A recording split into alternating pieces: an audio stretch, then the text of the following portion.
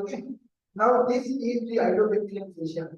Why hydrobacterium fascia? Because it is covering the iliac muscle also, and it is forming a margin for the bacterial muscles. Okay, and here it is between the iliac and bacterium, and that's why it is called the hydrobacterium fascia.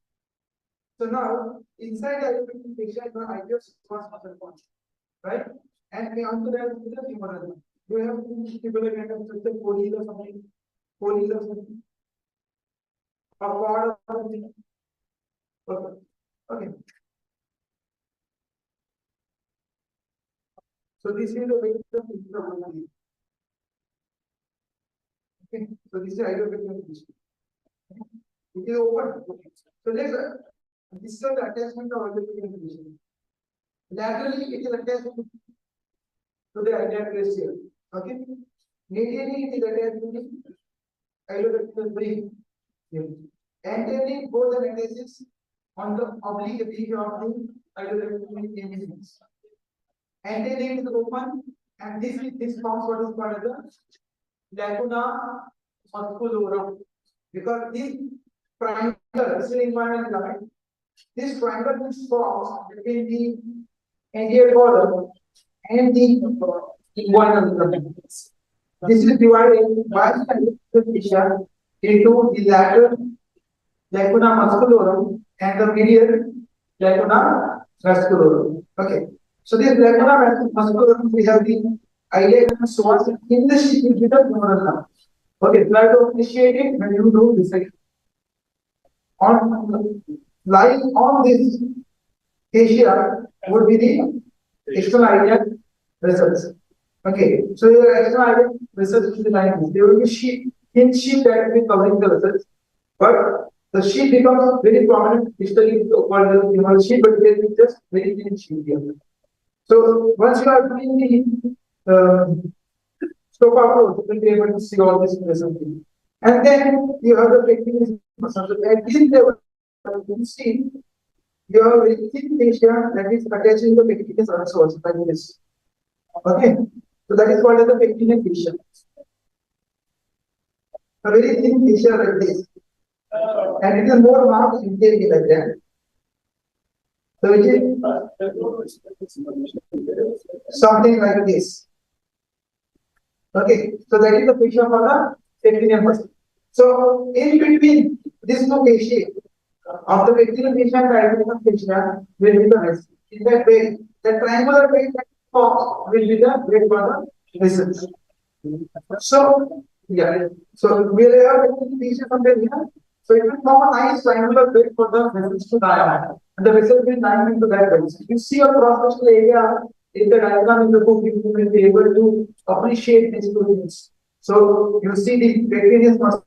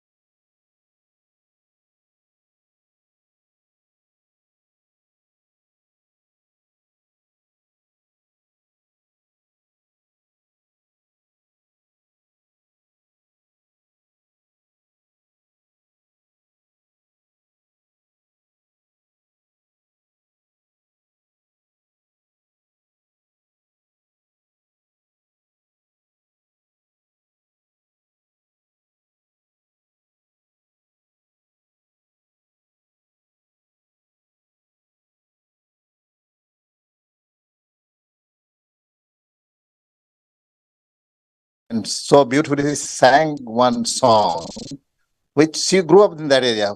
When they had no light, how they used to spend their evenings and, from evening to morning, what they are doing. She sang beautifully one Odia song. I don't remember that. So this is how she managed most of it. But we are going to have presentations now. So before we start, actually we have 14 people from outside state who have registered for extensile approach. If you remember, we have been discussing about this approach in the group, and everybody would silence the person who's presenting this approach. They all combinedly, they have one intention, just to silence the person. And this is one reason why this approach could not come up. When Dr. Nirmal Mahapatra asked me to chair this Stabler workshop, I told him, if you give half a day to me, then I'll share. So what do you want to do with half a day? I said, I want to invite my friends here. So he agreed, and before anything went up, I left in the group, and we got oversubscribed in no time, because we are actually planning initially for 16 people. However, the state chapter people, there are about 7 to 8 people who are also here. They are actually engaged in the upstairs workshop. And you people are here. I don't know. I think Dr. Kale has gone. Pradeep and Dr. Ramesh Sen, they are upstairs. And also Samantha, they are also part of the group. So before I start, I would like to know who's coming from where. Dr. Patil, please introduce yourself.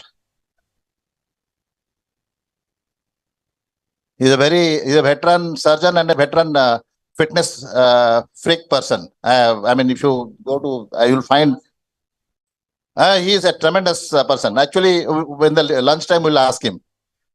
Yourself, sir. Nobody can see your face, especially my patients. Okay, and yourself? See? Acha, better. Yes, Dr. Meredi, please. Dharmendra. Dr. Dharmendra from KGMU, Lucknow. Yeah, Dr. Jambu from Chennai, Apollo Vanagar. Dr. Nirbhay Karnikar from Nagpur. I'm Ruben from CMC Vellore. Fantastic. Please, Ruben, have a seat. Now I know who's Ruben, because till that time I had my doubts. Anyway, his boss is Dr. Thomas, George Thomas. I wrote to him saying that, George, please send somebody, because I would love someone from Vellore to also do this approach. So kindly he has sent him. So we'll start with the presentation. I'll just first start with the approach, video presentations. Hello?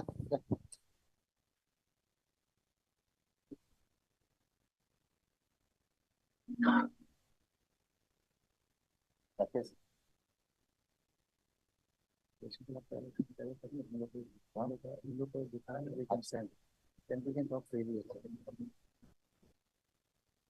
I'll bring out the slides. We have patients. Actually, we have done about 150 cases in last 25 years. We started in year 1999. Okay, and it was done in different hospitals. So I did not get the data from those hospitals because of some reasons I can't explain. They saw the high volume, high revenue cases were deleted from the system. So whatever data I had in my center, Bipul Makwana, my last fellow in acetabulum surgery, he has organized about 38 cases, but I invited whoever agreed to come. They have traveled from big distance, Raurkela, 2 people, Angul. Even there's a girl from Hyderabad, she was supposed to come, but she got stuck with some illness.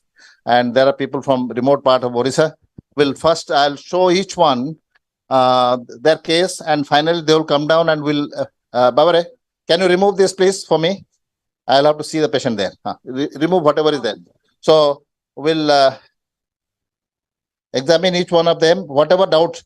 We have our main doubts is heterotrophic ossification. Why this approach is abandoned? People blame heterotrophic ossification. We will see whether they have a heterotrophic ossification. They have not been handpicked. They have chosen at random. Okay. Then they say abductor weakness. We'll check whether they have abductor weakness. Then whatever complication you think in your mind, you can ask the person and check, verify yourself. They are very complicated cases. I would first start with presentations. Sabita Mahanta. Sabita, sorry. She has come from Raurkela, and I would just tell her story. She She was knocked down by a car, passing car, if I remember correctly. And she's currently 57, but when she had this injury, 14 years, 8 years ago. So, Sabita, tomar kebe hichi injury? Ah, ठीक है, bo.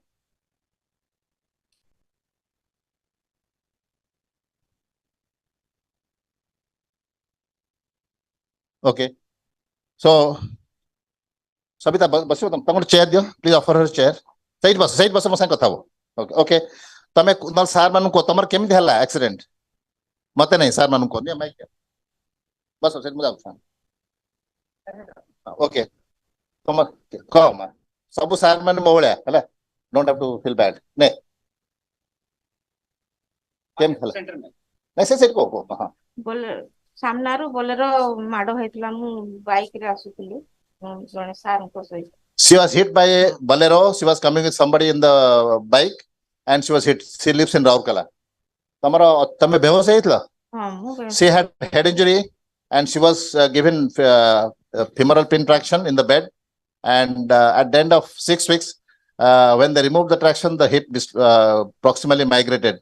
It was unstable hip joint, and I'll show you the X-ray. Tame iti bossa apare. Okay.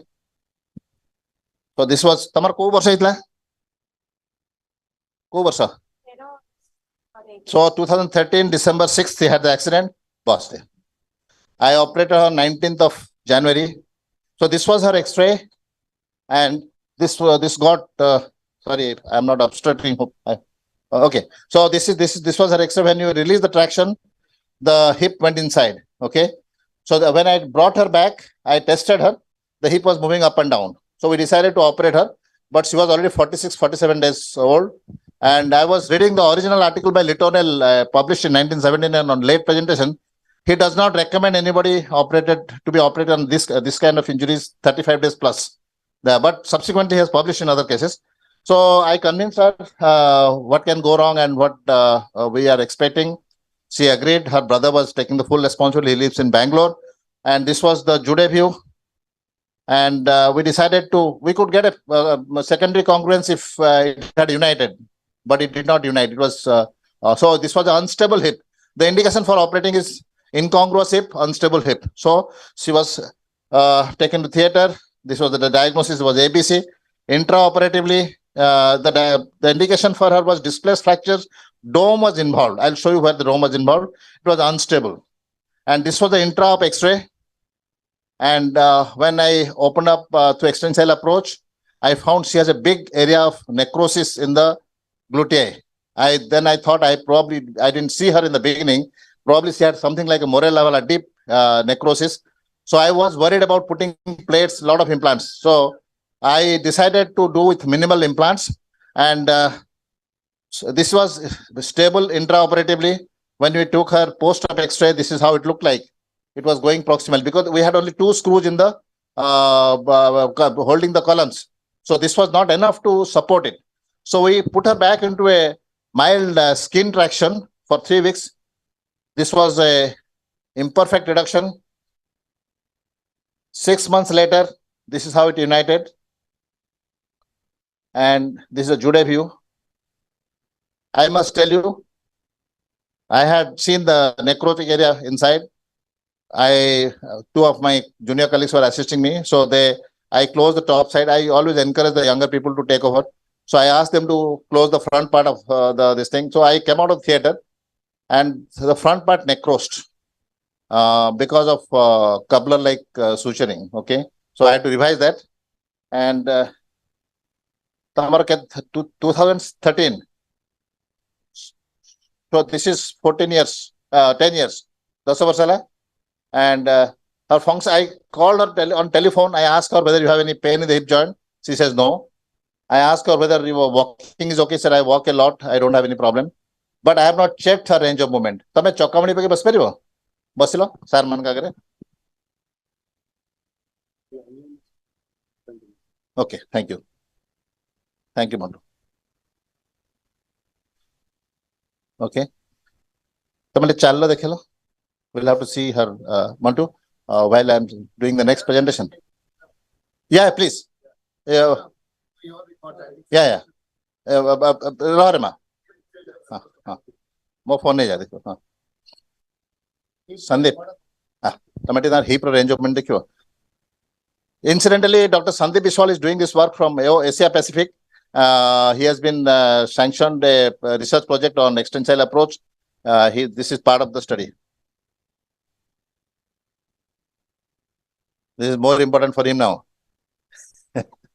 Okay, so can we just ask her to lie down? You see the hip range of movement. Mare soilo toluka. Eta kari diyo.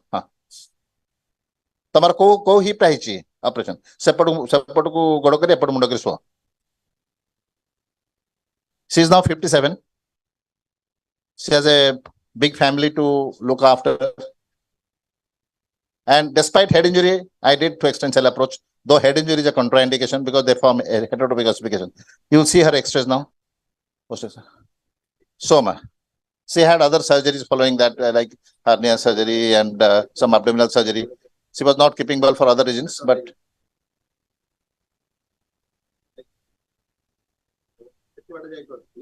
this is the range of movement in the hip joint.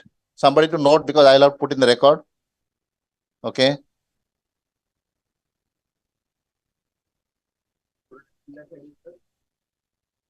This is the passive abduction. This is the passive abduction.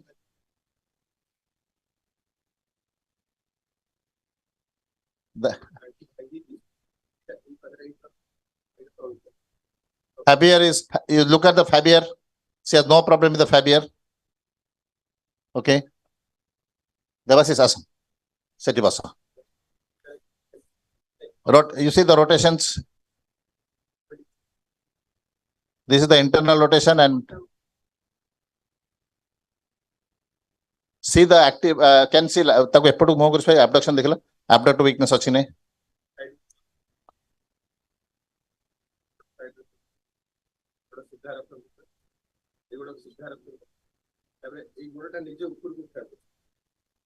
she has no weakness of the abductors. You can see her test for Trendelenburg. गोड़ उठेल मा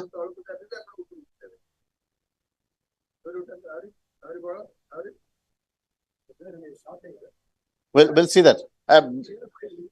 Well, there may be something, you know. Yeah, I mean, she's definitely the hip is not normal. Definitely, there is a little bit of problem. But looking at her original problem, can we check the shortening? This is 10 years follow-up. Sorry. No, we'll see that now. We'll see. Please see the hip extension. Lie down on the stomach. Assis, where are you? Can you put? Can you put her X-ray? Marati Mohammed is so.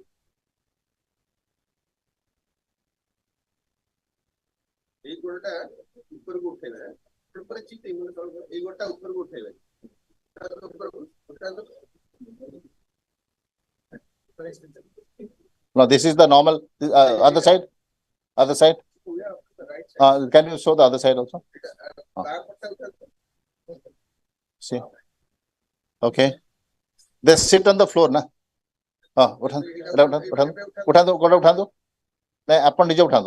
Very good. Okay. So please have a look at her. धीरे की role हवा मारे तोर कौन असुविधा होची को sir Sandeep तो पचाला what she can not do because of the surgery आस्ते मा कौन कौन प्रॉब्लम होची कोन माने आपण ऑपरेशन रे असुविधा होची नहीं बेसी चला बुला करली हां कि बेसी समय छिड़ा हेली कि बेसी समय बसली ताहले पेन होय नहले किछ होय तो आरो पट साइड तुलना रे ए पट साइड आपन को पूरा पाखा पाखी समान लागुची ना टिके खराब लागुची ना केमति लागुची ना सेमती तो लागे नी टिके खाली चलला को टिके बेसी प्रेशर पड़े पटे जोर जोर सीढ़ी चढ़ीबा चलीबा सीढ़ी चढ़ी परंती हां चढ़े केते मला सीढ़ी का सेंती मला सीढ़ी चढ़ी परिबे हां धैसे ही जीवी चढ़ी तो पारिबी किंतु धैसे ही जीवी So let her walk. चलो चलो जोर जोर चलो ठीक Already the power level.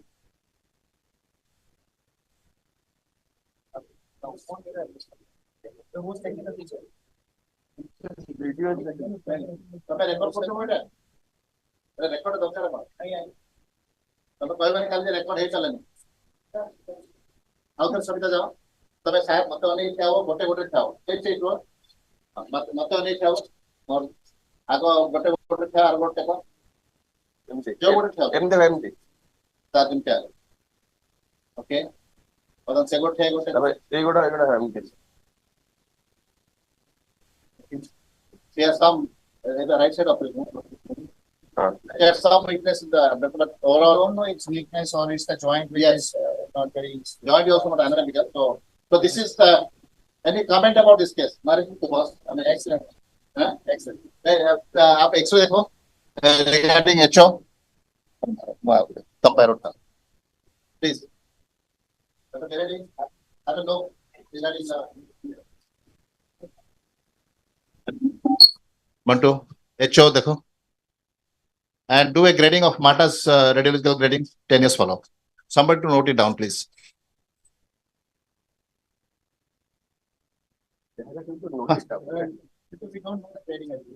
I'll tell you, Mata's grading on the final follow is if the hip looks normal, it is called excellent. If there is some sclerotic changes and slight diminution of joint space, that is good. If there is more than 50% reduction in joint space, it is fair. And if it is completely fused, the joint space gone, that is bad. Okay, so regarding the HO, we don't know what this opacity is like, but otherwise, on this view, there's no HO. This is the latest today's view. It looks very good. There's a small gap in the, I think the metal has broken. There was a gap. But that's it. The gap. The dome is absolutely fine.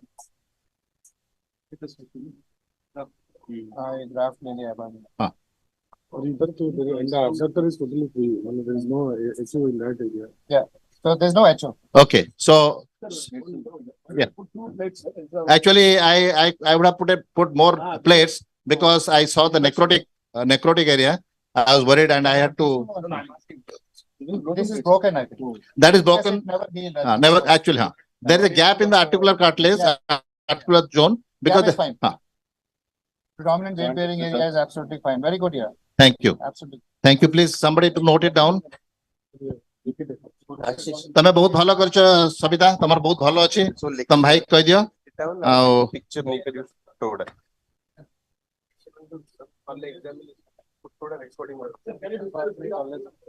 yeah I'll show you here only. Come, you please come back here. This is the pre-op close up view.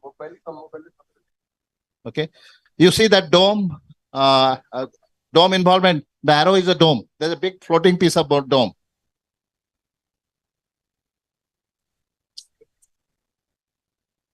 No, when I debrided, one part of articular cartilage was missing. No, actually there was a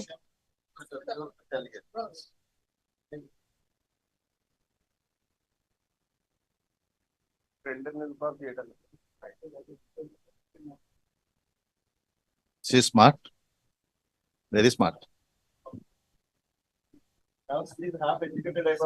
Yes.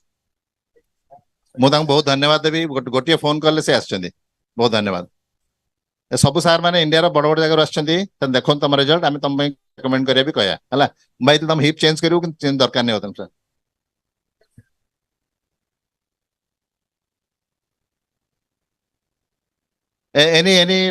anything that I want to okay so I have got the pre-op there in the screen. And the pre-op, there is a dome, floating dome. You can see the dome is floating, which is put in the arrow. Okay. And you see this is the pre-op. Just want to comment on this X-ray. If you look, even the anterior column, there seems to be a gap there. Yes. If you look at the post-op X-ray, the anterior column has come back quite a lot. And the posterior column also, we managed to drag a lot. But where the tip of the posterior column was, that remained like a gap even in the post-op period. But the predominant weight-bearing area was still intact even here, and it is still intact there. So if you look very clearly, this is the a floating dome. Dome, yeah. Yes, which we manipulated and put it back to place. This is the maximum. You can zoom it further also. Okay, you zoom out. You mean okay? I zoomed it to see where is the this thing your dome. See, this is the original X-ray. Okay, this is the original X-ray. Okay. So her Marley score would be how much, Shishir? Shishir, what is the scoring? Marley scoring on this lady? Excellent. You are Shishir, no? Ashish. What is the Marley scoring on this? Please, you write it down. We'll not get her again before next year. So we'll move to the next case. Sabita. Sandeep. Sabita Mohan. Oh, Sandeep. This is our orthoplastic surgeon, but he is also interested in trauma. So we'll have Debasis Roy next. Debasis, please come.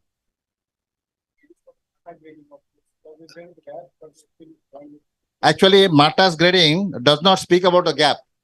In the final review, it does not speak of. That's what I have sent this to Melul to see what he would get back to us at 11 o'clock from UK. I have sent it just asking him his opinion. When there is a gap, how do you rate it? I read one article where they said the gap is okay as long as the articular cartilage and wet-bearing dome is taking the pressure. The gap is too big, then it's a problem. But there is no mention in the Marley scoring and the Mata scoring on the gap. It says excellent if it is looking anatomical, good if it is there is slight sclerotic changes and small osteophytes, fair if less than 50% joint is gone, more than that is bad. So we'll move to the next one. Next is Debasis. Debasis, give your microphone there.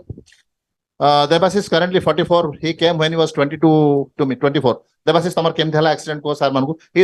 He runs a pharmacy. Sir, 2004 June 23. Accidental Kotak Bhubaneswar road. He met with an accident, Katak Bhubaneswar road traffic accident, coming with his friends in the bike, if I remember correctly. Sir. And he met with he had only Seta Khali fracture. Sir. Tapre? Sir, consult in outdoor Medical college. Tanmoy Mohanty, sir, doctor, suggest me to go to Bombay immediately. Then Ravi ji on the Volta Port conference would treat mate dele ye Traction. traction dele. तापरे सारंकर suggest पाई सारं को consult करला परे सार मते refer करेले तापरे जुलाई 8 मु ऑपरेशन नेले सारं को पाखरे 2004. So actually initially went into traction and then his uncle came and met me, then we got him back to operate. Tomorrow year injury operation time 19 din na kate? 19 days. So this is not a 3 weeks plus. So if you see the papers, latest papers, where if you have a complex fracture more than 5 days old, difficult to reduce. Elementary fracture more than 11 days, result is not good. So this is the current recommendation, but Litonel said 3 weeks cut-off time. He was 19 days and this is how he presented. He had ABC fractures per sign. You can see the blue one and the floating dome in the center. That's floating. Okay. So I decided to go through the extensile approach and this was his Jude view. This is the CT scan. Typical anterior column with the floating measuring rod.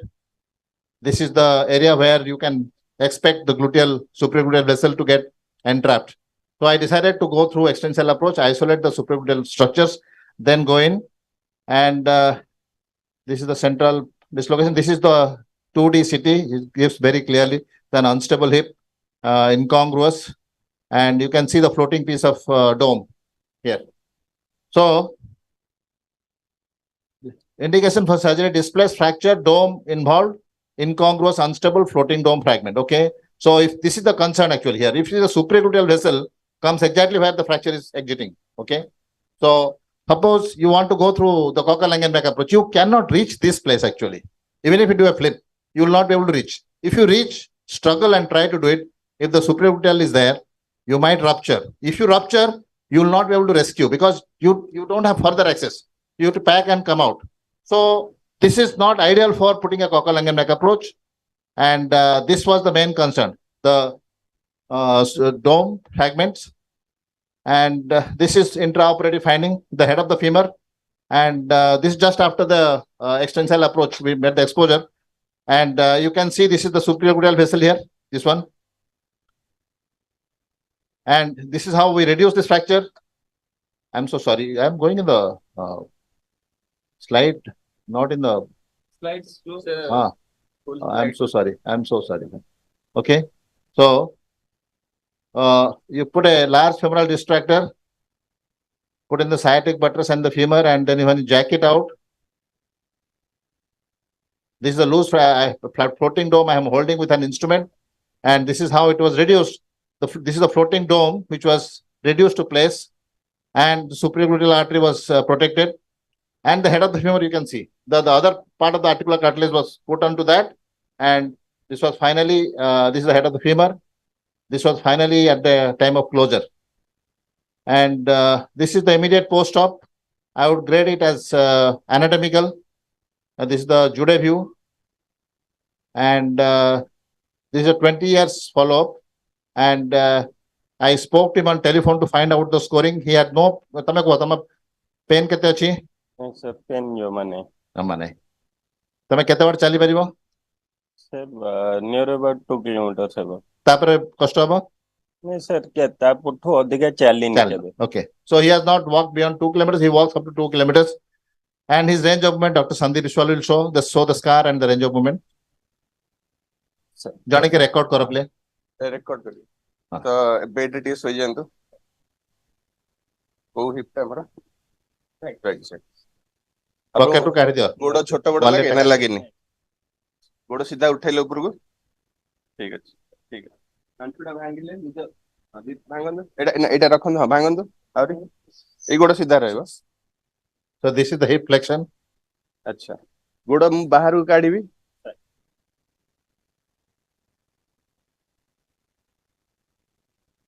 The passive abduction.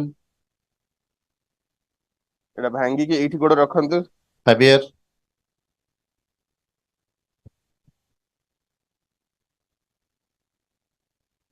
Internal rotation. And we'll see the extension of the hip joint. ଗୋଟେ side କୁ ଶୋଇ ପଡନ୍ତୁ. ଆଗ ହଁ same so. ଗୋଟେ side କୁ ଶୋଇ Hip abductor. ଗୋଡ ଉଠା. ଉପରକୁ ଉଠାନ୍ତୁ. Okay. Against resistance. ତଳକୁ ନେ ପୁଣି.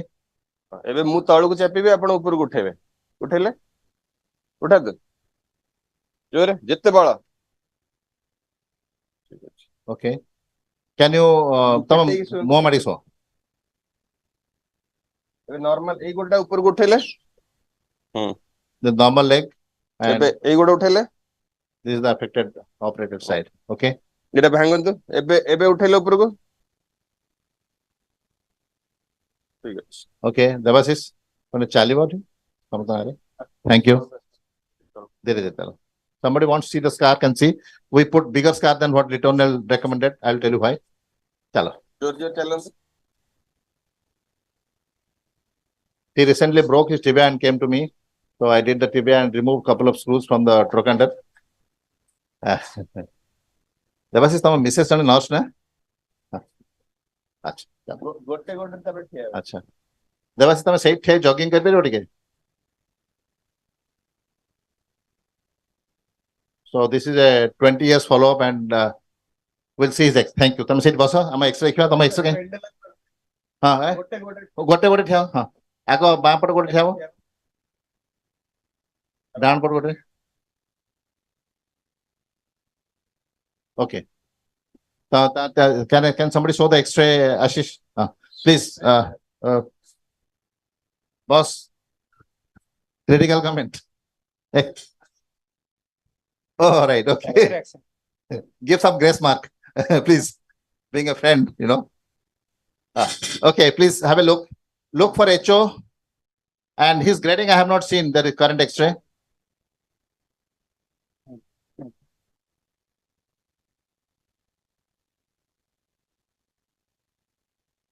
नहीं खतर लिखा है उनको नफरत कितना है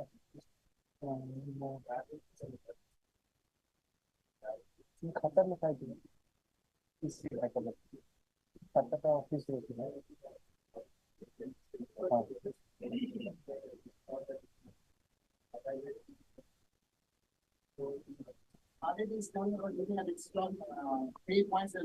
Yes. Walking range of movement. Yes. Yes. 18 by 18. Yeah. He's 18 by 18. Devashish, તમારે 18 પાઈ છો તમે. You have scored highest. તાટો ଅଧିକା ନାହିଁ.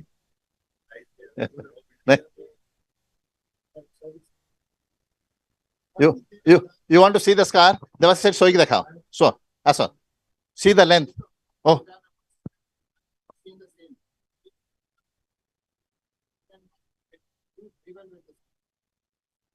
Hundred percent, I agree with you. Obesity is one contraindication, I would say. Yes, yes. Actually, you get into problem with obese and osteoporotic people. That's all. And the reason why people have less HO, you can see that all these people have a longer than normal incision, which Litonel recommended. I think that is one trick to avoid HO. Karo. के photo उठाओ पहले काट दे पूरा तुम short से pin दो अच्छा मोर turn कर पड़ जू be careful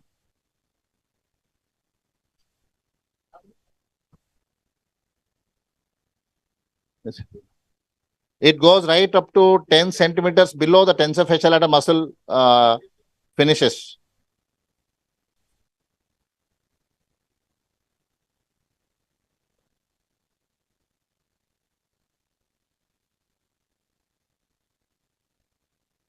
Actually, where you're seeing another 4 centimeters gone down because I put a big releasing incision so that there is no pressure on the muscles.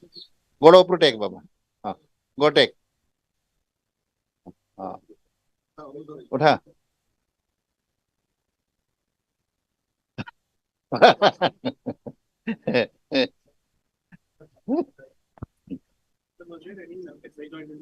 Yes, there was. But at that time, we never looked at the SI joint, 20 years back. Yes, yes. So I think it's a very impressive outcome. Devashish possible. All of you will have lunch with us. Okay. So we'll come to the next one. Number 3, Reno.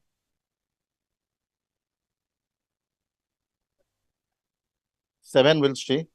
Then one online from Hyderabad. नहीं आप tired हो गए तो बताइए.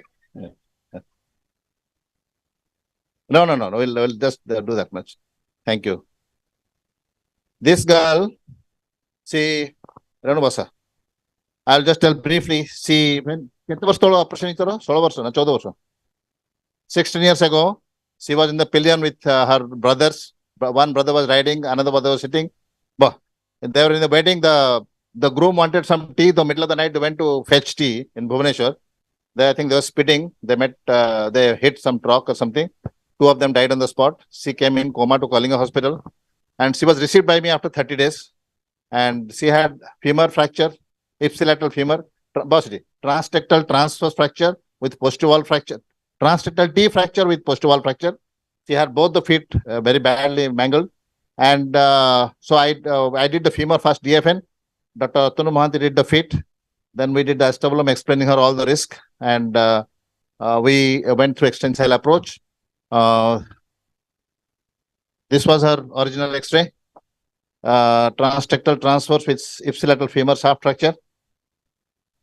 And the head had small indentation due to the long-standing pressure from the edge of the acetabulum.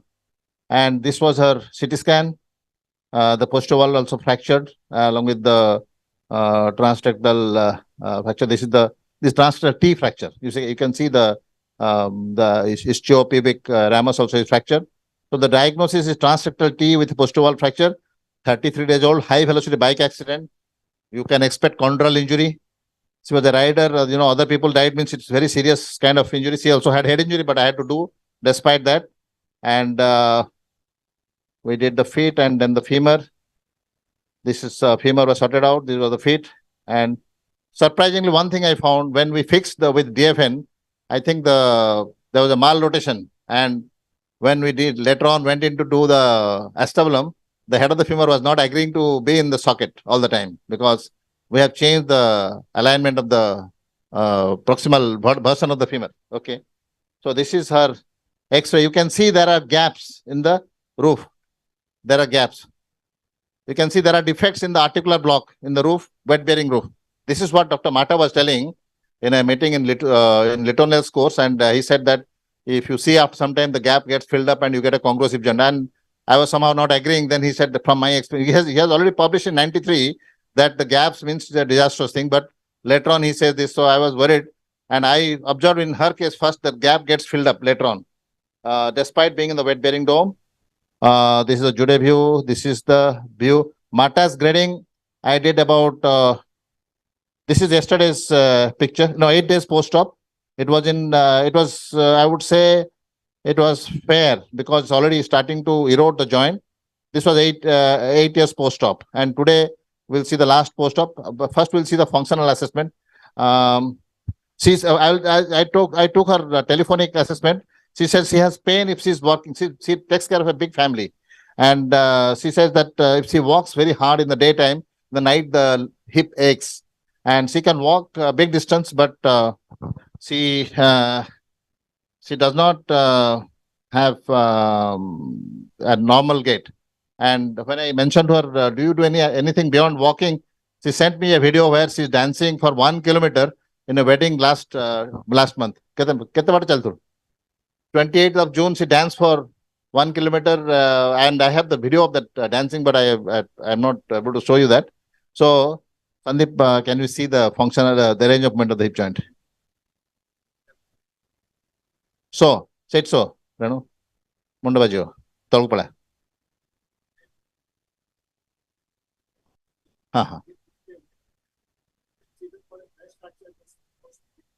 Yes, absolutely. Yes, absolutely. Yeah, absolutely. I know I have done in a few fresh cases, about 35 cases. We have only one, no, the lady from online, she's there. The other person did not arrive.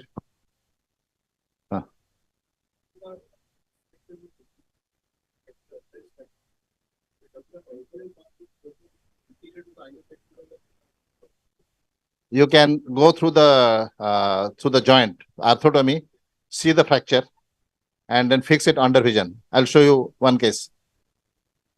Screw. Yes. Here record kurchi. Eight kora. Not the cabin. You will not be able. You have to record right across.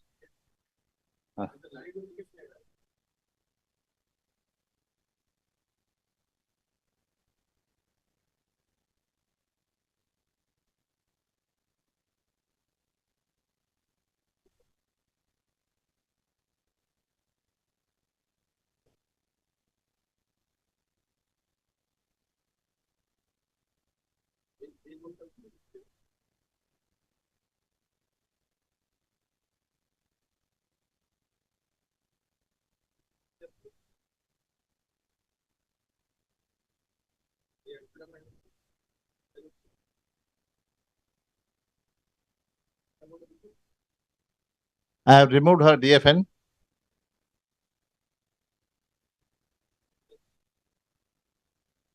Okay. Can we see the abduction against resistance?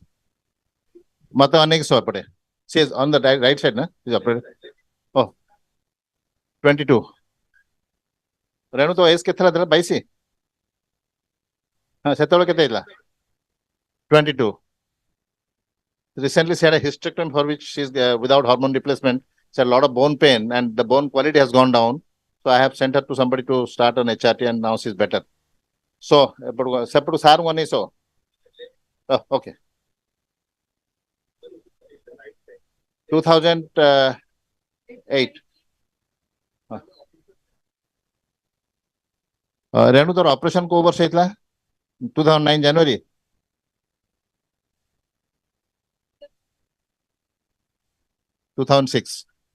Okay. Okay. अच्छा हो separate कौन है?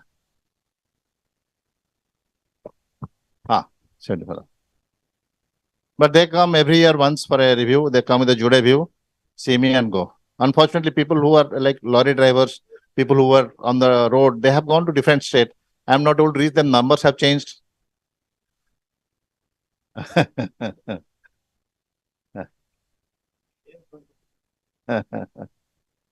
Okay. Okay. Happy. Mare challo. Aste ke ole ki chal. Padi buni. So how do you rate her functional outcome? Her range of movement, Sandeep, how do you rate? Okay. चल हाँ चल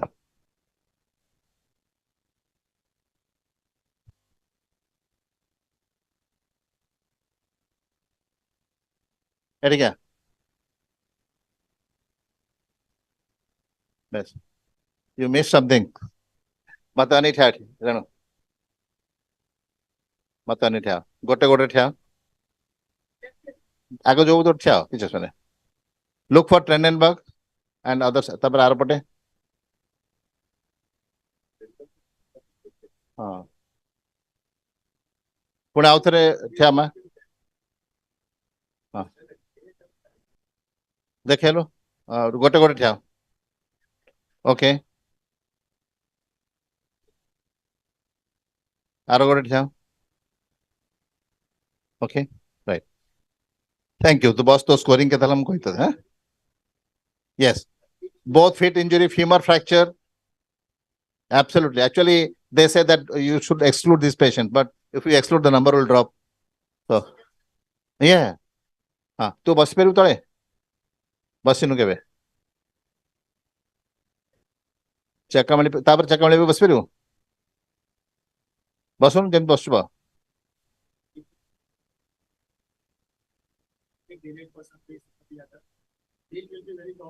yes that's very true so she has limitation of the hip external rotation inflection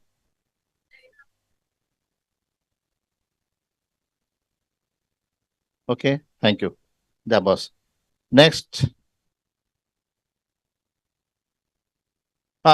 we'll review her x-ray Renu x-ray dekhi doctor okay please look for heterotopic ossification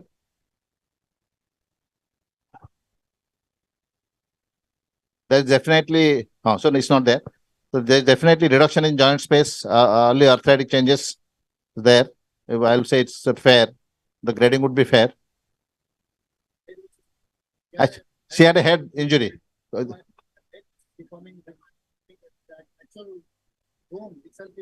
not too bad so the head there was an indentation in the head so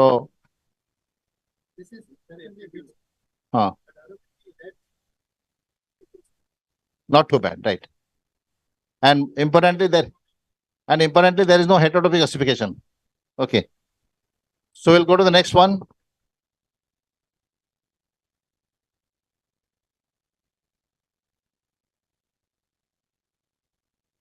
number 4 Truptimai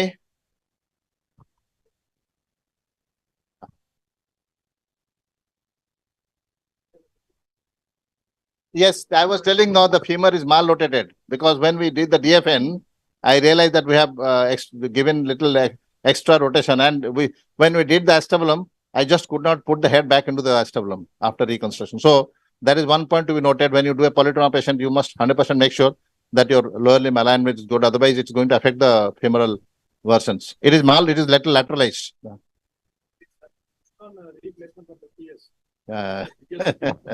thank you THR only pain when the pain detects when she has pain bad enough then only I'll go for that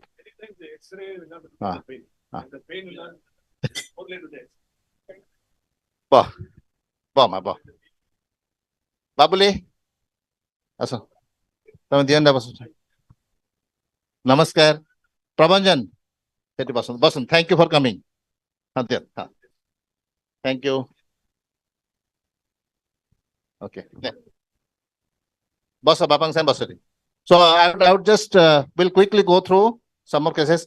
This is Truptimai Bama Basiti. So she actually I was somewhere outside. When I came back, she was brought to me by one MLA from that political person from Jagatsinghpur, and she was run over by a tractor. And she had a ruptured bladder and sacral sore. General condition was extremely poor. Her serum protein was very low, hemoglobin was low, and she was in a bladder leaking. Repair was still leaking. So we had to probably redo it. And we are wondering what to do. The political person who had come, he said, "Sir, do anything, but you have to do it." So she waited for optimization in the hospital. Then I was debating whether I should do it or not. This is 2006, December she came. This is 16-year follow-up. 2006, 16, 17 years follow-up. So this was our original X-ray. I am so sorry. It's not slide show. Okay. Truptimai. So this was the X-ray. It's a ABC fracture with a floating dome. And this was the magnified view. You can see the floating dome here. And this was her soft tissue around the front, the bladder rupture, back, the sacral sore. What approach would you do? We waited for a long time, nothing happened. So finally, we isolated the site and we opened through extensile approach. This is soon after reduction, soon after exposure, that is after reduction. The head of the femur, you can see there was a big indentation to the head of the femur also. It's about 23 days, 29 days, 29 days. And this is the intra picture. Say when you don't find the bones between the major fragments, don't try to squeeze to over reduce. We discovered these two bones lying in the muscle. So we got them. But try to look, otherwise leave it there if the hip is congruous. So we decided to focus on the roof because we could not go to the front because of the infected bladder repair in the front. And the back also we are very much restricted. So dome was adequately reduced. See, there's a paper by somebody, I forgot, Dr. Sen also quoted once. At least give a roof. If you cannot do a global reduction, just get the roof right. We focused on a roof and got a congruous hip in the wet bearing area. Anteriorly, we just left it like that. This is the 3 weeks post-op. MATA scoring was incongruous. MATA scoring in the immediate post-op is anatomical, incongruous, and then poor. So if it is 2 to 3 millimeter displacement is called incongruous. Less than 2 is anatomical. So this is incongruous. Handed over to her husband with all the physiotherapy. None of them has done physiotherapy. That's for your kind information. They never came back. They did at the home. So the husband took care of the physiotherapy. And this is the 3 weeks post-op magnified view. You can see the hip is congruous in the dome. In the other views, Jude and Jude views, the hip was looking congruous globally, but in the AP, it was only in the dome.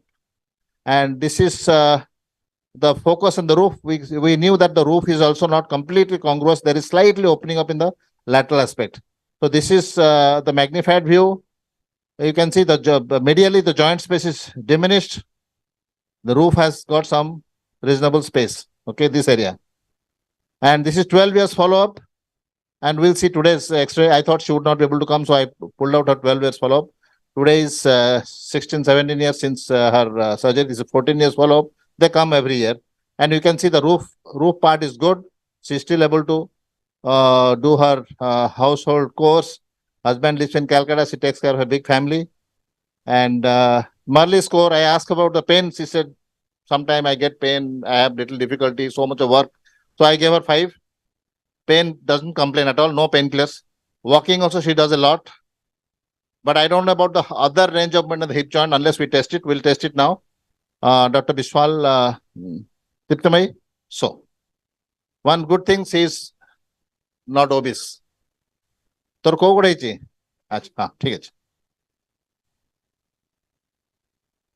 she has no shortening. This is her SLR. জানে record করে রাখো আরো গোটা সিধা রাখ. This is her hip flexion.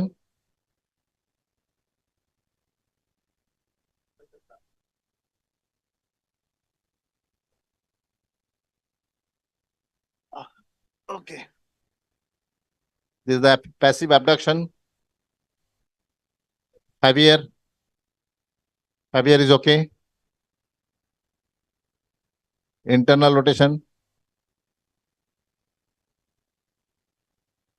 Can you see the abduction in the lateral aspect? Hip abductor weakness is there or not? We'll see. Sandhi Bisal, hand is very heavy, so no, Professor Rao, if he presses somebody's head of the radius, that's fracture. This is the abduction power. Power of abduction. Muhammadi Soma.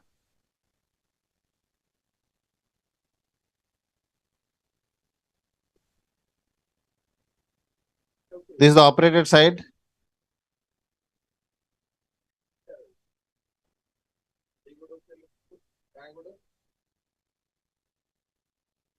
Okay.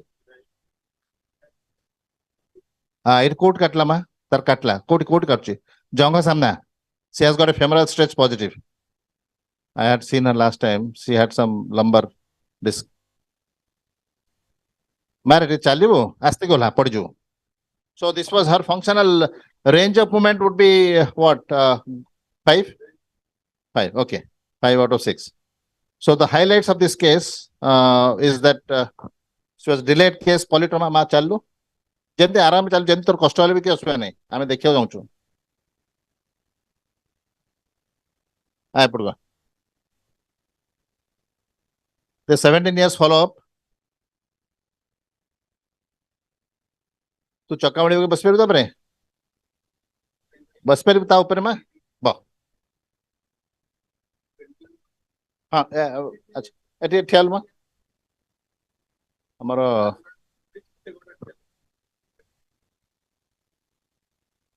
Ha. Gote thiao. Katuchi ma. Katuchi. She has pain.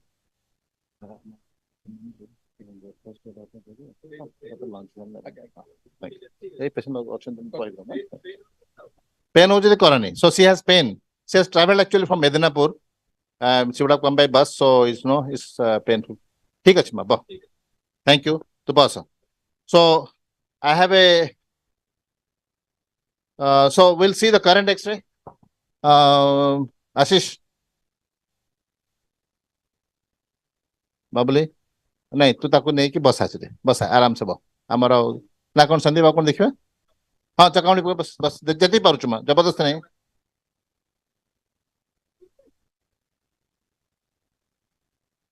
I want to see her. I have not seen. No HO, right?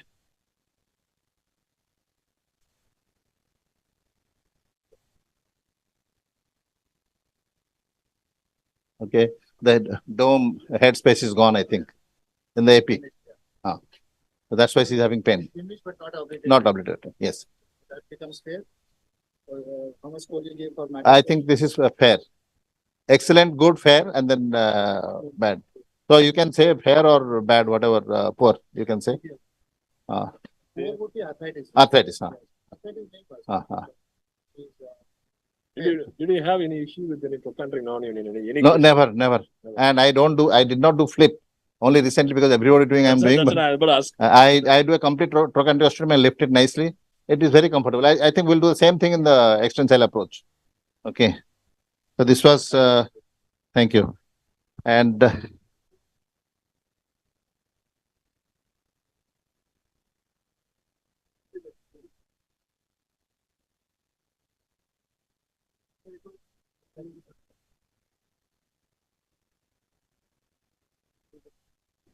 hey, what's up?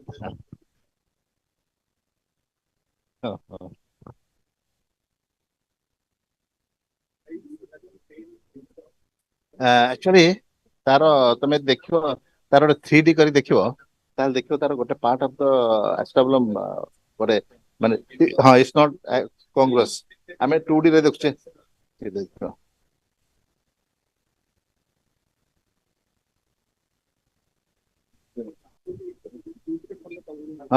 नहीं it's actually only because of long standing 17 वर्ष है ना तार of late season सी कभी checkup पे ऐसे नहीं है वर्ष तो मतलब सर मेरे pen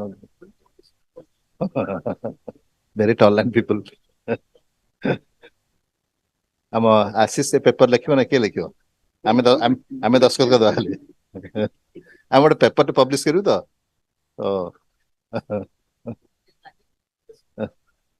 Dr. Nandi is here. Welcome, Dr. Nandi. Okay. Good morning. Come. Okay. So this was the original X-ray, and she has done the pile baso tame babul da dhari basa. So see, this is what.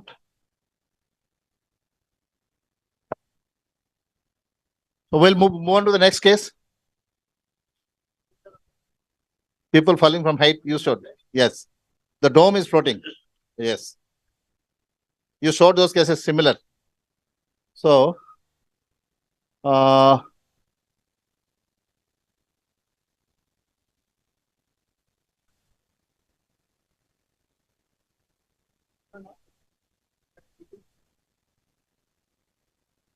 Prabhanjan. Prabhanjan, sorry. I'm glad Prabhanjan has come. I'm seeing him after a very long time. Prabhanjan, तमें को वर्ष accident था 2006 ना 9 8 2008 there was severe flood in Cuttack, so there was a flood news coming and we are operating throughout the night. Sit there. I was just watching one of his videos and please ask. Yes, I have brought the David Helfet's book and one book by Litonel just to show you that floating dome is one of the indication. Combination of the posterior wall, posterior column combination, lateral dome combination, and floating dome. The recommended approach is extensile approach. No. Actually, so actually, if you want a good reduction, that's the way to go forward. Okay. So this is Prabhanjan. He came to me. He's currently a priest in Lingaraj temple. If you want to go to Lord Lingaraj, he will help.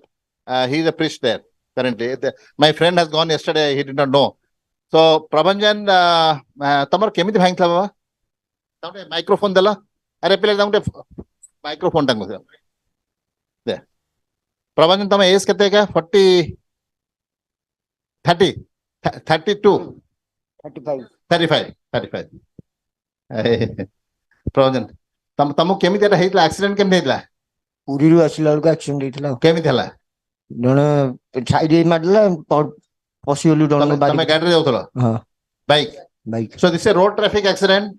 This happened in 2008 and he was seen by one of my friend Dr. R.K. Mahapat in Bhubaneswar, and then he came to us. This was exactly on the 21st day we operated him. So it was ABC fracture. This is the fracture which he had, and this was isolated injury. Again, the floating dome, ABC spur sign positive. I thought ischiopubic ramus also is fractured at the pubic end. This is the enlarged view. You can see this is the part which is floating, and there was an indentation in the head of in the acetabulum. Not only is floating, the dome is already incarcerated. So this is a 3D view. And you can see the amount of combination, and this is the floating part. So we decided to operate through extensile approach, and I'll show you once they are gone. I'll show you the approach what we did. I'll show you the. We'll ask this. Can I show the approach? So this is what we achieved at the end of the operation. This is the immediate post-op, and it was graded as incongruous. It's not anatomical, so it is incongruous. And we focused on the dome, but again you see it was imperfect or incongruous hip joint. This was done through extensile approach, and this is 11 years follow-up. The hip is congruous globally, and he had no problem. I don't know what problem he has got today. Is 2008 means 14 years, 15 years now. So today he says he has some burning sensation in the hip joint, which she takes pregabalin, it settles down. So I don't know whether it's a neurology condition or arthritis, but he has some burning. So I have given him 5. He can walk any distance. He sit on the floor in the temple, and he has to go in the steps in the temple, come out. He has no problem with that. And his range of movement will Dr. Sandeep Biswal show the range of movement. City, okay. That's a link made with this video.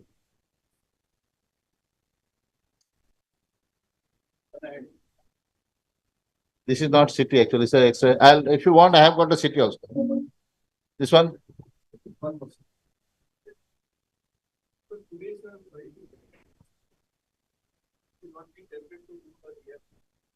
That keystone fragment gets locked behind. Keystone fragment gets locked behind. Then pull that out. It's very, very difficult unless you try the from backside and try to push it over the picture. That's my experience. There is a posterior wall fracture. No, I mean, you can do that keystone. I mean, ilioinguinal. No. See, AIP, you don't, ilioinguinal, you can see the keystone and start your reduction. That's how the ilioinguinal acute is done. But he has also got a posterior wall fracture, which is this one. If you see this, this is the fragment you see in the city. This is the fragment. This fragment is the posterior wall. You will not be able to address it unless you go to the back. Yeah.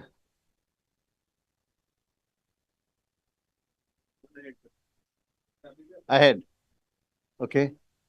That's not it. So, from what I understand, so the EIF will give you the ability to fix all of this from this side. No, this is the back. Right. Yeah. You will fix all of it from behind. Yes.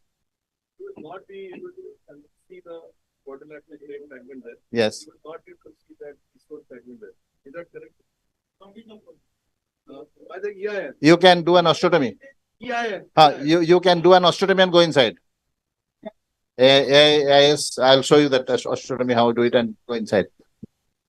I am saying, sir, so that using the EIFA, the extensile approach, you can do all of this, sir.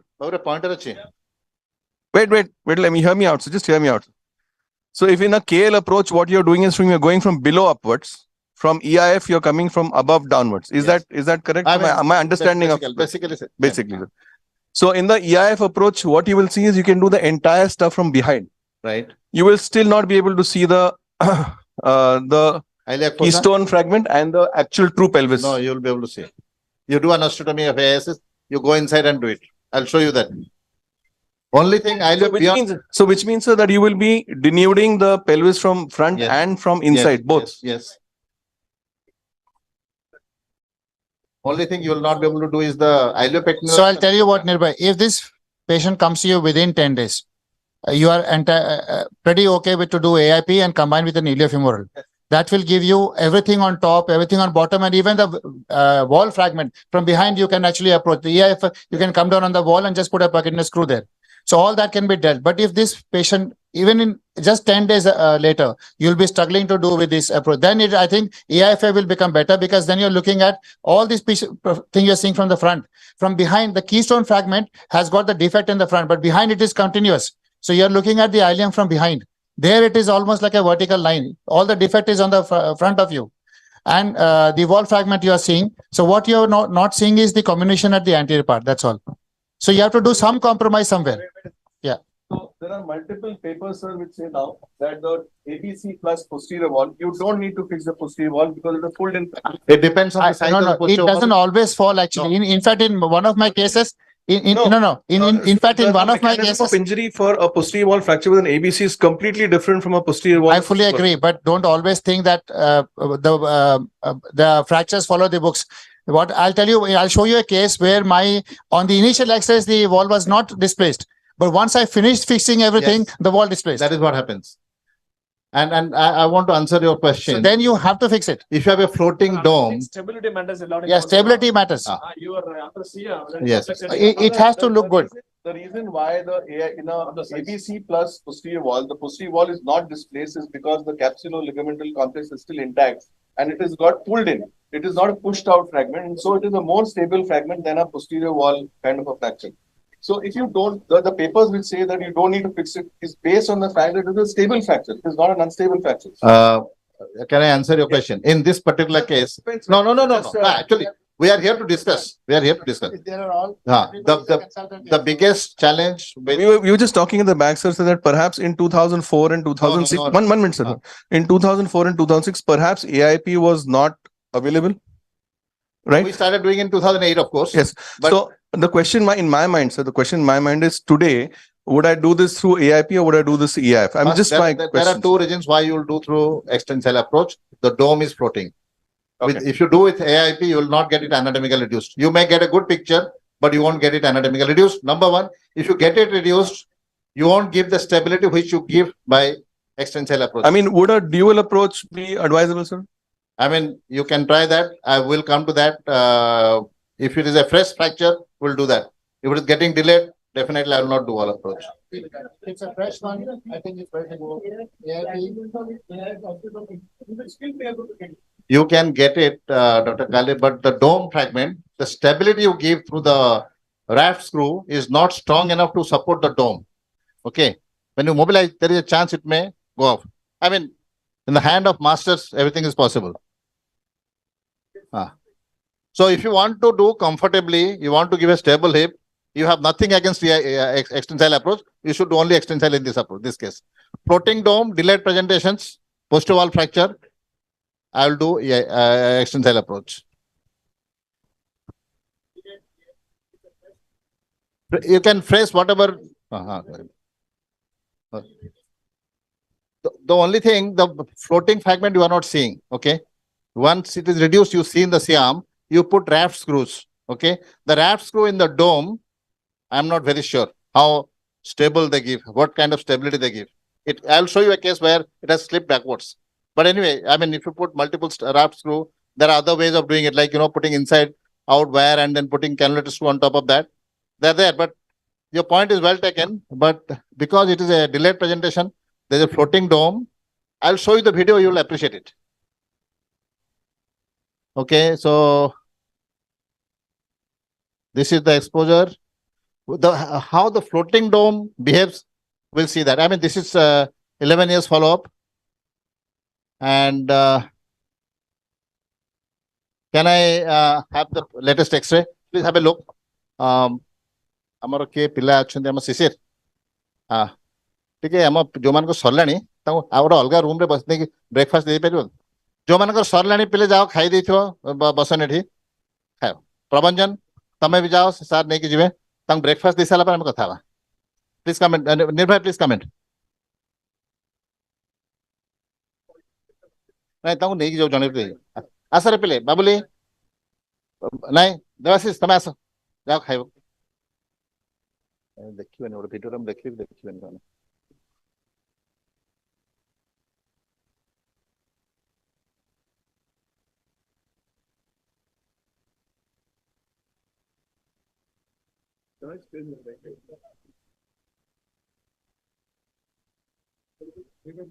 This is the one talking about the dome fragment.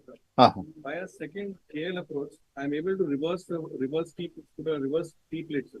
So that reverse, because it is a shear fragment. It is a fragment which is being caused by a shear force. This is an independent fragment. Independent fragment. So by reversing a T plate and putting ulta. If you can do that, see basically, I was feeling very sorry Pradeep is not here because he would have jumped into saying that no, I'll do it like this. Okay. It's very important that we should know the other side also. Yes. Just wondering, sir, that to switch an approach, to switch from AIP plus KL to a single extensile, one single exposure is far better, which gives access to both the column, is far better, which gives direct reduction, which gives reduction under vision, is far better. Unless you have something very, why I am asking about the HO, everybody blames HO and discards this approach. I am just showing you cases.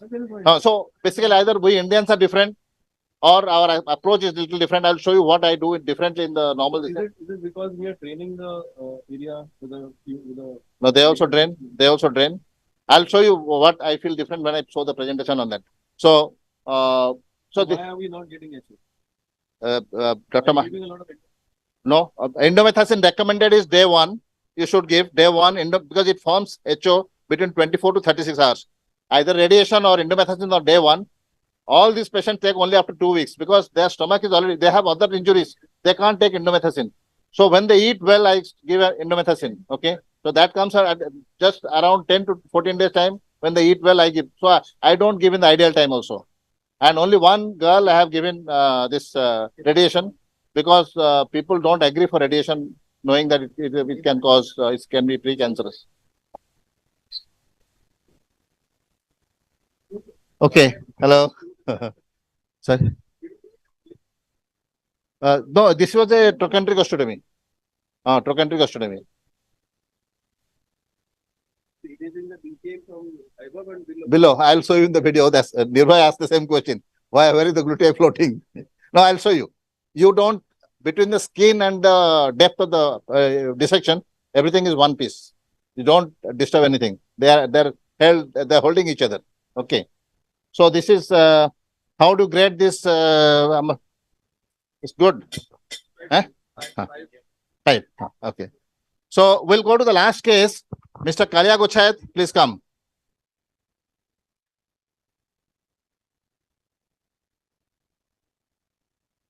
Nirvay, this patient is a little difficult in the sense he recently had an open heart surgery. I did not know he came.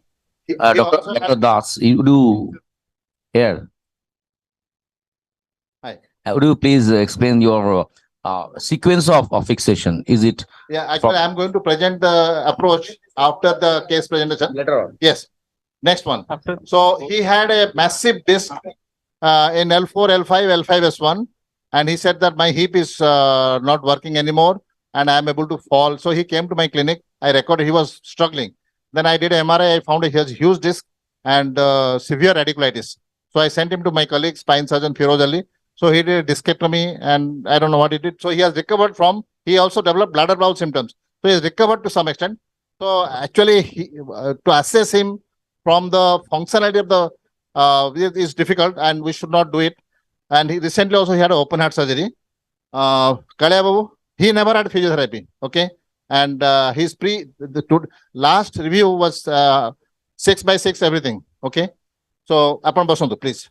Basundu, here on upon Kemit accident.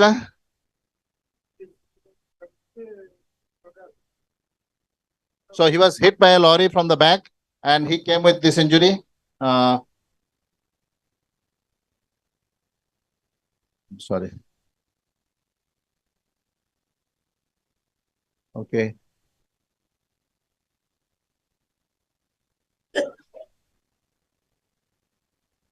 It is a bit interesting case in the sense that the X-ray was misleading.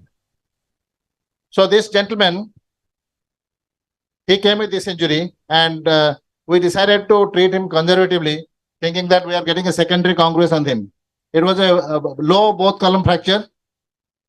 And this is the view, iliac view we could not take. This is what we got as iliac oblique view. This is the operator oblique view. And initially we tried to treat conservatively. But when we did the CT scan, this is what we found.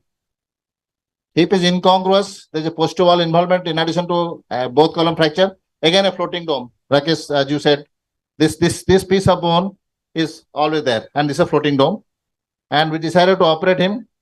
This was CT scan, 3D. And this is what we got at the end of the procedure. This is the immediate post-op. I would say it's anatomical. And this is the Jude view. And this is a magnified Jude view. Graded as anatomical in Merle's meta scoring. And 2023, he's not sure whether he has hip pain or the spine pain. And post discectomy state, so walking is waddling. I'm not sure whether his walking is helping, but Dr. Bishwal can just check his range of movement. Tamar kopata hai chepata nahi ki bapata. Tama sepatu munda kariswa. Actually, none of these people did physiotherapy. The family were told to carry on with that because they were from outstation. And Devasis being here also did not do physiotherapy. Yes, I think so.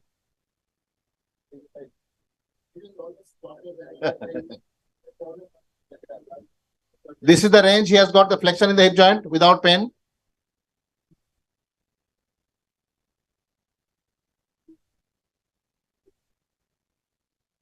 This is the internal rotation. This is external rotation. This is the Fabier. We cannot test for his muscle power because of the post-discectomy state. हाँ सही भेजो हाँ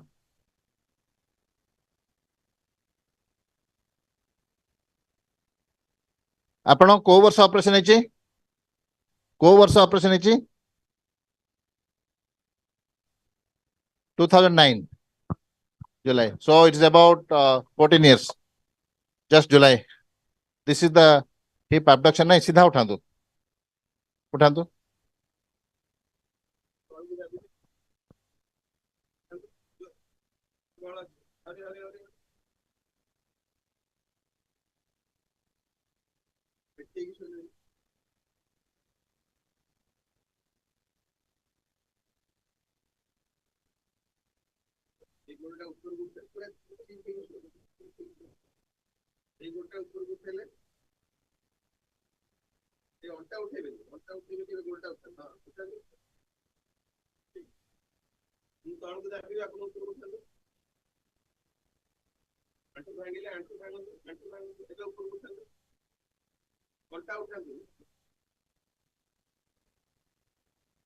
Okay, okay.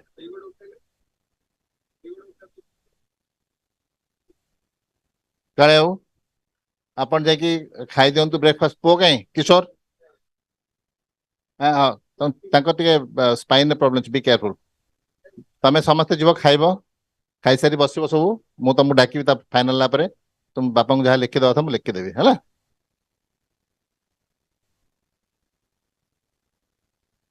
Actually, we have a review of 38 cases like this, and I applied for publication to JBJ's American edition.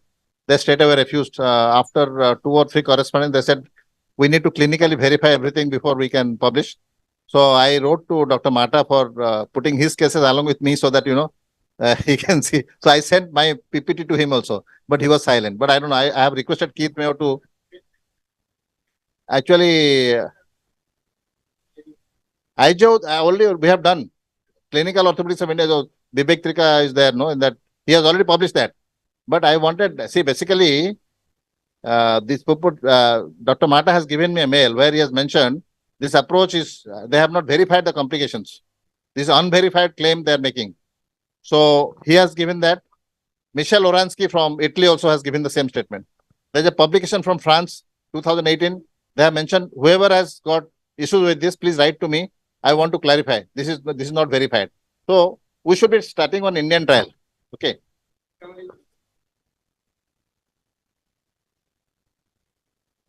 Dr. Wayne, any question from your side, please? Anything you want to ask?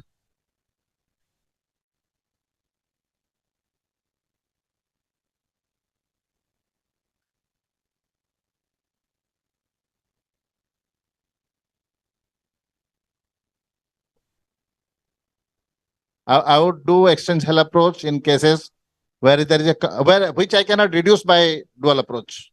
Okay. Especially when I need to do the intra-articular reduction under vision, I will do it through extensional approach. And all these cases have a floating dome.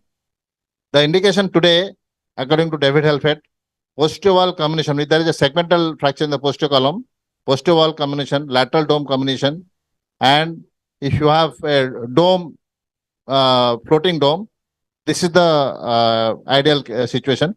Anything beyond 3 weeks, I will definitely not do through dual approach. The incidence of HO in the same book says 28% in dual approach. Okay. And extensile approach 33%. We see so many cases, we don't see HO. So I don't know what about the other approaches. You can see the X-ray now, the final X-ray, Rakesh, you have a look. Today's X-ray, I think his X-ray findings has reduced in the meantime.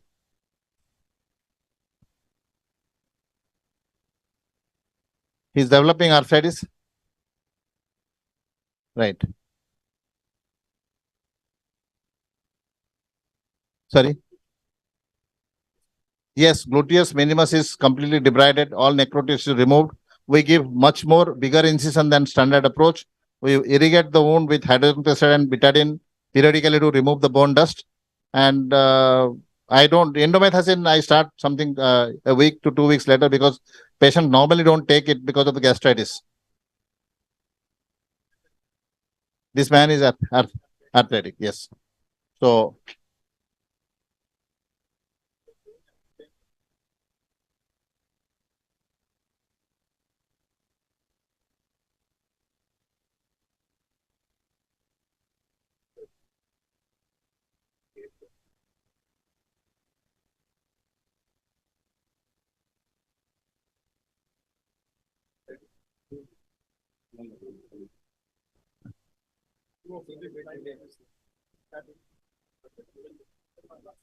Pile, ଆମ SCB ର staff କିଏ ଅଛନ୍ତି ଏଠି? ବାବାରେ, ଏମାନଙ୍କୁ ନେଇକି ତମେ ଖାଇସାର ବସିବ ଯିବନି। ଓକେ, ମାରେ ନେଇକି ଯା ତମ ସାଙ୍ଗରେ।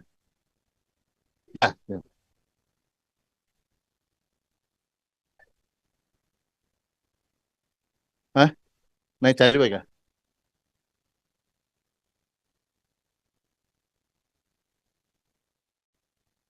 ବସିବେ ଆପଣ ଯିବେନି। ବସିବେ, ମୁଁ ତାର ଗୋଟେ ମେଡିସିନ ଦିଆହବ ତାକୁ, ମୁଁ ଲେଖିବି ତା ପାଇଁ। ହଁ ହଁ, ଆପଣ ମତେ ସେପ୍ଟେମ୍ବର ମାସରେ ନେଇକି ଆସନ୍ତୁ, ମୁଁ ତାର ଖୋଲିଦେବି ସେଟା ଯୋଉ ନଟଟା। ହଁ, ସେଟା ତାର ବହୁତ ଉପରେ ସ୍କିନ୍ ତଳେ ଅଛି ନା, ନାଇଁ କାଢିଦବା ତୁ ସେଟା କାଢିଦବା ହେଲା। ମତେ ଆପଣ ସେପ୍ଟେମ୍ବର ମାସରେ ଦେଖା କରିବେ, କାଢିଦବା। ଆପଣ ଖାଇସାରନ୍ତୁ, ଖାଇସାରିଲେଣି? ତାହେଲେ ସେଠି ବସିଥାଅ ବାହାରେ, କାରଣ ଆମେ ଯୋଉଟା ଦେଖିବୁ ତମେ ଦେଖିବା କଥା ନୁହେଁ, ଭଲ ଜିନିଷ ନୁହେଁ ହେଲା। ଟିକେ ତରତର ହେଇକି ଯାଆନି। Hi Pradeep, we are lucky that you are not there to question us. नहीं, I thought नहीं, actually we wanted that you should be here, but anyway okay, अभी आएगा पावर आ गया, पावर आ गया। अच्छा, ସେଗୁଡା କରାହବନି, ସେଗୁଡା ଠିକ, ସବୁ ଠିକ ଅଛି। ସେ ସ୍କ୍ରୁଟା ଖାଲି ତାକୁ ବଦଳ କରୁଛୁ ବୋଲି କାଢିଦବା ହେଲା। ଆପଣ ଯିବେନି, ବସିଥାନ୍ତୁ। ହଁ, thank you. So one last case, the patient is not here, Rakesh. I'll just finish quickly this one. This is the last case. The patient could not reach. He's a lorry. He drives lorry, and this was his original X-ray when he came to us. If you look at the X-ray very carefully, you see that there's again a floating dome here, and the fracture is extending to the sacroiliac joint. This was his CT scan. You look at the combination in the dome, and this was a real extensile approach with where we had to go both sides. This was the fragment which was lifted to put the bone graft after reducing this fragment. And this was the CT scan 3D, and this is the immediate post-op. And this is this gentleman was asked not to wet bear, but he after 6 weeks started driving a taxi. So you can see some impaction in the lateral lip of the acetabulum. This is a congruous hip joint. So because he drives lorry, heavily loaded lorries for the mines people, he could not come. I called him a few times, but he didn't answer my phone. He said he would come. So the last 2 years follow-up. So this was done in an acute situation. This was a case which we did in an acute situation. And this was the incision. So if it is 11 o'clock, at 11, we'll have a call from one lady from Hyderabad. Again, she was done in acute condition. I just want to show you. But to worry. I'll show you the video, which the dome fragment you'll see.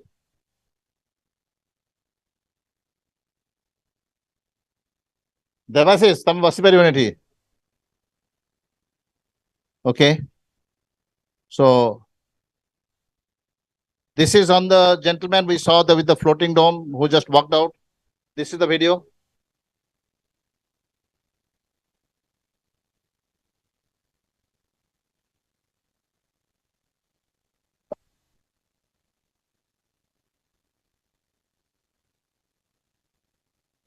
I don't know why the video is not playing.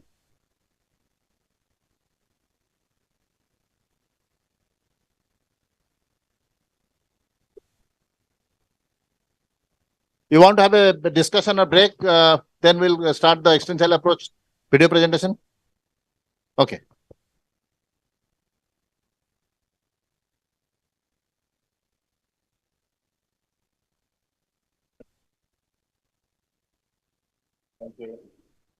Actually, the reason why we decided to do this, I thought we have been speaking for last 10, 15 years, but nobody is picking up. So I gave a last ditch effort to show to my friends what is possible with this approach. And before that, I discussed with Keith Mayo, Joel Mata, Michel Oransky regarding their perception, because I want to.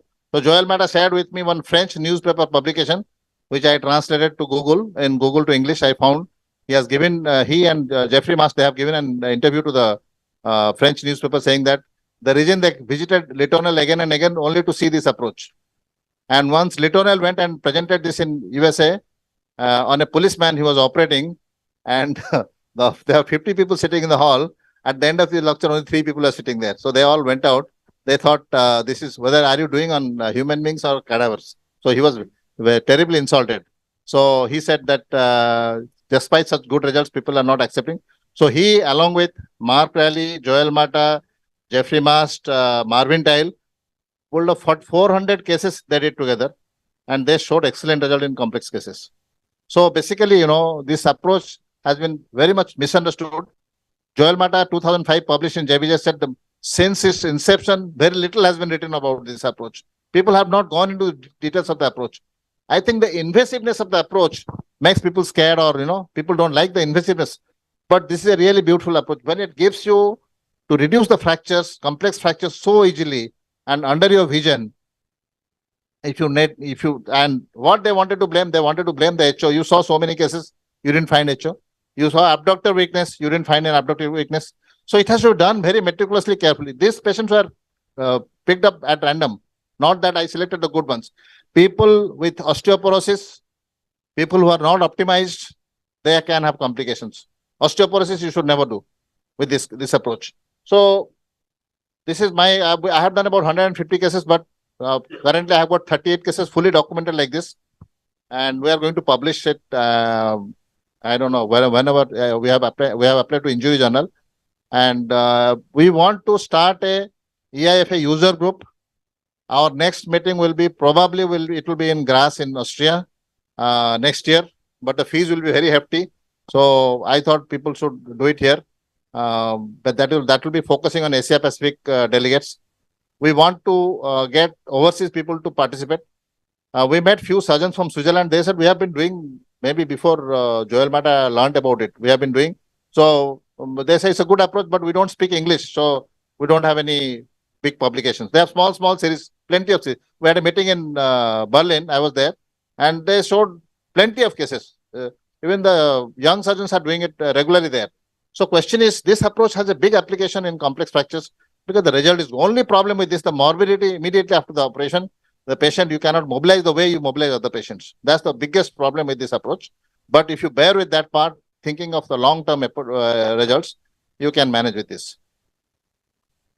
That is the HO itself. Hereditary patients will have a slightly. Very true. Sorry. No, true. Functional impairment is not there. Functional impairment is, but people with head injury, actually, I did a few. I don't actually, something is, I read in a Chinese paper, though I don't believe them much, that some enzyme is there, which DVT is less. And they also, somebody mentioned one line that maybe that is the reason we don't have any HO. Maybe somebody needs to investigate. It's published with a Singapore surgeon and one Chinese surgeon long back. I'm still looking for that article to bring it to discussion. Yes, in KL, in dual approach also you get HO. No. So now you saw these cases, you didn't find single case with HO. So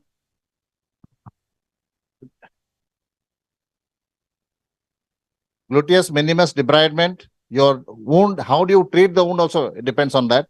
You irrigate the wound every half an hour. Nicely you irrigate and remove the debris. put relaxing incision. Don't put your liver in the greater sciatic notch and ask your assistant to, keep pressing it all the time. It causes maceration of the muscles. So,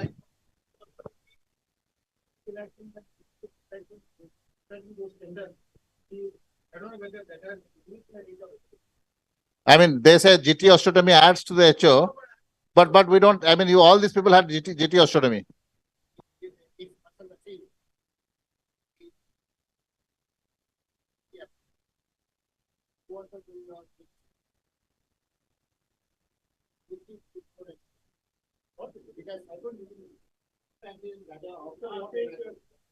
So there, because you are going to the fibers of good manufacturing. So at what age you will do? What age? Skeletally immature patients, I would not do it. And at adult. Yeah, somebody should be 18 plus, 17, 18 plus. I mean, young children, I would not do it.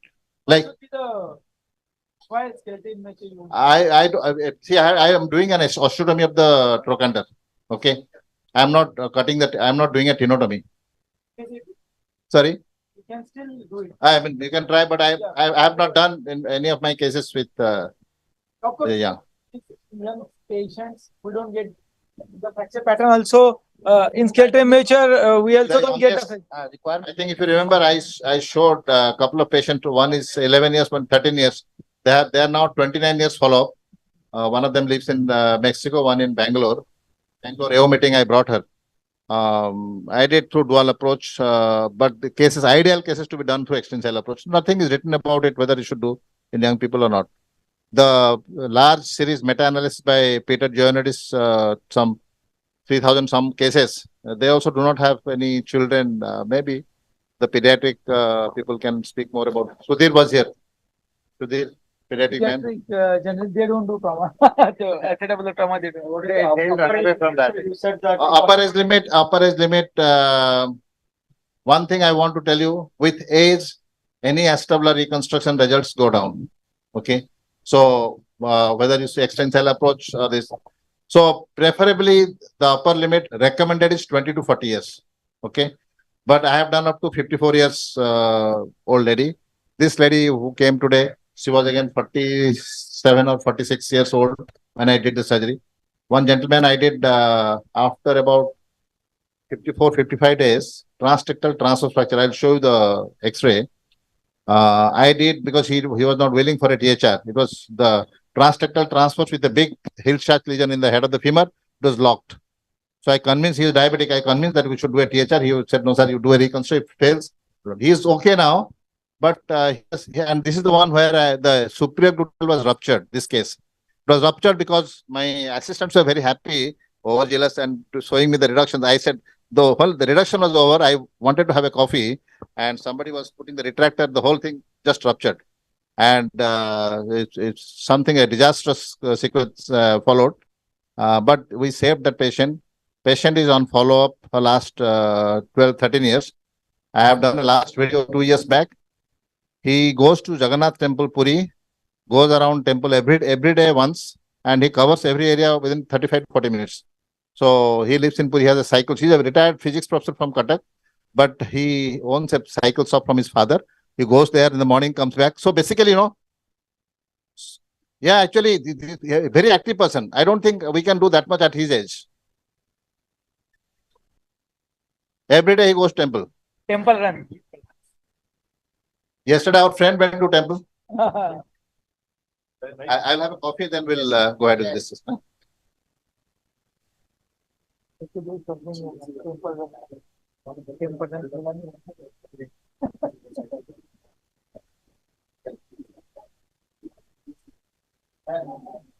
अभी तो चला ही गया कोई चलता नहीं temple run हाँ sir हाँ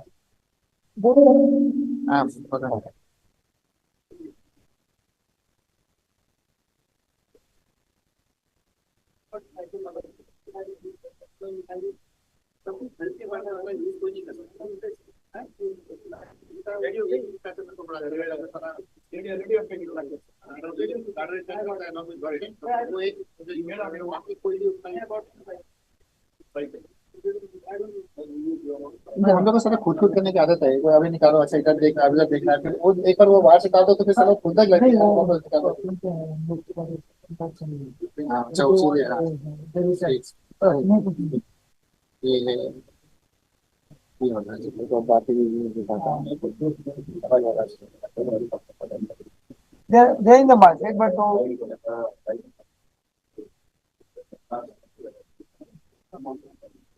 both column with posted वाला एक है। इधर नीचे में कॉलम जैसा भी हो गया, इधर भी एक ट्रांसवर्स वाला भी जा रहा है थोड़ा सा। सेम बहुत सिमिलर होते हैं सारे केसेस। both column तो एकदम टिपिकल फीचर का जैसे दिखा है, लेकिन बाहर से अपने को कैन इमेजिन क्या हो एकदम दिखा होगा। तो ये इसका एक टिपिकल लोन ये है ना फ्रैगमेंट, जिग्सॉ फ्रैगमेंट है। हाँ, तो उसको आइलियोफिमोरल, स्टैंडअलोन आइलियोफिमोरल और आइलियोफिमोरल स्टोपा। वो तो स्टोपा भी टेरिफिमल हो सकता है। हाँ वो भी चल रहा है। तो स्टैंडअलोन आइलियोफिमोरल कैसे हो जाएगा? विद स्टोपा नहीं, स्टैंडअलोन ओनली स्टोपा से नहीं होगा। नहीं, आई स्टार्ट विद स्टोपा। हाँ। दोनों में से एक तो पहले करना हाँ। है ना, स्टोपा बराबर। स्टोपा करके। हाँ सर के टेंशन नहीं होगा। ठीक है सर, मैं थोड़ा सा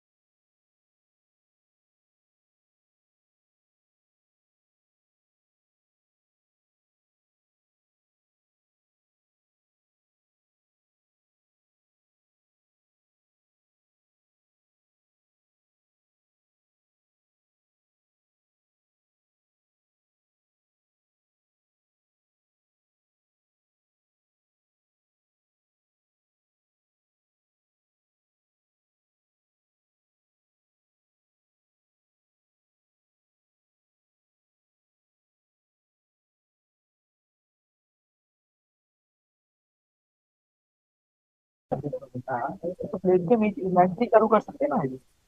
उसके कॉलम से भी तो क्या पकड़ता है? यहाँ पूरा नहीं, पूरा पूरा नहीं जाएगा ये। जाएगा कॉलम के लिए ये ऐसे जाना होगा। जैसे शेडिंग वहाँ से जाएगा ना स्क्रीन। बस स्क्रीन तक आता है ना। और इनका अरे हम स्पीकर पूरा काम को दोनों डाल सकते हैं, इनका डाल सकते हैं।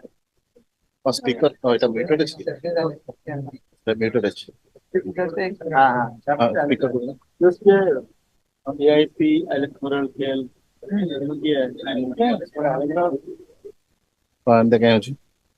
तीनों AIP और आईडीएफ को अलग AIP मैं तुम्हें बैकग्राउंड स्क्रीन में नॉर्मल कर दिया.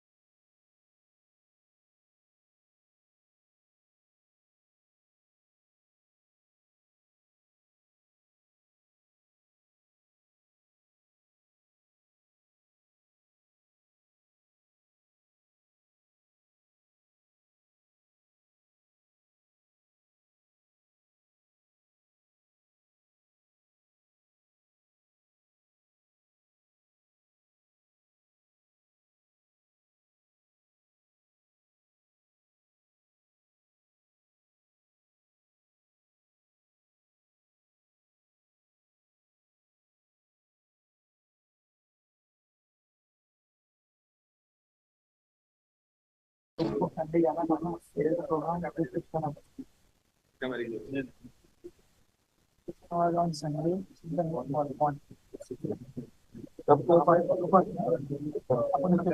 सब मंडे को और दिन कराया ना सबके 2 घंटे का सेशन का पेपर प्रेजेंटेशन उनका मेन हॉल बट वो सब बहुत लोगों को सेंटर को जाना था ना लोगों को आगे वो ज्यादा पहले हो पाते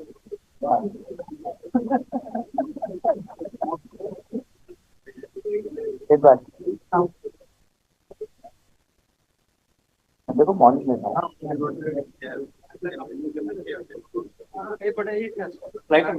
अच्छा मेरे को लगा कि आप भी गए थे इससे आपकी तरफ डायरेक्ट नहीं उधर नहीं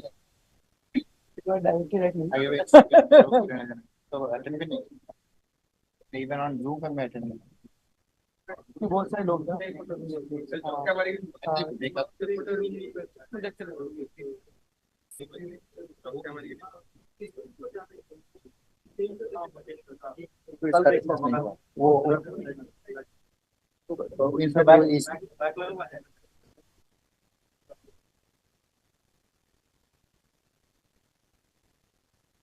ये आयोग एकेडमिक बॉडी है एकेडमिक छोड़ के बाकी सब उल्टा फुल्टा डिस्कस किया ये क्या नौटंकी चल रहा है नहीं प्रेसिडेंट क्या बोल रहा है सेक्रेटरी क्या बोल रहा है उसका आपस में मारपीट चलता रहता है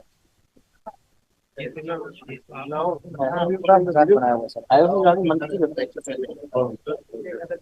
and video after that now go room में बस है किसी को तो बस Just second.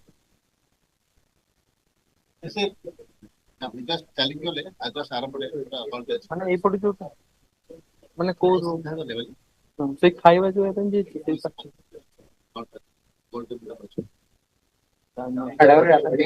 रेलवे डेस्कटॉप में ना और एक बड़ा सा चीज है मॉडल कॉकर लाइन बैक हमारा एकेडमिक हॉल सपोर्ट तो अच्छे से नहीं बोला ऐसे कांदी को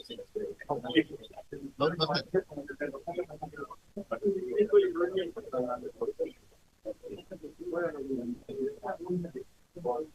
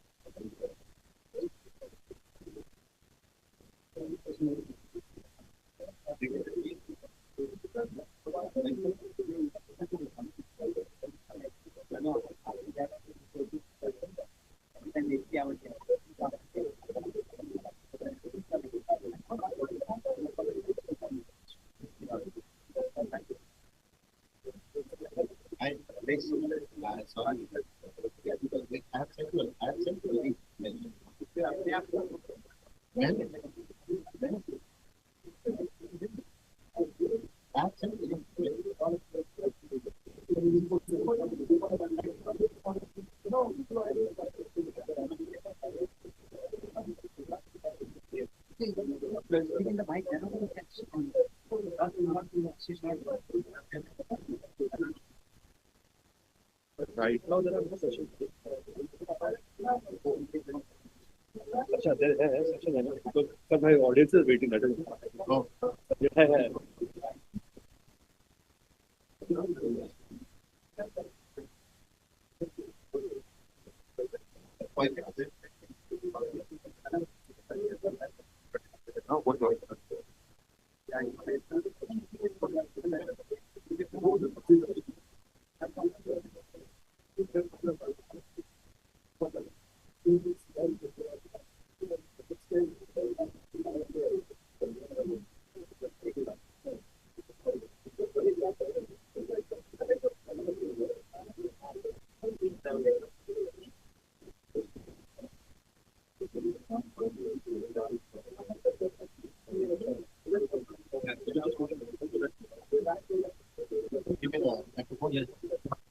Hello.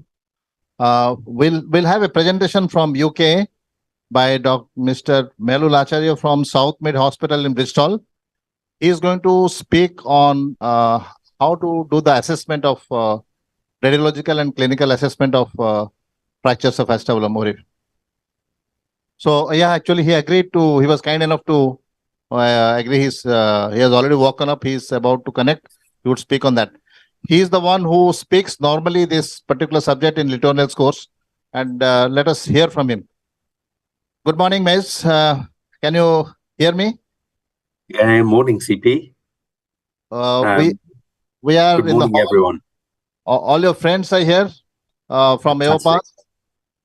Dr. Dinesh Kale, Pradeep Namade, Rakesh Rajput, Dr. Patel, and from Chennai, Dr. Jumbo, and Dr. Nandi. We have quite a few people, and he is asking what is the bridge behind you? Oh, that's the Clifton Suspension Bridge. So that's the bridge at Rakesh gets Bristol. the first prize for having correctly said it. Okay. Absolutely. Yeah. So when you come to Bristol, you have to come and see this bridge. Fantastic. Oh, no, you didn't take me there when I was there, but anyway, next time. Yeah, that's right. That's right. So can I request you to present your talk? I'm thankful to you for waking up in the morning and giving us your presentation. So please go ahead. We have just finished reviewing patients who had this surgery 10 to 15 years, 20 years back. And but we still want to know the assessment, your radiological and functional assessment, so that next time we do it, we'll do it better. Please, I would request you to present your methods of assessment. Thank you. Thank you.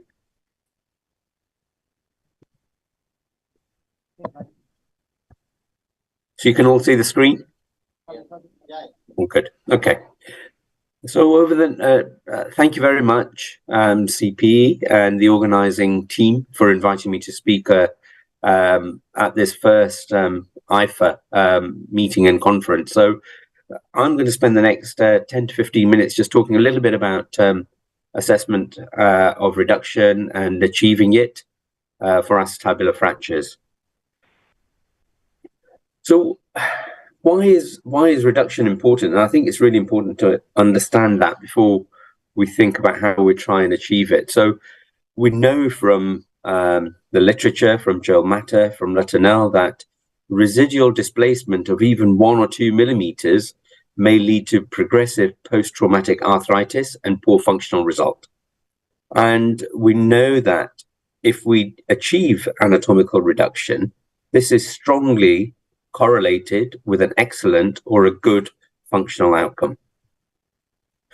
And so what is perfect reduction? Well, Emile Letournel in his book quoted this. So anatomical reduction of both the acetabulum and the corresponding innominate bone confirmed my perfect restoration of the articular congruence and the re-establishment of all the radiological landmarks on all 3 radiographic views.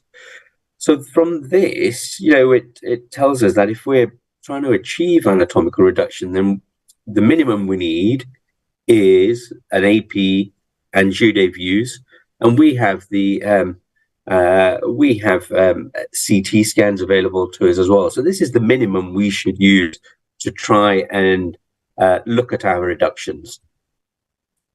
So then turning it on its head, so what is imperfect reduction? So what is not acceptable? So this is when 1 or more of the acetabular landmarks are not restored on all 3 views. And it could also be other associated features. So when you lose the congruency between the head and the roof, you lose that parallelism of the superior joint space, whether when you have central displacement or protrusio of the femoral head, or when there is technical failure. So all of these things hint or give us a hint of imperfect reduction. So if we look at Matter's criteria, and this is based on X-rays, the 3 radiographic views, so the AP pelvic view and the Jude views, anatomical reduction is when there is up to 1 millimeter of displacement on all 3 views. If there's more than 1 millimeter of displacement, so 2 to 3 millimeter of displacement on these views, and this is imperfect reduction, and greater than 3 millimeter displacement is poor reduction. And again, various series, again, Matter series, over 1,000 acetabular fractures. And they did a multivariate analysis of various independent factors and what affected outcome in the longer term. And what they found is that the only significant predictor of outcome was whether they were able to achieve anatomical reduction or not. And so how do you assess reduction? Well, this is one way of doing it, and this is what I tend to do. So I think it's important to be very critical when you plan, because I think there are subtle things that you may well be able to see and establish, which may prevent you obtaining anatomical reduction. And then there are various things you look at intraoperatively, and then obviously critical analysis postoperatively, which is what you and the rest of the team have been doing there today. And so preoperatively, are there any factors that may lead to a poor reduction? I've talked about using X-rays, and the 3 views are mandatory, and fine cut CT scan. So what I tend to use is a 1 millimeter cut CT scan. And it's important when we look at these scans that we look at all the views. So we look at the axials, we look at the coronals, and we look at the sagittals, because there are subtle things that you might miss. And the other thing about looking at the CT scans is it's really important that you sometimes run through 1 or 2 of these cuts, or all 3 cuts at the same time, and you run through them maybe once, maybe twice, to try and follow those fracture lines. Because sometimes you may be fooled into thinking, well, actually it's a posterior wall fracture, but actually when you follow that fracture line all the way up, it's part of the posterior column. It's not a separate posterior wall fracture. And so these things are important to understand when you look at these imaging modalities. And the more and more you do this, the quicker and quicker you'll become, and the better you'll become. So the other thing is to look at all the fracture lines, look for any free fragments, any intra-articular fragments which may block your reduction. Look at any areas of dome impaction or dome elevation. And it's important to try and restore and rectify these. And then one thing we don't, or we didn't used to look at, but we see more and more, and we appreciate more and more, is the other side. So the impaction on the femoral head. So if we look critically preoperatively, we may be able to find some of these features which may lead us to a poor prognostic outcome. So intraoperatively, what can we do? And what are the potential difficulties? Well, a lot of the time when we're forming an open reduction and internal fixation on acetabular fractures, we're trying to deal with 2 columns, and we get direct reduction of 1 column, and we're hoping to achieve indirect reduction of the articular surface. And you don't always get to see inside the joint. There are certain things that we can do to try and improve our visualization of the joint. So we can perform a capsulotomy if we think that's necessary. We can perform a capsulotomy through a fracture site, or we can perform a surgical hip dislocation to try and see inside the joint to give us a better understanding of our reduction. But it's important that we appreciate the views preoperatively, and then we try and relate to those intraoperatively as well, because these are going to give us the information about our reduction. So it's really important to look at visual confirmation of the fracture reduction, and we'll see some of it looking at the cortical pieces and how we piece them back together. But it's also important to use our other senses as well. And so tactile or palpation of the fracture reduction. So putting your finger into the notch and feeling that quadrilateral surface and ensuring that that is anatomically reduced is another way of intraoperatively assessing your reduction.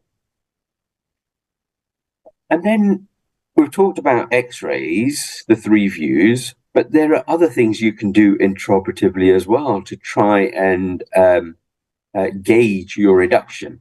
And one of the things you can do is perform an intraoperative CT scan with an O-arm, where you obtain your reduction, you get an intraoperative spin of the O-arm, and then you look at your reduction. But as well as looking at your reduction, you can look at your implants and your metalwork to ensure that these are not in the joint and these are safe as well. So this can be very, very helpful. And then what do I tend to do post-operatively? Well, post-operatively, again, I insist on the AP and the Jude views for all acetabular fractures. And we get a post-operative CT scan to again look at the axials, coronals, and the sagittals to look for reduction. So this is a paper that came out more recently. So we've got the MATTER criteria, which looks at assessing reduction on plain films. But as you know, more and more of us are using CT scans, certainly preoperatively, but also postoperatively as well. And so David Helfet and his group looked at ways of looking at reduction of acetabular fractures on CTs and tried to create a standardized way of doing this. And again, what they used is they used a CT scanner and they looked at that 1 centimeter of the dome. So 10 1 millimeter cuts on the axial, sagittal, and coronal CTs. And so we tend to do this as well. And we've published our series of over 200 fractures, looking at both Matter's criteria, but also looking at Helfet's criteria. And I'll just run through that just so you're aware of how to measure that on CTs. So you look at that area in the dome, that 1 centimeter area, those 10 cuts, and you look at, if you're looking at steps, then this is what you do. So you draw a circle in that area, and you look at the 2 lines from A to the circle, from B to the circle, and then you take away A from B, and that gives you the step. So I'll just show you there. So there's A from there to there, there's B from there to there, and B is larger than A, and you can appreciate that. So if you take A away from B, that gives you the residual step in millimeters on the CT scan. You can do something very similar for gaps. So you draw the same circle, and this time you measure along the arc of that circle. And this gives you a gap measurement on this particular case of 4.4 millimeters. So you can measure steps and gaps, and sometimes there'll be both steps and gaps. What Dave Helfet and his group showed is that gaps are tolerated much better than steps in acetabular fractures. And so if you've got a gap, it may not be as clinically and functionally important as a step is. So if you certainly see a step on X-rays or intraoperative CTs, then you should try everything you can to try and rectify that, certainly in the young patient. Excuse me. And what they showed with their results is actually they looked at correlation between inter and inter-observer variability, and they looked. What they did is they grouped the Matter's criteria into anatomical or imperfect together versus poor. So between 1 and 3 millimeters and more than 3 millimeters. And they found that actually if they did that, they got a much better kappa correlation of inter and intra-observer variation when they used their computed tomography standardized technique.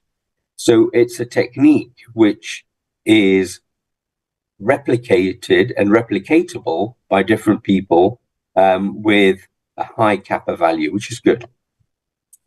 So I'll show you a case just to try and highlight some of these things, and a case that was a good learning point for me. So this was a few years ago now, I think about 6, 7, 8 years ago. Anyway, so this was a 43-year-old female. She's one of our local GPs, actually.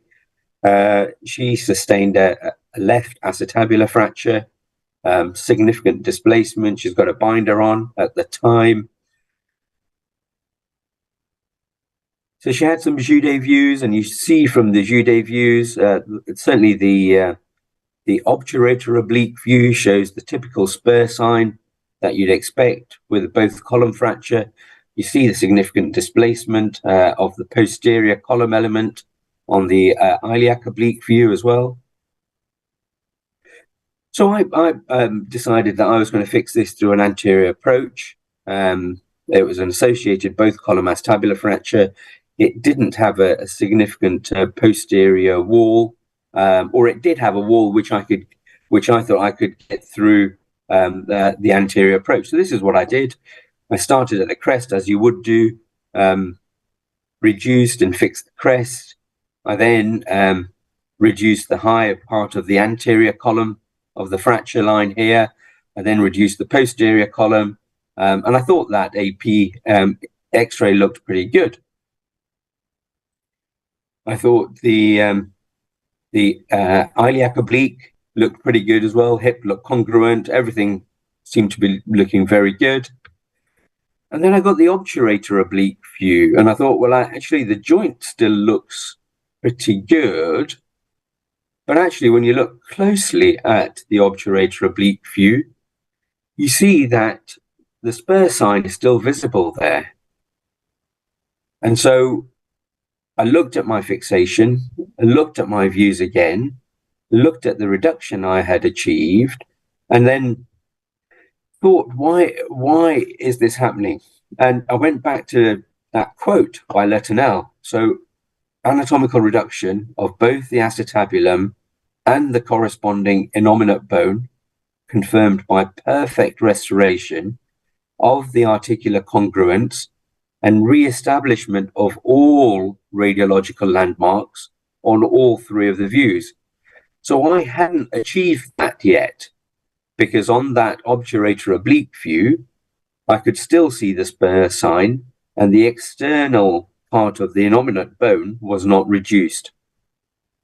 So I went back and I stopped operating. I went descrubbed and had a look at the CT scan again, because there was something that wasn't right, something that I was missing. And it's subtle, but it's there.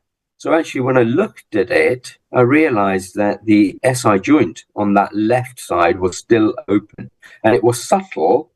But actually, when I went back and scrubbed and had a look at it again, I could open that SI joint up quite easily.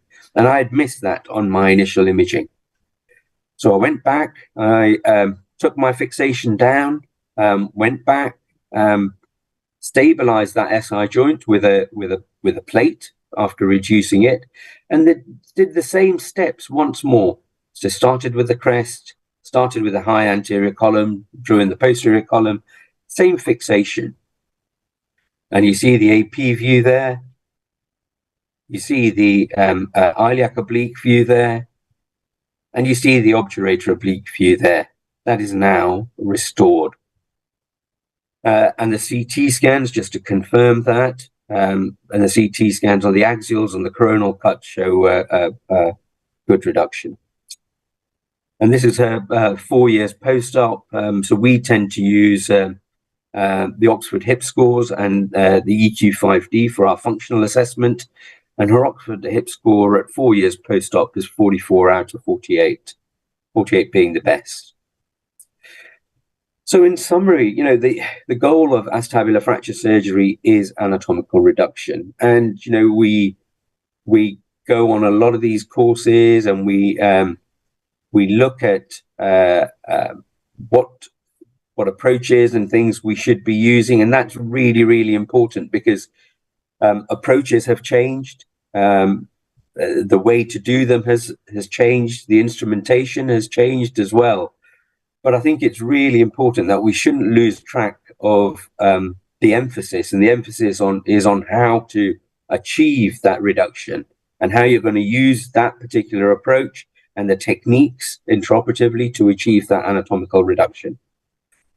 And the way I assess reduction is preoperative planning. Look for those potential pitfalls which might lead you to an imperfect reduction, and try and maximize taking those out of the equation. Look at it intraoperatively, so you're all three views, the AP and the Jude views, but also use your other senses. So use your fingers and perform tactile confirmation of reduction, and think, is there anything else I can do? Can I perform a small capsulotomy? Can I do a surgical hip dislocation? To have a look at it from the inside, from another viewpoint. And then, is intraoperative CT or the O-arm available to you in your unit? Are you able to use that?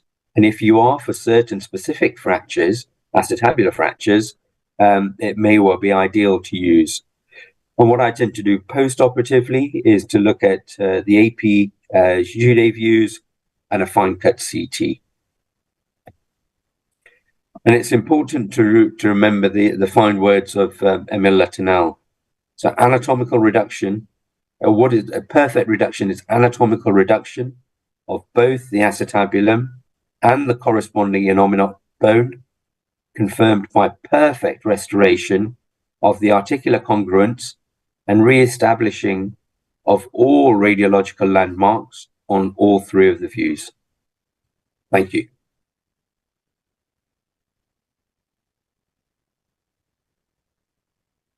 That was a beautiful presentation, Mr. Acharya. And there are some few additions to your slides since I heard you last. And the case you demonstrated, that which you revised your fixation, was very well appreciated. I mean, halfway through you scrubbed out, and then you went and had a relook, came back, and you realized that you have missed the SI joint, which when reduced and fixed, helped you to restore the anatomy. This is something amazing. And we appreciate your detailed re-emphasis on Litonel's thoughts on perfect reduction. I would ask any of our friends to have any questions. Pradeep, yes.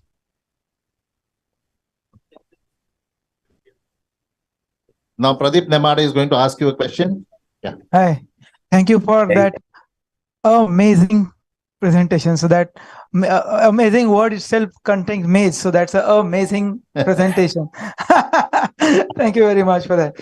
So anyway, so my first question is regarding the Mata's criteria, which we are going to see the step, that is the 2 millimeter cup or 5 millimeter steps. So is it like a particular site at which we need to look at this step, or is it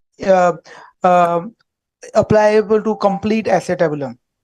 Is it only related to the weight bearing dome, or this also applies to the entire acetabulum? Yeah, that's a really good point, because, you know,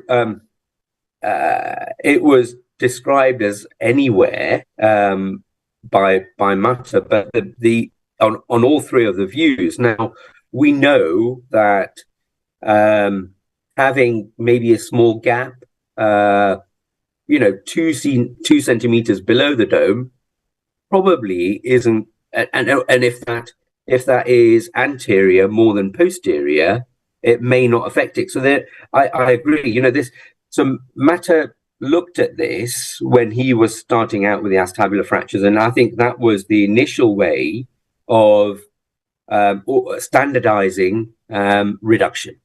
But I think we've come a long way since then, and hopefully we'll continue to be moving forward on that journey.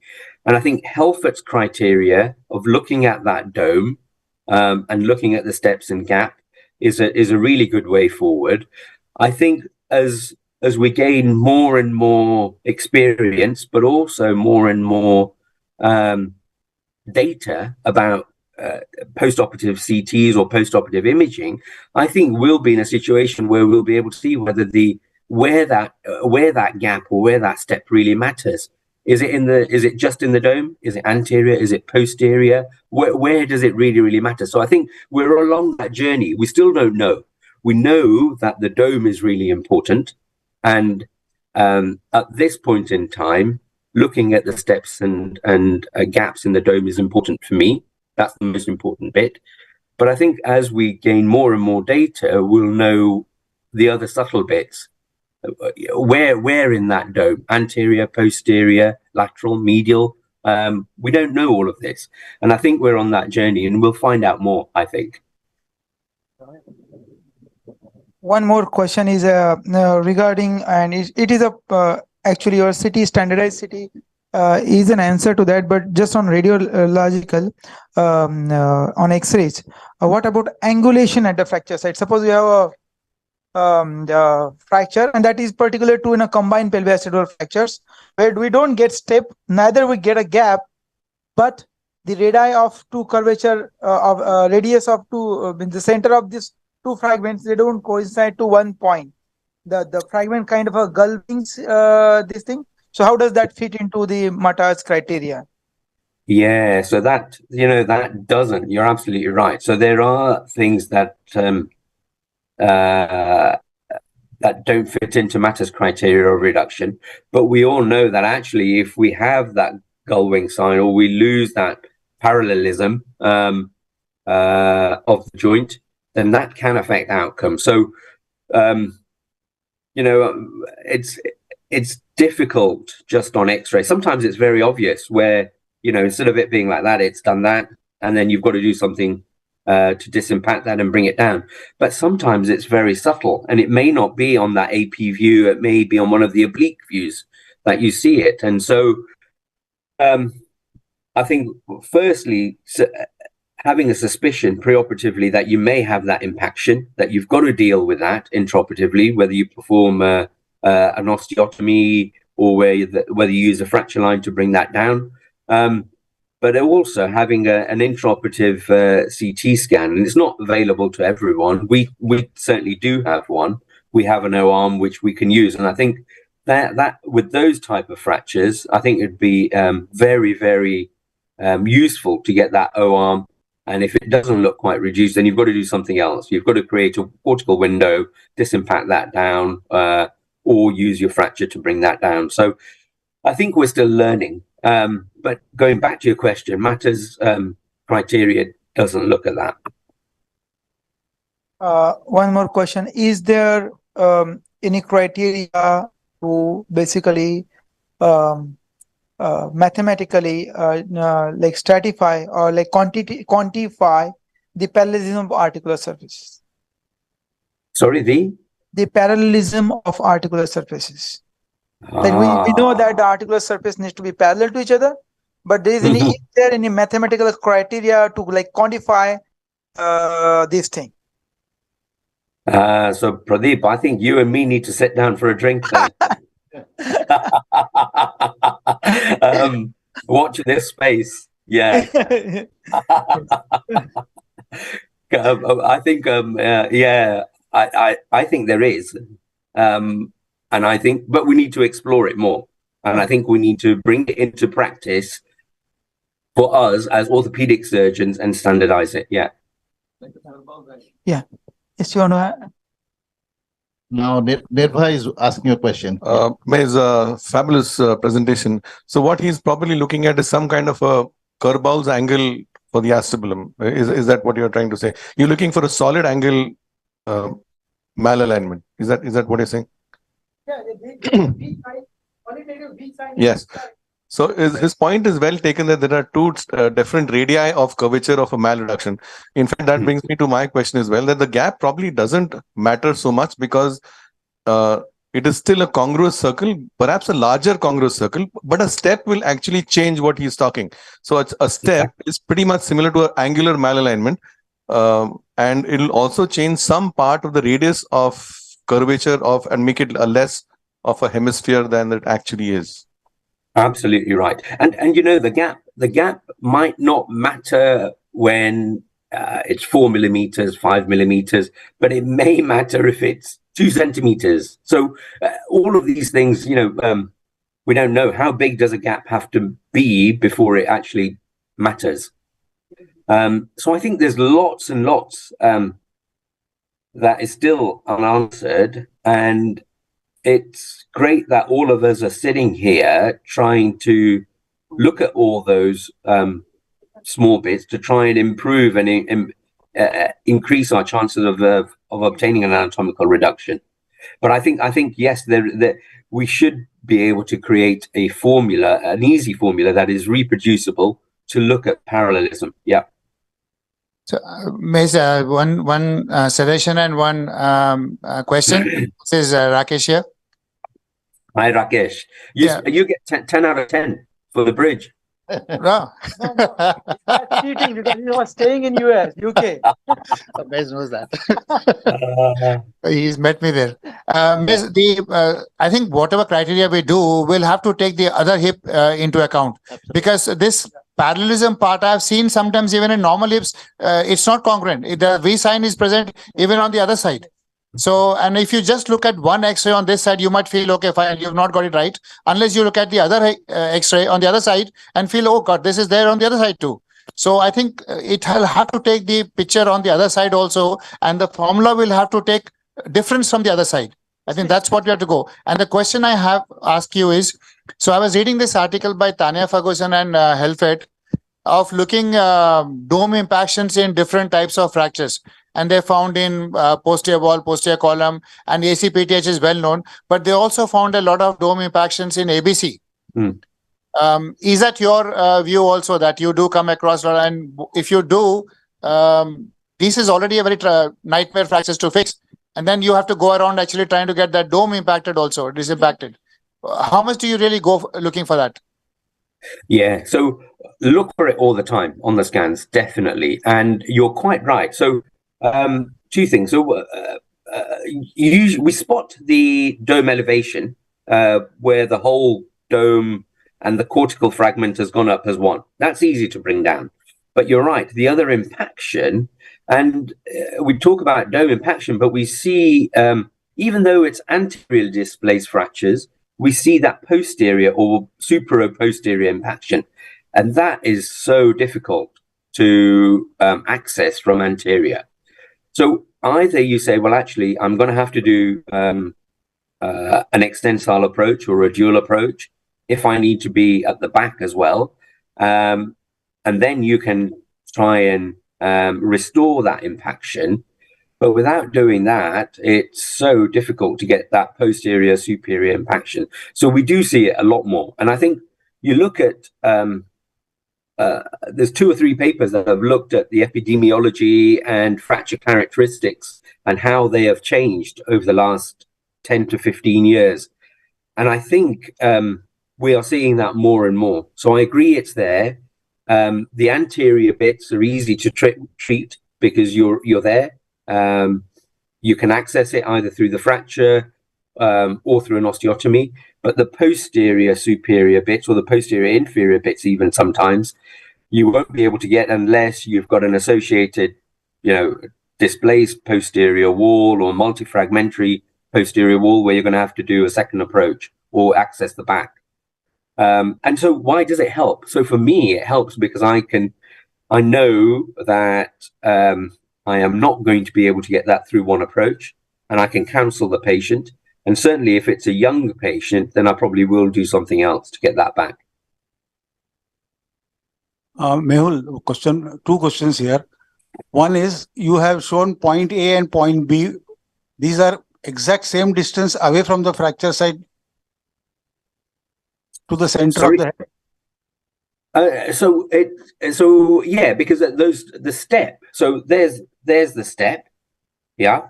So it's from my left finger, right finger. I've exaggerated the step, but it's taken at those exact points. So yes, there may be a millimeter difference that way, but yeah, from the same point. Absolutely. And so you're right, it's difficult to do it when there's a step and a gap, because there may be a little error. So if you've got a step and a gap, then you're measuring from there and here, aren't you? Second thing, you have done a dome disimpaction, you have grafted that area, then you have got a CT done. Day one, your markings are good. But down the line, if this subsides once again, at what stage would you like to go back and reconstruct this? Because then it's too late. Yeah, it is too late. So for me, if the earlier I spot it, the better, and the earliest I want to go in. So if I spot it at 2 weeks, 3 weeks, I want to get in straight away. I think, you know, I don't do much malunion or revision fixation, but I don't think any of us do. But the small bits I do, I try and do them as soon as I can. Okay. Hello, sir. I'm Dr. Dharmender from Lucknow. I would like to ask the one question: how will you measure this step or gap in the plain radiograph or digital radiograph? Yeah, so plain radiograph, there's so much error. There is so much error. So it depends on your X-ray machine. It depends on how much angle you have on your Jude obliques. It depends on, you know, your error. And so that that publication by Helfet showed that actually using X-rays is not very reproducible at all. So it gives you yourself. So the way it can be really helpful is if you get standardized views in theatre. So if you get an AP pelvic X-ray and you say, I want 35 or 40 degrees Jude views for all of my patients, that's what I'm going to do. Okay. And then you store those on your X-ray box and you measure off those views. And so you've measured and you think this is anatomically reduced within 1 millimeter with your X-rays, your standardized views, and you. Then you can look at your CT and see if you've managed to replicate that. And if you have, then that system works for you. If you haven't, and you think, well, actually, my CT scan shows that there's 3 millimeters of displacement, then you've got to go back with your next case, not with that case, with your next case, and try and work out why your imaging or what you had didn't give you that information. So I think it's a great learning point for yourself. It's difficult to reproduce between surgeons. Very difficult on X-rays. Digital radiography will help anymore. Digital. Yeah, so I think with digital radiography, there's an error as well. There will be an inbuilt error, but I think that will make it more accurate than just being able to measure it with rulers, etc. So I think, yes, digital radiography is somewhere in between. And I think that will be helpful. Yeah, or more helpful. Thank you, sir. Hi, Maze. Excellent presentation. This is Praveen. Just wanted to say, can we take it for granted that the gap, if you're able to see on a plain radiograph, minimum would be more than 2 millimeters? Could you say that? Yes. Yeah, absolutely. On plain films, yeah.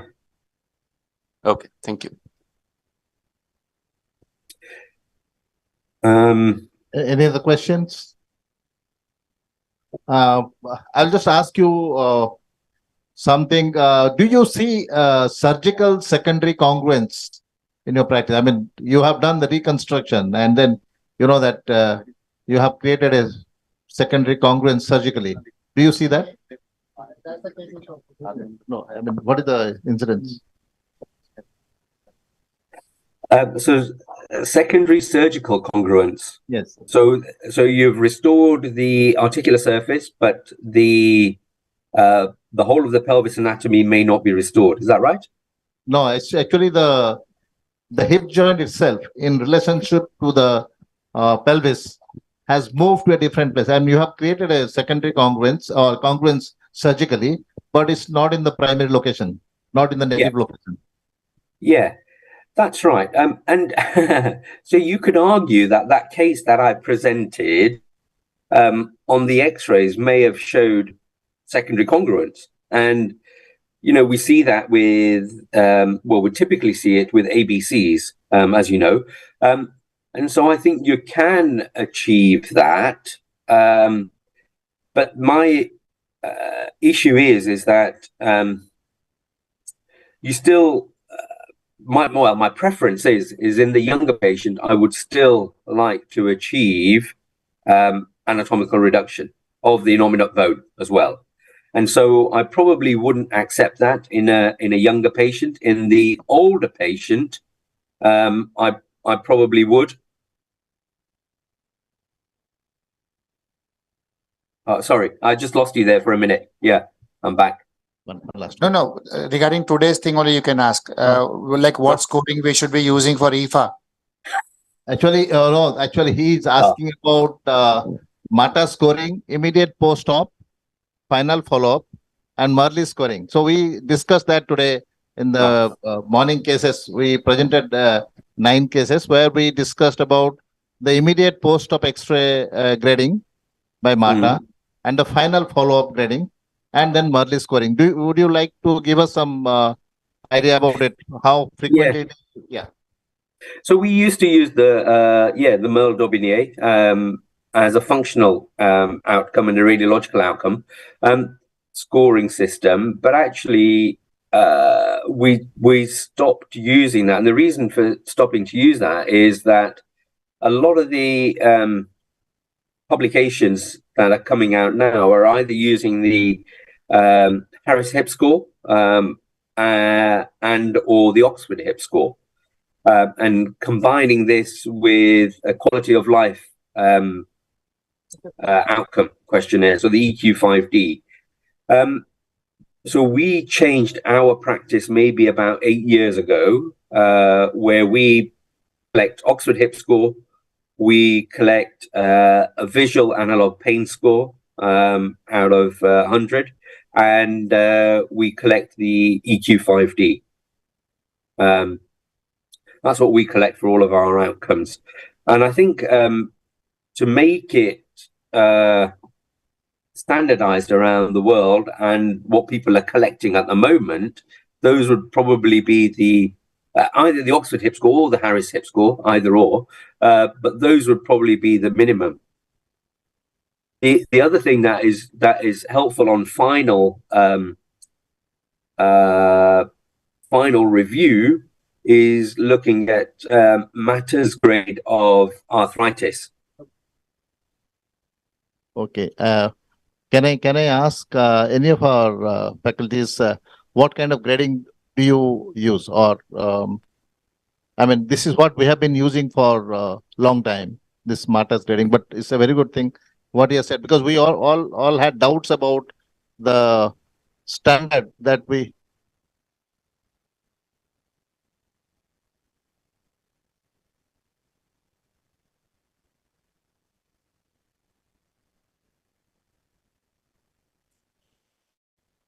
Spinal injury or spinal problem which led to muscle weakness. So how to know really how much hip is contributing to his difficulty of life with other injuries involved? So the scoring goes down because of the other problems, Right. not really from your hip point of view.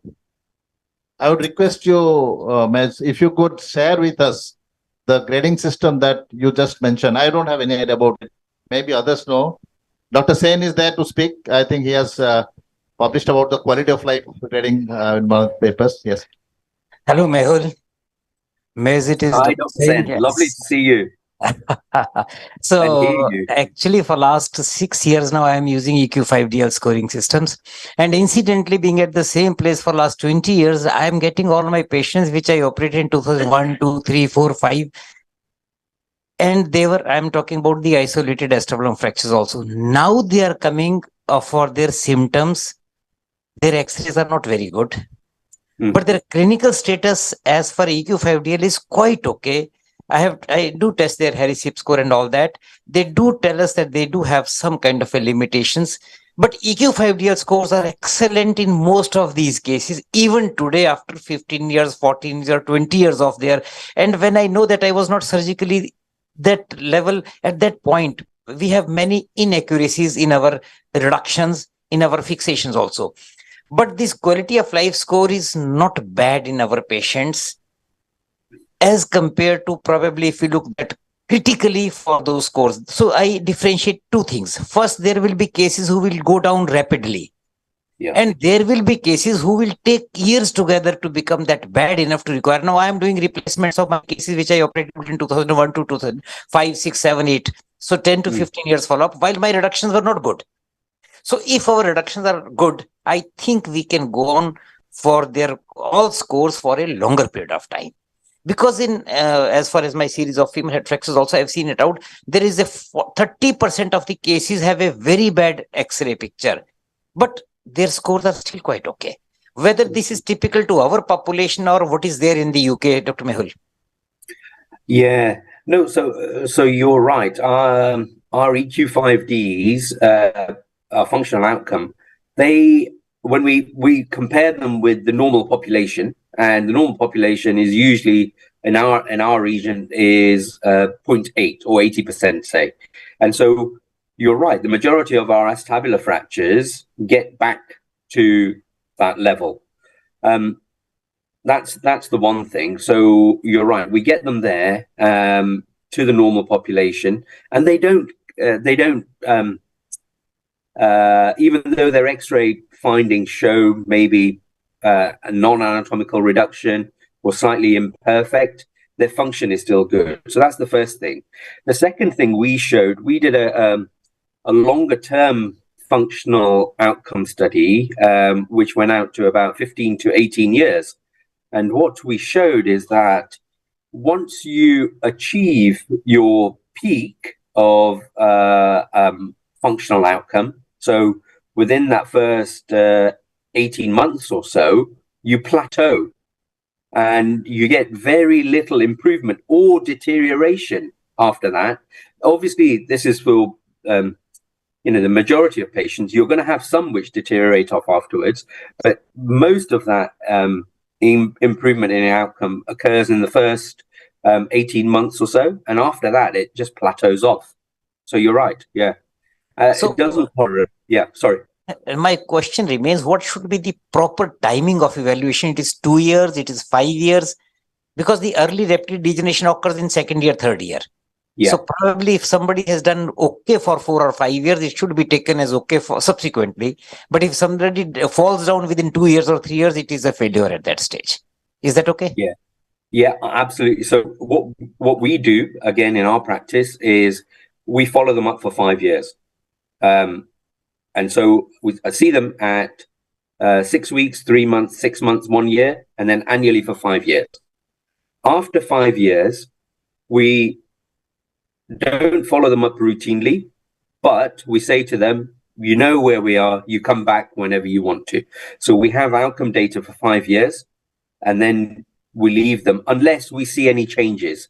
If we see changes, so someone dropping off or the X-rays failing, then we'll keep following them up or intervene.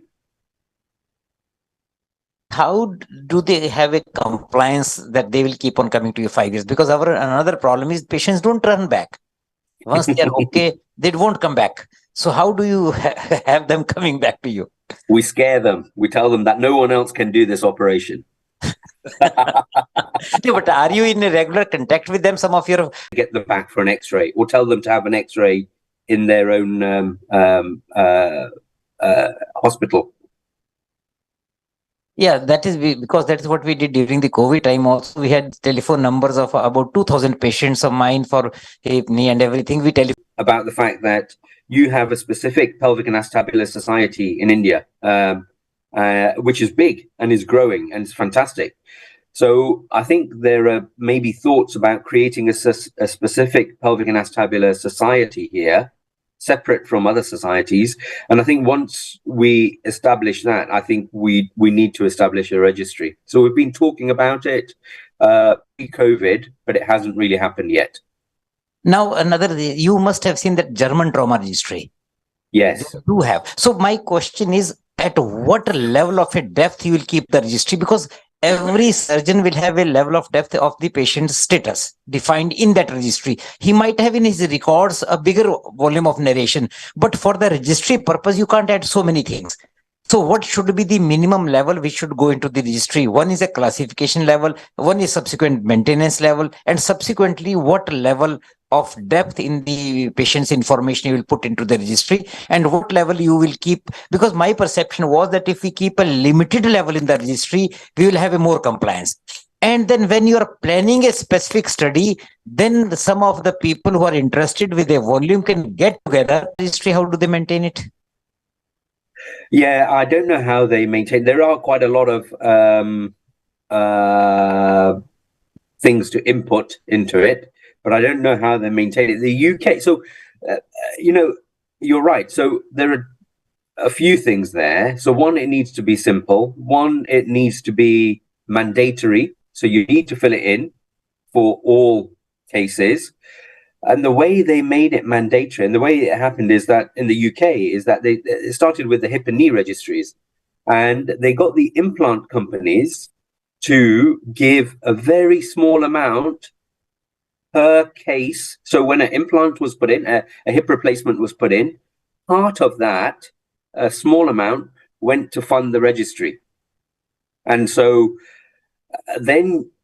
so you have a funding in place to do that, but you also had a legislation that it was mandatory to put the data onto the registry, and if you didn't put the data on, then you at the annual meetings you'd be shown that actually these hospitals weren't performing as well as this, etc. So I think us as a group need to say, okay, fine, we will put it in for each and every case. But I think we need to get the implant companies on board as well and say, and there's no problem in having some financial support. It's nice having autonomy ourselves and running it, but having a little bit of financial support, whether it's through a grant or whether it's nationally from some of these implant companies, is not a bad thing. But I think there are a lot of ethical issues in keeping a registry itself also. And probably we'll have to take care of those issues. Then actually I was with that Toronto in that Mervyn-Tile setups also. I saw their registry work also.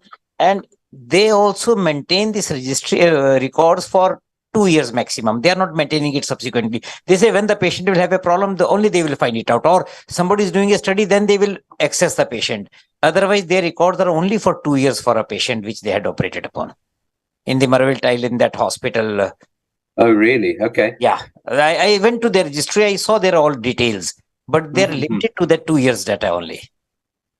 And I personally feel 2 years is too less a time for a sternum fracture to be seen. Yeah, I agree. I think 5 years minimum. Yeah. That was the point, yeah. Rakesh is worried about your breakfast time. My breakfast? I'm going for a run. Yeah. I'm going for a run now. Going over the bridge for a run? Just turn back and start. One last question to you. As Professor Sen said that 2 years is too short a time. 5 years, you said you followed up of 5 years. Can there be any reference to any article where you would say that, we know that the results of the outcome of established surgery goes down after some time, as the patient is aging, it goes down. So can we just have a study? Suppose some patient having 2 year follow-up, some is 4 years, some having 6 year follow-up. And how we compare the result of 2 year and 6 year and 4 year in study. Suppose we taking a minimum follow-up of 2 year and some patient having 6 year and 4 year and 2 year, then it is okay to calculate the functional outcome or quality of life or radiological outcome. Yeah. So the way to do that is in your reporting when you report the results. So you would say, if you had everyone's functional outcome at 2 years, then you'd say minimum follow-up of 2 years. But in your presentation of the data, you'd say it was between I don't know, 1 year and 5 years, or 1 year and 8 years, with a mean of 4-year follow-up. So you could look at all those data points and look at the final follow-up, but you just have to make sure that when you publish it, you just say that it was a minimum 2-year follow-up, 5 years, and this was at their latest follow-up. As long as you've said that in your data, then that's absolutely fine. Pradeep, any other question from No, you? I think what he meant to say that if the results are dynamic, like at 2 years, and then how are you going to compare a 6 year mathematical entity? So we assume that like that. That's what his question basically. Right. No. Then you. So that's that's when you need standardization. So you need to follow them up every year and have that data at those time points. Yeah. To be able to compare 2 years with 2 years. Yeah. Done. Thank you very much, Maze, for joining us despite the time difference. And I know the other day you could not join. You were doing a massive surgery in the pelvis. Then you had some combined injury, acetabular and pelvis surgery to do. Anyway, thank you for joining, and we look forward to meet you again in one of these meetings. Till such time. I'll see you in December. I'm coming in December. Okay. Great to see you again. Yeah, see you at the ICON, hopefully. Thank you. And goodbye from all of us for the timing. Bye-bye. Bye. Bye. Thank you. So it was very interesting, and we'll move on to the for the workshop, the cadaveric workshop. We have we have chunked actually the exercise because we want to basically go deep into that. We have divided into 3 phases. So I'll just show a video which you'll see now, and then we'll go to the presentation after lunch.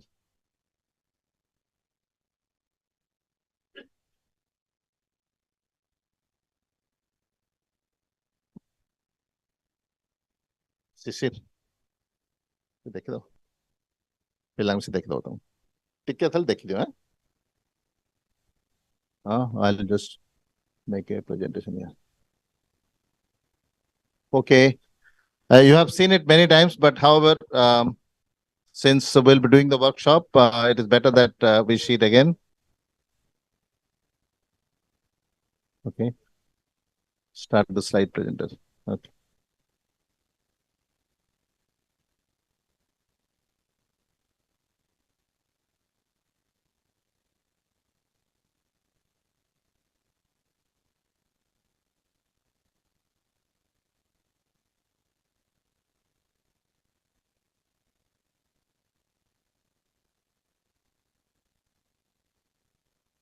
It gives you access to both the columns in the same time. And somebody asked me this question. The posterior flap is mobilized as a single unit. There is no without damaging the neurovascular bundle on which it is going to survive. This is the access. The green part is the visual, very wide visual access to the outer aspect of the innominate bone. So under your vision, which is what Dr. Mehlul Acharya said, that this is what is important. You have to reduce both maximus and the short external rotators and piriformis. Third is the peri-acetabular capsulotomy for a safe surgical dislocation like exposure. But you can also get into the anterior part, the internal iliac fossa, by doing an ASIS osteotomy. Okay.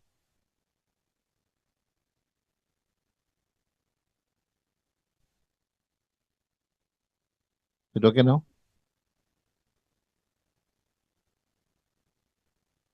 And just can you just go to the setup slideshow and make it manual? This one, make it manual. Okay. So Can I go ahead now? Yeah. Okay. So coming to the positioning of the patient, this is the position. Only thing I think the bolster on the back has to move upward to give you space. These are the areas where you need to do padding. I think do it yourself. I was recently doing on a young lady who's about 18, and when I came to theater, patient was draped, and when she woke up from the sleep, I found that the normal leg, no, the global paralysis. There is no movement at all below knee, and it was a shocking thing, young lady. So what I discovered when you ask the people to put the pads around the proximal tibia and knee, so somebody has put a crepe bandage on top of that, and when you bend it to stabilize the patient in lateral position, it has remained without blood supply and not for pretty long time. The long exposures. So how do you face it? Subsequently, this patient developed, young lady, she developed PE, pulmonary embolism. I think this is again a vascular event. Luckily, she survived. Luckily, her foot is working. She was supposed to join us from online from Hyderabad, but because of the time constraint, I'm not doing that. So you have to do it yourself because nobody is going to ask your assistant what happened. They are going to ask you. So that is very important. Again, ulnar nerve palsy, you should avoid that. The neck, when the anesthetist is giving the ring or whatever to support the neck, make sure your boys don't move it because it's a long procedure. They cover everybody. The anesthetist is busy on the laptop. Just make sure that everybody is alert. Have two wide bore cannulae attached because this is a big exposure. In the event of any vascular problem, you should be able to pump blood rapidly. So two wide bore cannulae you should have. These are the precautions you should take.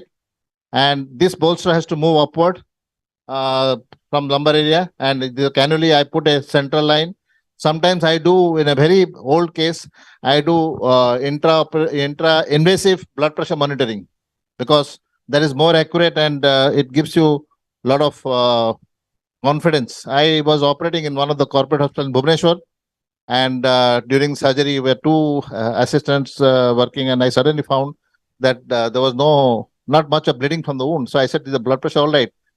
My assistant is telling, sir, you are operating through beautiful planes, no, no bleeding. So I checked with the anesthetist. He said, no, everything is fine. And after the surgery, I told my junior to see if the foot is working all right. Then only I'll go. I was having coffee. He said, sir, patient has moved to ICU. So you don't have to worry. When he wakes up, they'll let you know. We dropped down to Bhubaneswar.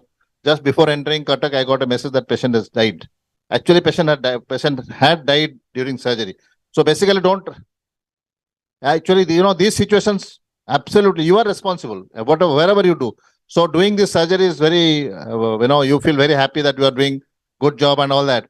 But knowing the setup, knowing is absolutely important. Don't hurry and do, unless there is an emergency, don't hurry and do, plan it nicely, check everything, the patient positioning, patient, wherever you want to pad it, your anesthetist, you must talk to anesthetist for how long you are going to operate. Prepare your setup like that, then only you do it. Otherwise, your complications can be difficult to handle later on. Okay. It's not moving, my friend. No. Okay. Right. So we'll see the part one. This is a very old video from 2007. No, it's not moving actually. No. Sorry. No, it's not moving. Yeah, I'll play the video. Okay, that's a better idea. Please, can you cancel it? You cancel the PPT. I'll have the video. Okay, remove it completely, please.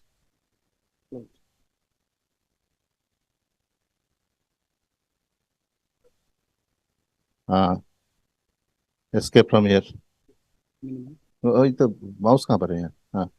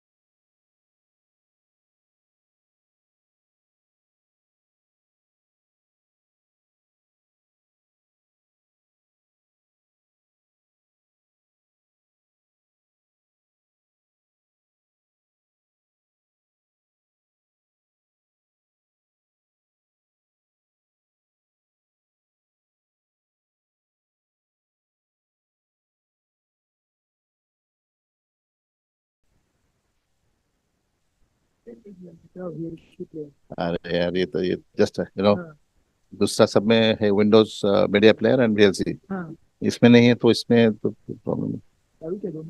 हाँ नहीं, यार ये सबका patience चला जाएगा नहीं। You can we take this and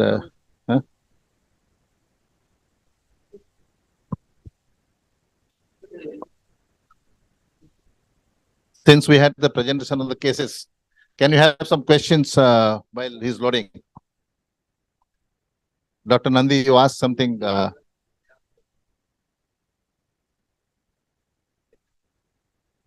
Sequence of fixation is standard, periphery to the center.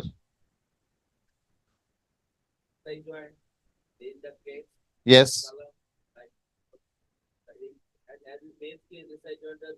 Actually, 2004, 2006, we never looked at unless the SI joint is very badly this thing. We never had any. We never thought about it. Okay, so but first thing you should fix the SI joint if there is a combined pelvis and acetabular injury.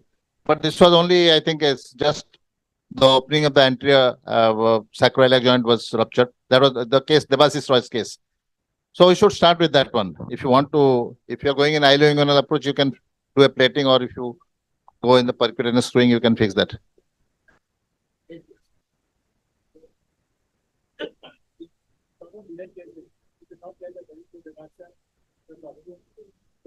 I think it is more important to get the joint reduced. I don't mind actually starting reducing it. No, Rakesh, I agree with you. The late presentations, late presentation, the SI joint, we have tried doing off late. We put the 2 plates and in compression mode, it really reduces this thing. But as you said, in the past, we never looked at the SI joint minor injuries, and we focused on the acetabulum. Many of these people have SI joint injuries.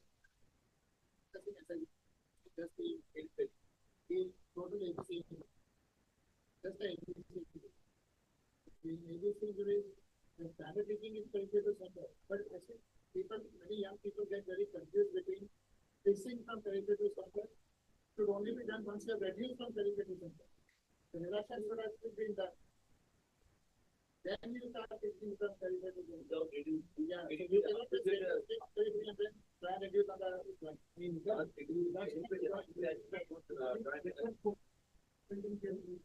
How do you do it?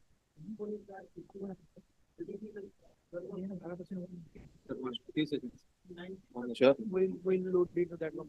This one? VLC nahi. Directly you are loading online to the Wi-Fi or pen drive. Huh?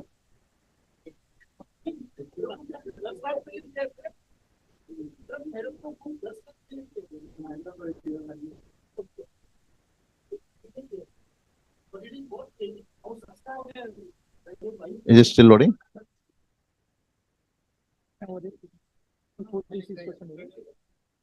अभी 46% हो गया. So please wait. 2 minutes.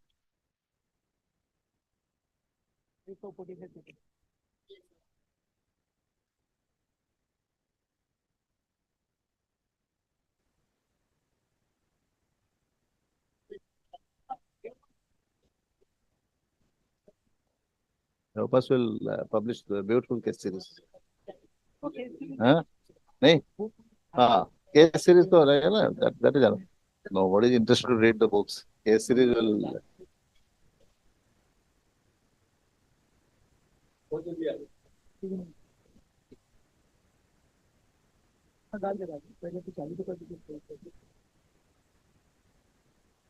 Okay.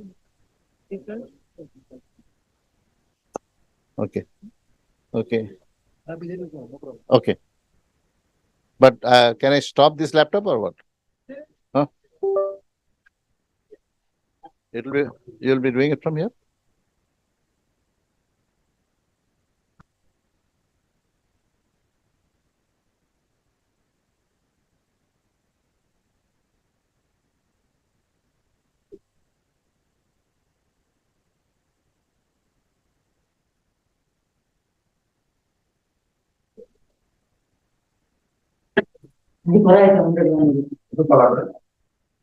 Please mute it.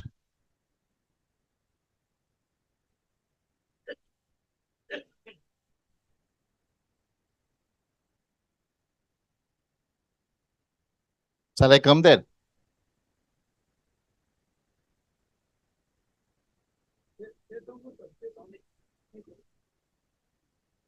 Okay. Pradeep, वहां बैठो यार. Thank you. Okay, this is please mute it. अरे mute करो यार.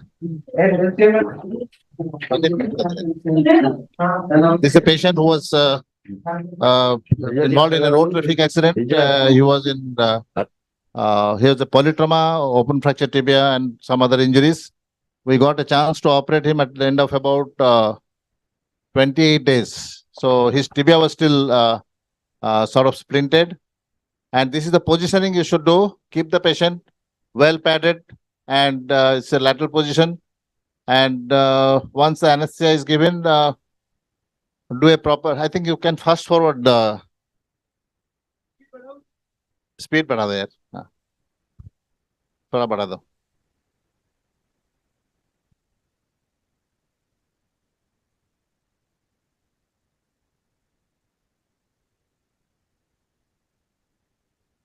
Faster, yeah. And you can make it full screen. Okay. So this is the position you should do. Can you go to the end of the video, please? Pradeep sir को एक chair दो यार उधर.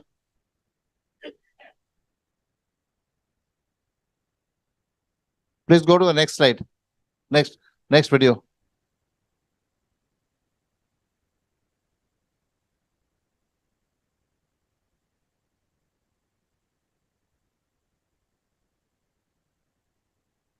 Okay, exposure, yes.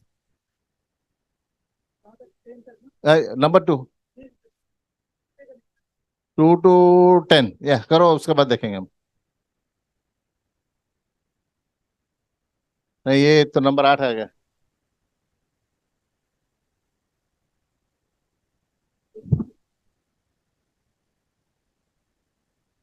Number 2 करो यार.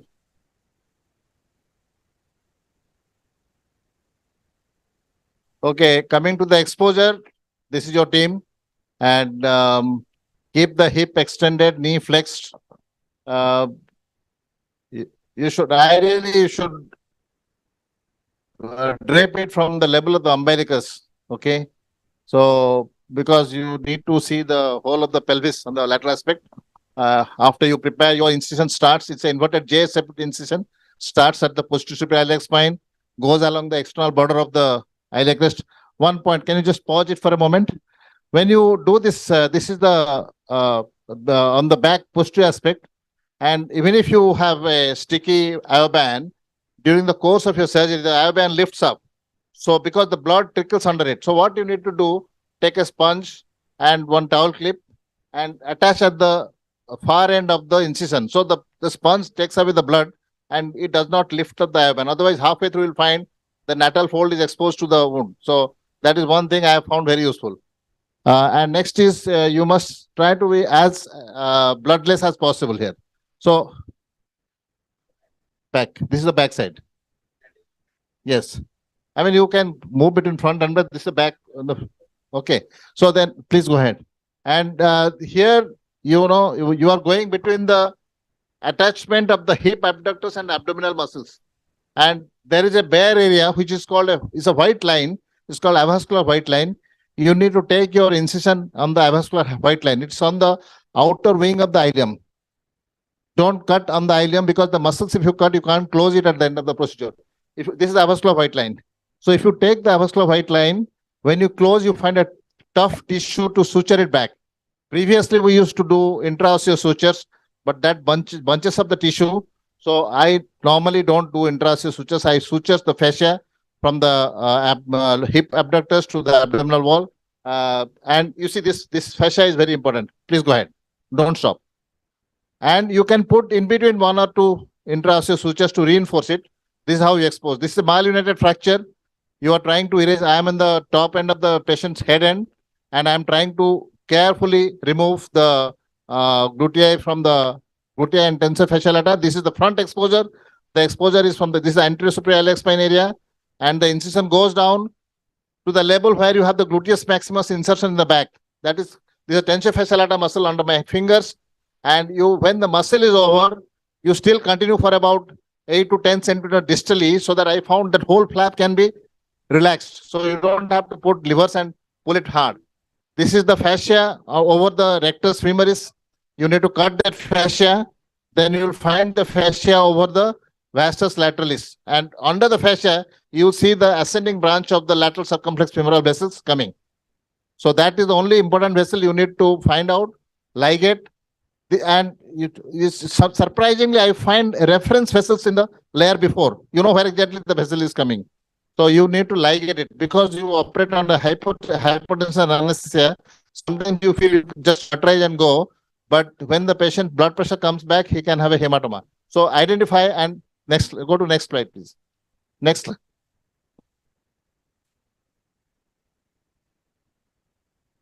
This is that was okay. Yeah. So this is lateral circumflex femoral vessels you need to identify, and whatever you cauterize or do whatever, but you must ligate it securely so it does not cause hematoma later on. This is the fascia over the rectus femoris. Once you cut the fascia over the rectus femoris, you will see this vessel. This is the proximal end. This is at the anterosuperior iliac spine, upper end, and you will find under this fascia covering the vastus lateralis, you will find that vessel. This is a tensiofacial lata.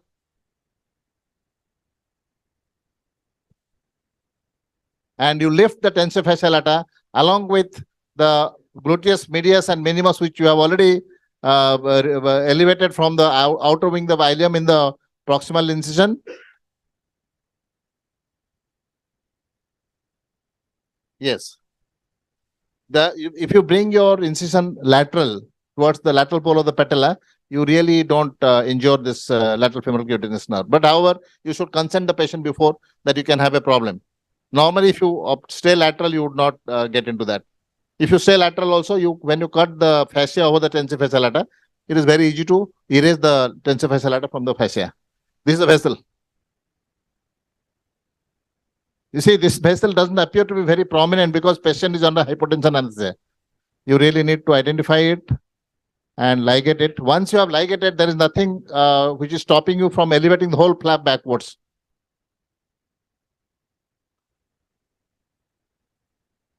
Please fast forward here.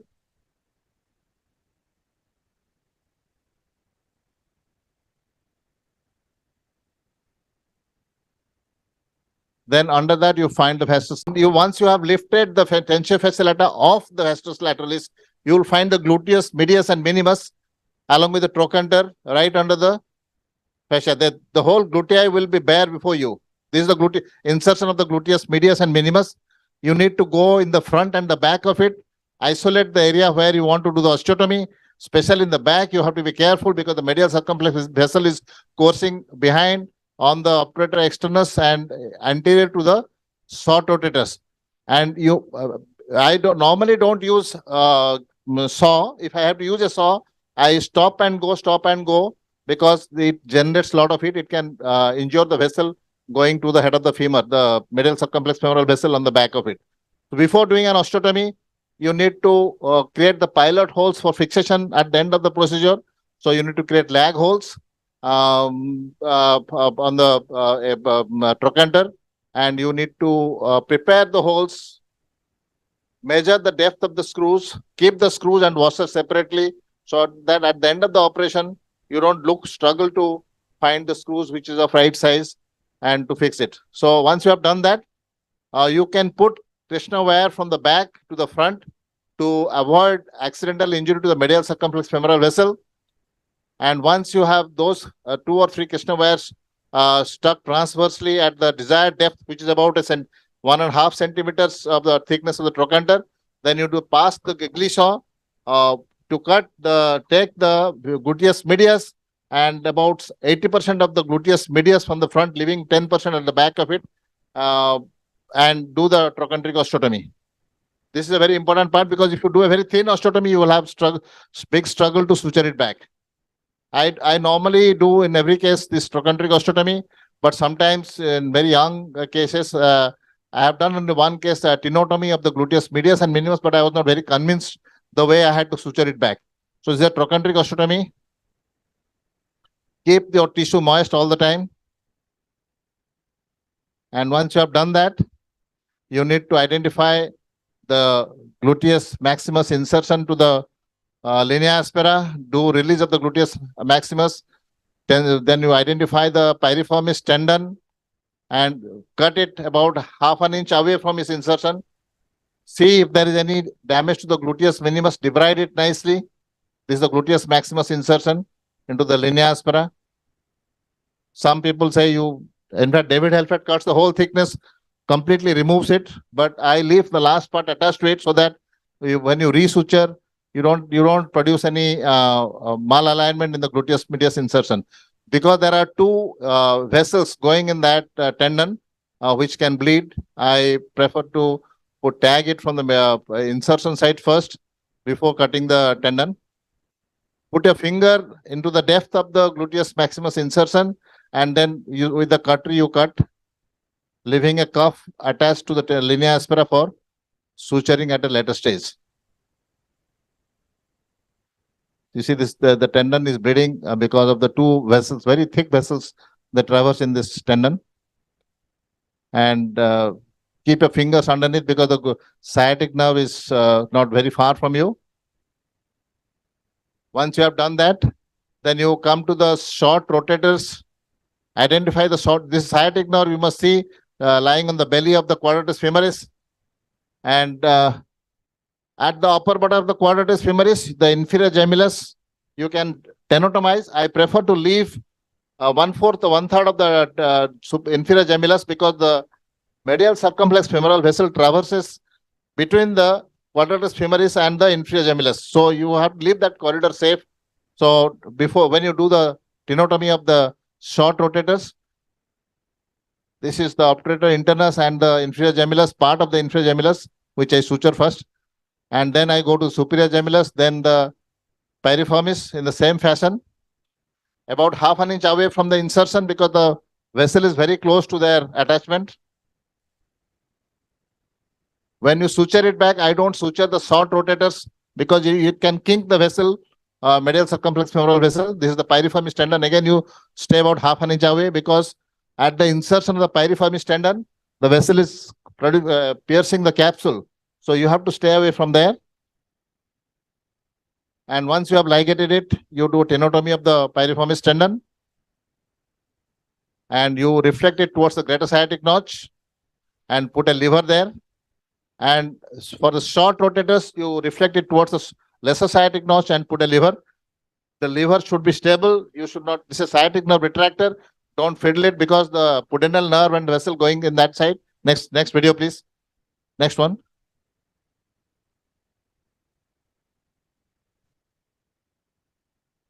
Okay, so once you have done that, you will find the whole of the outer surface of innominate bone is before you. And this is a malunited fracture in 28 days. And you need to debride it, release the fibrous tissue. This is, I'm getting into the iliac fossa here. And painstakingly you debride, don't remove the normal bone because you are going to reconstruct the acetabulum indirectly from periphery to the center. So try and take out the granulation tissue or the callus. I sometimes use powerful tools to distract because they become very contracted, and irrigate it again and again. Previously, I used to put intraosseous suture, which I don't these days. Very old video. So then you start reducing the anterior column into the intact part of the ilium. This is how you start reducing it. This is the anterior column screw. Once you have done from periphery to the center, sometimes you find the supraacetabular part needs fine tuning. You need to fine tune this and then fix it with implants.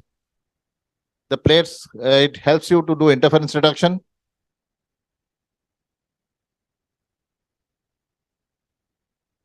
Once you have done that, you have to check in the C-arm whether you got a congruous hip joint or not. This is a posterior column screw, posterior column to anterior column. Lag screw. Next one, please. Then you please go to the the tensor band wiring, please. Yeah.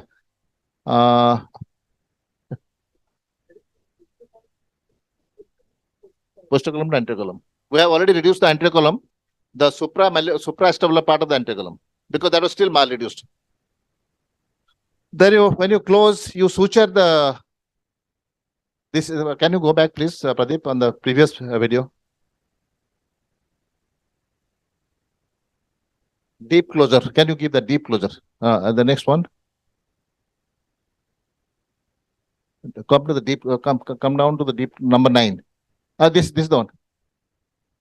Deep closure. No? Okay. Can you just show it again? Show me the list. यहाँ पर एक deep number 9. Okay. This is the. No, sorry, Pradeep. You go back. Yeah. Go to closure.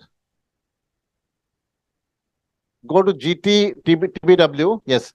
So this is the diversity you fix with a couple that you have already. बंद हो गया क्या?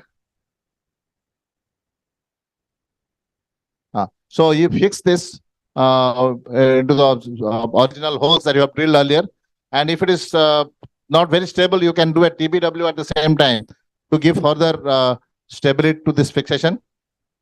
This is what I did, because the thickness of the trochanter I had taken off was not adequate. So you put a couple of screws and anchor it to the this thing, the trochanter to the screws. And then you put drains into the internal iliac fossa, into the greater sciatic notch, into the area under the gluteus maximus insertion. This is a TBW of the greater trochanter with bias. Yes, Pradeep, next one. Next one, please. Go to the upper closure.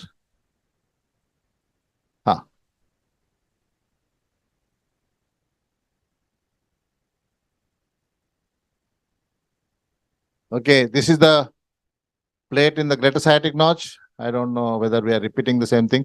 So this is the plate in the greater sciatic notch. You must, when you put the plate, you should be very careful. You are not touching the sciatic nerve. The plate sciatic nerve is not touching the implant. Irrigate nicely.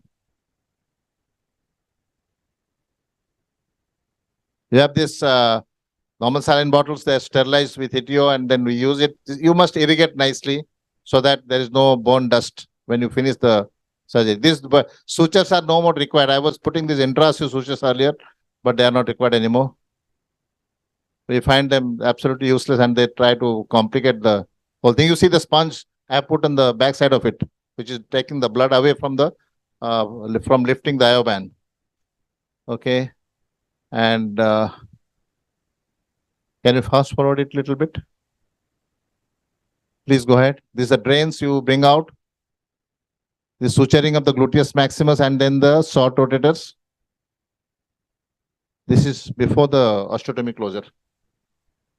Little bit forward, please, Pradeep. Okay. And go to the next one. I just want to show something else.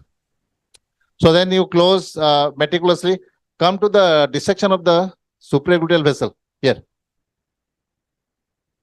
So this is the, you see, when you do a very old malunited fracture, you need to hold the fracture reduced. This is the Youngblood reduction force of holding the fracture reduced. And you see malunited callus, bony fragments in the area where the supraegluteal vessel is coming out. Very carefully you take out those granulation tissue and the callus, soft callus, to avoid getting injury to the sciatic notch. And you are seeing the sciatic notch is well reconstructed. Go to the next one, Pradeep. This is being erased. Come to this one, that one. This is the supraegluteal vessel dissection during the surgery. It has got two vena committents. One of the vena committent was ruptured, so you have to very carefully cauterize it, keeping the other vena committent intact. This is a supraegluteal nerve is so close to the vessel. So if you by chance put your retractor, so you clamp the vessel, you may easily injure the nerve. So you have to be very careful there. This is the supraegluteal nerve along with the vessel. Pradeep, the next one. One second. Yeah, in notch 2. Yeah. See, this is the spike, malunited spike of the bone in the greater sciatic notch, which it cut my gloves actually. It can cut the vessel if you are not careful. And people, if you are doing this through Cocker-Langenbeck approach, you would not be able to access this. And if you have an injury to the supragluteal vessel while trying to dissect this using the Cocker-Langenbeck approach, you will struggle. But if you are doing through this approach, the vessel is right before you, and you can, whatever you want to do, you can do there. So this is the really you find this kind of spikes in the greater sciatic notch in malunited condition, and it's very close to the supragluteal vessel, which is here. Pradeep, next one, please. I'll show you. I have shown several times this video. This is a video when there was injury to the uska niche, when the injury happens during surgery. This is what actually happens. We had a patient. This was ruptured by one of my trusted assistant who was trying to retract, and you can see how the blood is gushing out of the greater sciatic notch. And this was the intraoperative blood pressure. So because you have wide bore cannulae, you could transfuse. This patient actually came out all right. We normally give 5 to 6 cross-matched blood during surgery for such events. So this patient was all right, and so the blame to supragluteal vessels for this approach is unfairly given, because when you are doing with a malunited fracture, you are trying to dissect in the sciatic notch where the the supragluteal vessel is coming out. You do not have much access when you are using KL approach, but the access is right before you. You have got a wider exposure when you are doing the extensile approach, and you can control easily if you are in the extensile approach. So this is then you retract through the fracture plane, or if required an osteotomy, and then you get the vessel into your site and try to ligate it, or you have a clip, you can put a clip, or you can even cauterize slowly from the periphery to the center. Go to the next slide, Pradeep.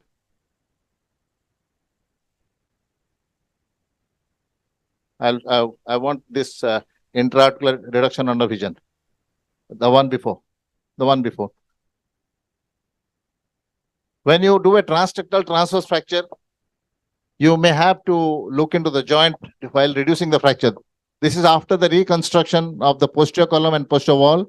You are doing the anterior column fixation through screws, and before that you are reducing through a arthrotomy. You are seeing the reduction, and once you are happy with the reduction, then you go ahead, do the fixation under vision. This is the reduction you are seeing. You see the thin rim of intact dome. You really need to match with the other part of the astrum. This is a very badly displaced fracture, and it's a 45 days old fracture. So if you have a small step in the dome, the head of the femur is going to wear out very fast. Pradeep, go to the next one. When you are doing the fixation, one below. When you are doing the fixation, you are again checking whether there is any step left. This is the supra-acetabular. This is the dome of the transtectal transverse fracture. Then, of course, you do the standard closure. So what we did, we first put an inverted J-shaped incision from the PSIS to ASIS, and then to the lateral pole of the patella. We went down through the fascia over the lateral tensor fascia lata, took away the tensor fascia lata laterally, and then we encountered the fascia over the rectus femoris, inside the fascia over the rectus femoris, took the rectus femoris towards the medial side, and then you see the fascia over the vastus lateralis, under which you see the vessel, and you ligate the vessel, get the whole flap, including tensor fascia lata, gluteus medius and minimus, to the back. Then you do a trochanteric osteotomy, tenotomy of the gluteus maximus, tenotomy of the short rotators and piriformis, and then the whole of the lateral aspect of the innominate bone is before you. Then you need to do the surgery, whatever you want to debride and fix it. And at the end of it, if you want to do an arthrotomy, you can do an arthrotomy. If you want to go to the anterior side, you can do anterior superior iliac spine osteotomy, and then do the anterior fixation. But if there is one anterior fixation here, the F2, yeah, that's one. So this is one percutaneous. This is at the end of the fixation of the posterior aspect. I'm putting a anterior column screw, do an ASIS osteotomy, because you can't go beyond iliopectineal eminence. So do an osteotomy and then release the iliacus from the internal aspect.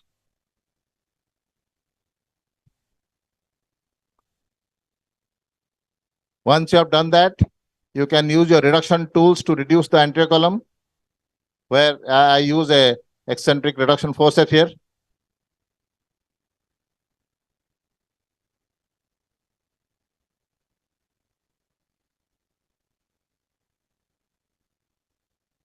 And under vision, you can pass a screw from the back to the front beyond the iliopectineal eminence. This is the gliding hole for the neocortex. Then once you have done that, you can pass the screw from the back to the front and fix the anterior column. So this is how the extensile approach goes. We had I think many of you missed, but we have a recording of the cases we reviewed this morning, 9 cases. And there are very highly complex cases. But if we can close that. We have very highly complex cases. We did not find the much blamed heterotrophic ossification in any single case. So the HO, which is one of the main reasons why people are not doing this approach, is probably not the reason for our cases. Number 2, we also did not find abductor weakness. We saw today 20 years follow-up, 10 years to 20 years follow-up, 9 cases. So we did not find any abductor weakness. So this, what Dr. Mata has said, that this approach has not been well studied, it has not been, people have not tried this properly. I think I agree with him. This is an approach which needs to be studied further. And if any of us are confident that we should be doing this approach, we will create a extensile approach user group and we'll try to help. And if you think you need any help, we'll have a core group which will try to reach out to you. And then we'll have a prospective database on which we'll work. And at the end of 2 years, maybe we'll have 100 cases and we can find out whether this is true, that we have good results out of this. But today morning, whoever was here, we have seen all those cases, very complex cases and very good outcome. And the HO was not there. I mean, that is what I have been telling, but today we saw the patients. Any other questions, please? Thank you. Everybody is tired. We'll have lunch now and we'll get into the cadaver hall, but we'll welcome any questions. Sorry? This is a video from 2008, so not very good quality. And you do one case, I will come to the video camera. No, actually, we need better video for this. Yes. Actually, tenotomy, I have done in only one case, one child, young girl. And when I sutured it back, I didn't have the confidence. I was not feeling very comfortable that I had done a good job. Maybe that was okay. But when I fixed the osteotomy, you feel very happy that you have secured it. But it is said that if you do osteotomy, you get higher instead of HO. But you saw we have no problem with that. Even patients with head injury. Oh, I just want to show you one more interesting case. Can you open it now? This is the HO. We blame the people for HO. Please come here. I just want a small presentation. Can you? I think this will be one. This will answer many of your questions. Okay. This is a gentleman who's a pharmacist and he consumed poison. He consumed poison. Sir, you are very tired, but I want you to see this. Okay. See, if there is HO, we'll accept there is HO. If there is no HO, we should say that there is no HO. We saw this morning 9 cases, very complex cases. We did X-rays today. We didn't find HO. This is a gentleman. You give us a diagnosis. I think I will ask you. You give a diagnosis. He's a pharmacist who consumed poison, jumped from the first floor of the building, became unconscious. And when he recovered, this is what he had.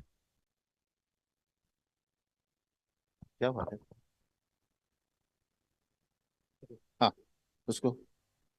Okay, so this is what he came with. Please, any of you, any comment on that? The person comes with very stiff hip. He's a pharmacist. He has consumed poison, jumped from a first floor. He was unconscious.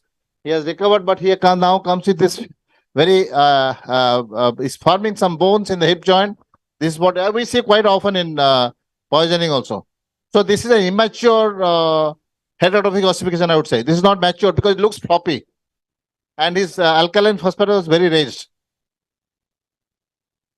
So we waited a little while for it to mature. This is how it matured. It matured in 6 months' time, and he came back to us. I was wanting not to operate him because I knew I could knock off his blood supply to the head of the femur. So I said, "You go to somebody else." So he again came back, and he was prepared for any kind of complications. You see, the other hip also has got HO. I mean, I don't. It's not HO. The condition has a name. Anybody who can name? I don't remember it. I saw it in Indian Journal of Orthopedics. Somebody reported it has got a name. Anybody who can say what is the condition? It's published in Indian Journal of Orthopedics. Somebody. I don't know what is the condition, but this has a name. So this is what, when it got matured, and his CT scan. This is the CT scan. The CT scan shows the bone formation in the anterior capsule, posterior capsule. This is the back of the. You can see in the cross sections here. This is on the back side also completely fused, and there is a lot of ossification here. So if you go to the back side, you are likely to knock off the blood supply to the head of the femur. So I wanted to have a global exposure to see how to expose it and correctly excise it. So I went through extensile approach. And these are the bony bridges which are crossing the joint. I had to osteotomize in multiple saw cuts, and I removed those bones, the head of the femur from the anterior aspect, and drilled the head of the femur to see that the blood supply is okay at the end of my debridement. And this is how it looked like when I debrided. I removed some cartilage also because it was attached to the heterotrophic ossification. This was the approach, the extensile approach. And this is at the end of 2 years. I had done ASIS osteotomy to go to the front also. This at the no, this is immediate post-op. This is immediate post-op, and this is at the end of 2 years. There is no recurrence. And if you see this,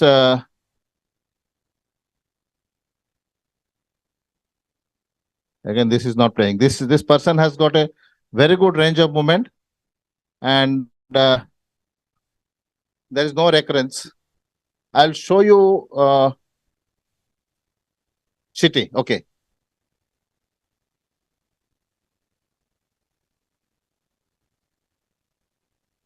Okay. You see this is the posterior part of it. This is the posterior part of it, which is yes, medial side. On the other side,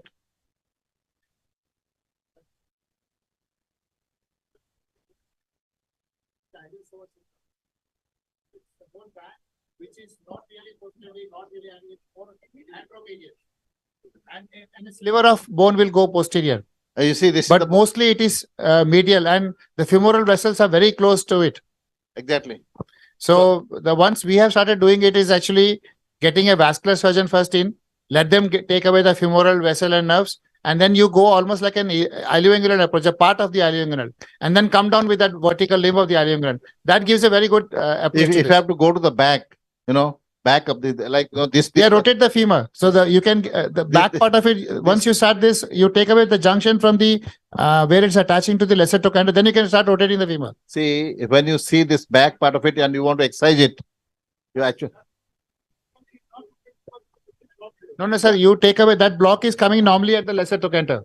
So you take a osteotomy and actually chop it out there because the vessels and nerves are all being taken away by the surgeon. That's what we've started doing this now. See what recently you've done 2 of them and both exactly good relief, but the clearance which he has got, I don't get such a good clearance, and I don't go for that clearance also. No, you see, basically, when you are looking at the head of the femur and it is in the acetabulum, you got a bony block in the front, quite a strong bridge. You also have bone block in the back. Okay, it's a global sort of completely roof-like closure. So unless you see it yourself, posteriorly you cannot remove. You can't just pull up the bone. So I wanted to see it, and so that, I don't injure the vessel to the head of the femur. So I removed bit by bit from the back and the front. In the front, I had to do multiple saw cuts and take out. So it came out all right. My concern, taking out is not a problem. And I did an ASIS osteotomy to grow more medial and front part of the capsule. The question is, this is some kind of HO, right? No, it's myositis. So This is myositis. So if say this is a formation of bone in the soft tissue. If this is done through extensile This approach, one also had a head injury. yes, he was unconscious also. All of these patients have head injuries. So he was on chemical poisoning. He jumped from the first floor. He was under coma. So yeah, yes. Yeah, all of these have head injuries. Or So if it has not it's a head formed, injury or CVA type injuries. so in the 2 years time, if it did not form HO, so what is the problem with extensile approach? Yes, please. Sir, I have done 3 or 4 of these. Very good. Yeah. One interesting fact that I was trying to say here is that because it is in the iliopsoas, the vessels are pretty far ahead, sir. So the vessels usually don't come into play, and we don't perhaps need a vascular surgeon because the bone is right inside the fascia of the iliopsoas. If you get the iliopsoas, the entire bone mass out, the vessels are usually not the problem. In both the cases, I have not done EIFA because I have come here to learn the EIFA. I had done a dual approach in those cases. We done an anterior Smith-Peterson, flipped the patient over and got a posterior approach. This is not a fusion, sir. This is it is the bone, the femur will not move. The femur will move because if you see the CT also, the head is absolutely fine with the acetabulum. It is just a bony outer block. So to get the outer block, there will not be a problem moving it, but it will be difficult to approach it from the front, definitely. So I had done a dual approach, a Smith-Peterson and a KL approach for that particular case. Sujit, yeah. I have operated 3 cases recently in last 2 or 3 months. Okay. And previously also I operated 3 or 4 cases. So total 7 or 8 cases are there, similar cases. But in this case, it is not only the anterior. That means you are saying the anteromedial bony breeze is there. And the posterior also and the posterior is also there. So in those cases, what I do, I go iliofemoral approach. And then for the medial side, it is not a problem. As sir told, the blood vessel is totally out. That means it is totally, you can delineate that the blood vessel will come separately and you excise the bone on that part. On the outer side, it is like EIFA, I would say, because I remove the abductors from the outer bridge of the ilium. I come up to the sciatic notch because I do the DDH-like surgery in that form. So I put my that lever, a blunt lever or a malleable retractor on the sciatic notch. And I can expose up to the superior, that means the superior part of the posterior wall. And I remove the bone from that particular approach. So and that is what I have done. My point is, despite going external iliofemoral, it did not have heterotopic ossification. And the other important thing, you have to allow it to mature, right? Yes, you allowed it. That's what I said. First, you should do mature and then you do it. Radiation.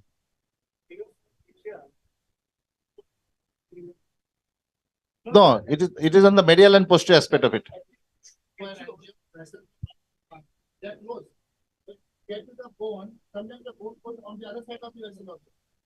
Sir, I had a similar experience, sir. 3 to 4 cases I have done.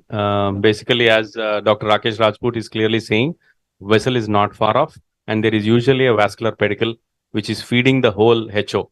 And you need to be able to do a CT angio before you take it up. And you should be careful. Definitely, there is no harm done. Absolutely, absolutely. It's important. Yeah. Correct.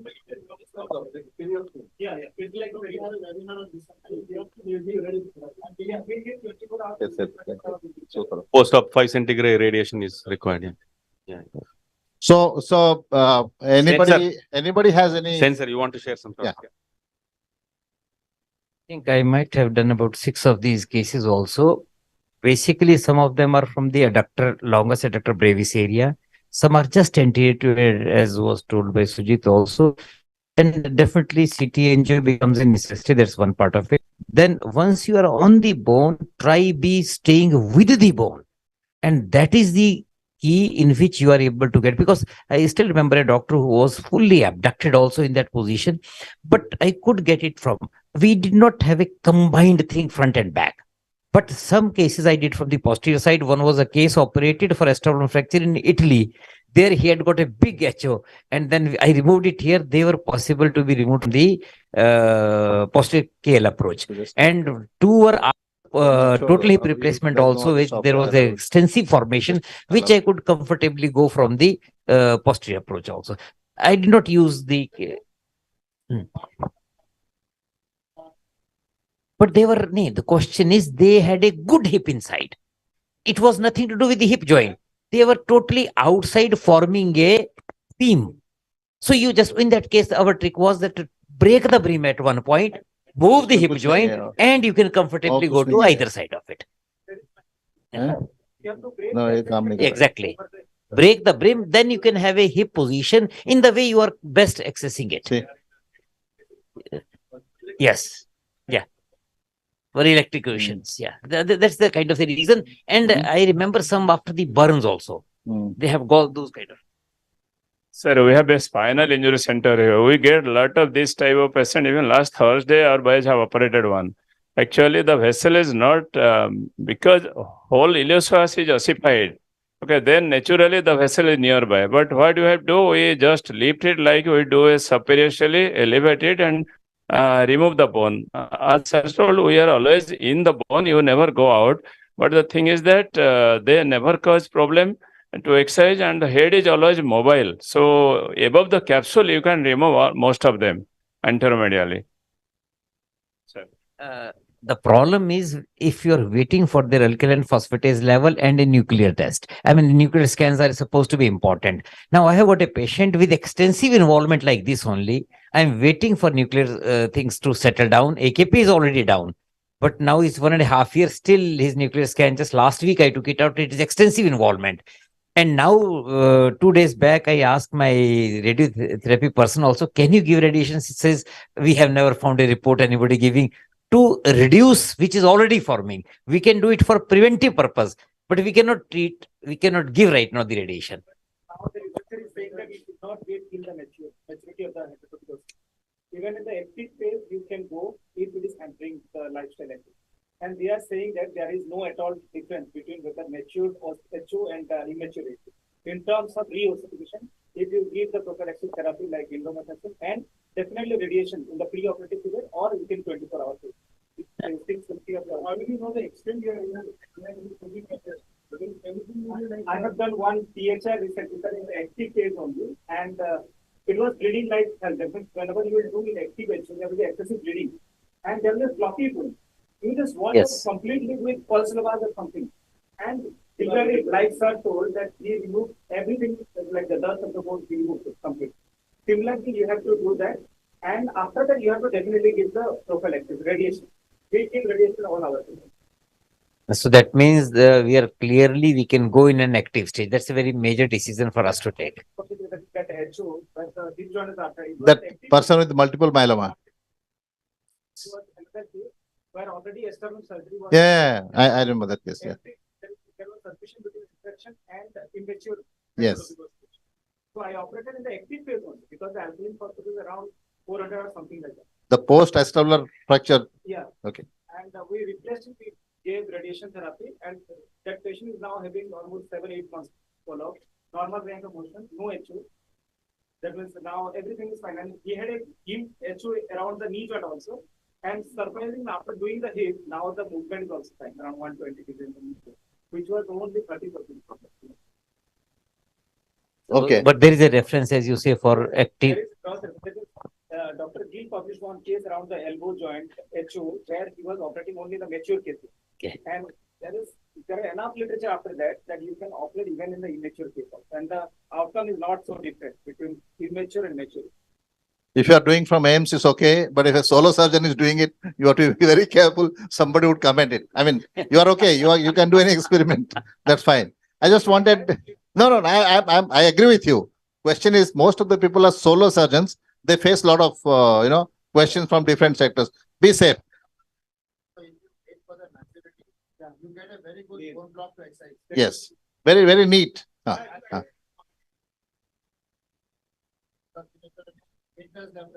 Yes. One important paper mentions that all these patients are very young patients. So giving a high dose radiation in younger patients in our hip areas is a significant problem. Yes. Yes. Even the current recommendations are on the acetabular surgery post-op radiation and indomethacin. There is a special declaration given to the patient to sign. So many people don't like it. So I want to have the last one case we just saw this morning. He scored 18 out of 18 in the functional scoring, and his hip is not arthritic yet. This is a 16 years follow-up on a patient I had done through extensile approach. All the extensile approaches that came today, actually I had not seen earlier also. When I reviewed them, I found most of them had a floating dome. So this is one case where I just show you how the floating dome comes out during surgery. This is through extensile approach. This is a young boy. Mute me. Mute the sound. Thank you. He's playing it. इसको mute ऐसा करो. हो गया. So if you see this, don't get worried about the invasiveness of this approach. It's not playing. The approach may be invasive. Professor Sen had been to Dr. David Helf at some time ago.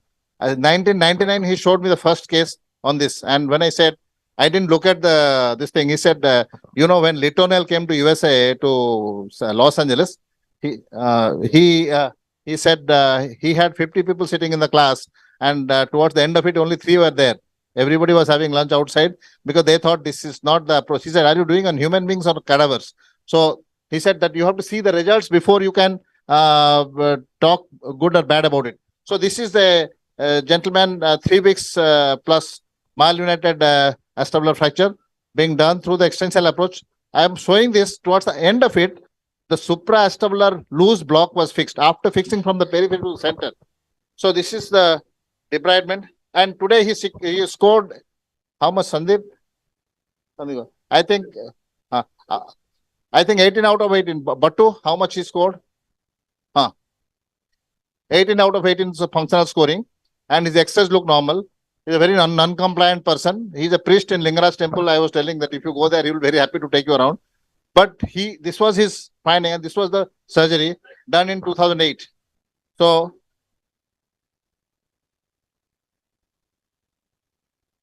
don't get scared by the invasiveness of the approach. You got a good exposure to fix your fractures.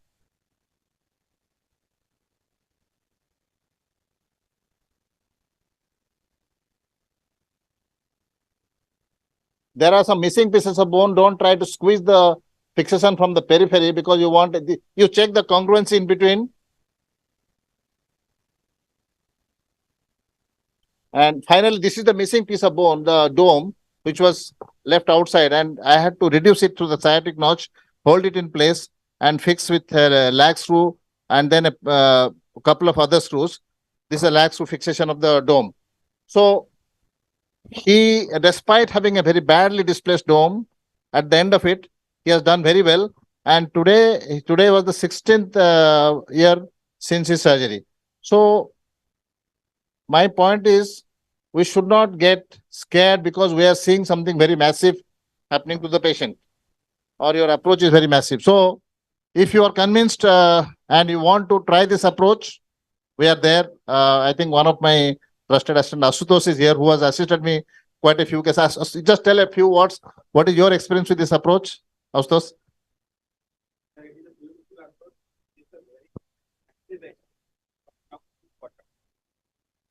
Starting from iliac crest to the posterior aspect of from sciatic notch and whole of the supraacetabular area, it gives a beautiful exposure. And the only demerit, it takes a few long time. So if you have a patience and perseverance, you can complete this approach. Please. The inferior part that is towards the ischium. Can we expose that through this approach? You can go right up to the ischial tuberosity. Ischial tuberosity. Yes. Only thing, you will not go beyond the iliopectinal eminence. So that's why I put screws, anterior column screws, if needed. And if I need to put a plate, I add a financial to that. That means you are cutting all the external rotators like you showed here. Yes. And then you are exposing up to the ischial tuberosity also on the inferior side. Yeah.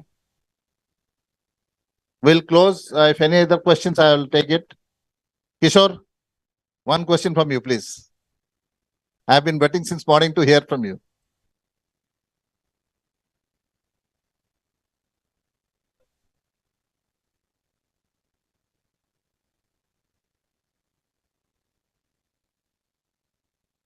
After GT osteotomy, after releasing the gluteus maximus, then I come to the external rotators.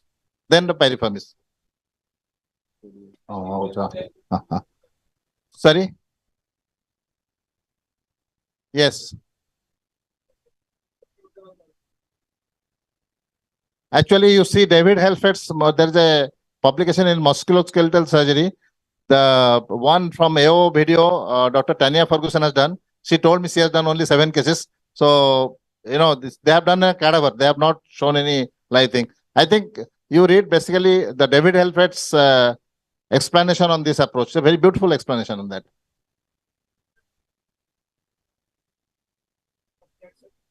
If I have intra-articular malunion, I do a surgical dislocation, remove those bony bridges between the articular surfaces, and then reduce it and fix it.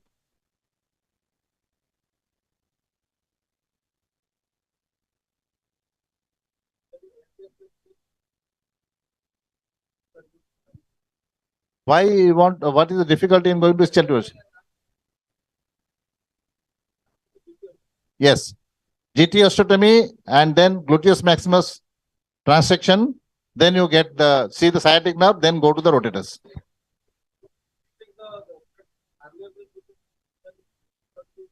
You don't have any space.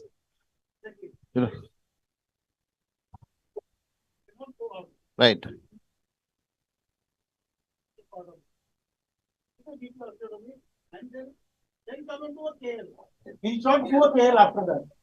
Can we have lunch inside the cadaver hall? Because there is no time. No, Dr. Kale, please come. We'll have a 2 minutes validatory function before we go to the cadaver hall.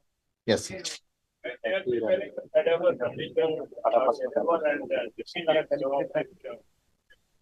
Excuse me. Over.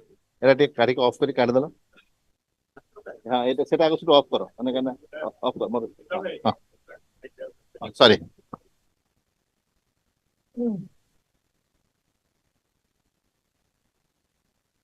Good afternoon, all delegates, and I would like to welcome you all to the valedictory function of the SCB IOA OOA Cadaveric Workshop on TKR and Acetabulum. First of all, I would like to request Organizing Chairman Professor Dr. N.C. Mahapatra sir to kindly address the ceremony. First, I would like to invite Professor Dr. N.C. Mahapatra sir to the dais. Sir. Next, I would like to request Course Chairman Dr. C.P. Das sir to the dais.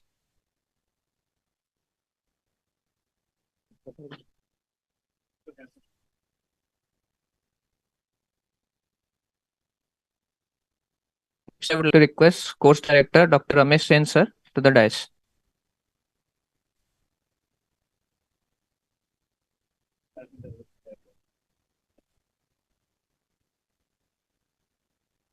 Next, Course Director Dr. Ramesh, Dr. Pradeep Nemade sir to the dais.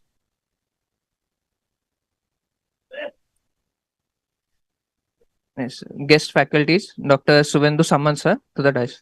Swanendra Samant sir to the dais.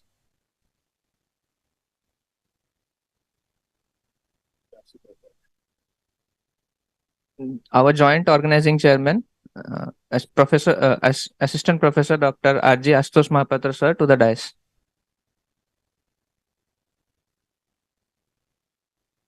Our organizing secretary Dr. Udit Saurav sir to the dais.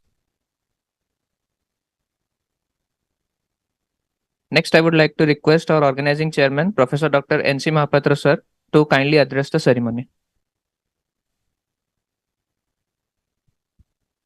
Good afternoon. I'll not take much time. I thank you all for coming here, and I hope you learned something. And all the credit goes to my team who has done really taken a lot of time and hard work to fix up everything. Few days back, only all 2 pages went out of order, and 4 cadavers they were wasted. They vitrified. So it was really difficult searching here, and they are getting all the bodies ready for them. So I hope for the basic and TKR course, it was really nice. Everybody liked, all the faculty, students, and EIFA also will be good, I suppose. Thank you. Next, I would like to request the course chairman, Dr. C.P. Das sir, course director, Dr. Ramesh Sen sir, and guest faculties, Dr. Pradeep Nemade sir and Dr. Suvendu Samant sir, to share their experience.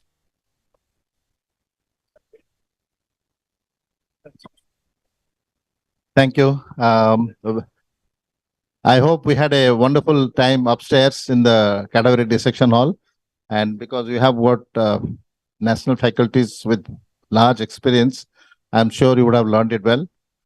And we had a good time here with extensile approach. And I'm thankful to my friends who have traveled from different places despite their huge commitments. And more so for Dr. Rameshan, who has never rested. He finished his time in Bombay, arrived here, then joined us for dinner, took a photo. He was the first one to get ready and come here. I mean, I'm not, he's a fantastic surgeon, good speaker. As a punctual person, and he was a person who was always willing to teach. I have not seen a second person. My best regards to Professor Sen for taking all the pain to be here with us. And boys who have traveled all the way, please, rest of the meeting, you try to get as much as possible. This is the first extensile approach workshop in the country. Okay. So you will not have one other one for next 6 months. And I'm very happy that we have shown a lot of interest. We could get 10 patients. Dr. Sandeep Biswal helped us to get 10 patients from different part of the state, from Raurkela, from Angol, from various places, and from Medinapur. They traveled. He took them into hotel, placed them in hotel. We did X-ray in a particular X-ray unit, who immediately transferred the cases to us.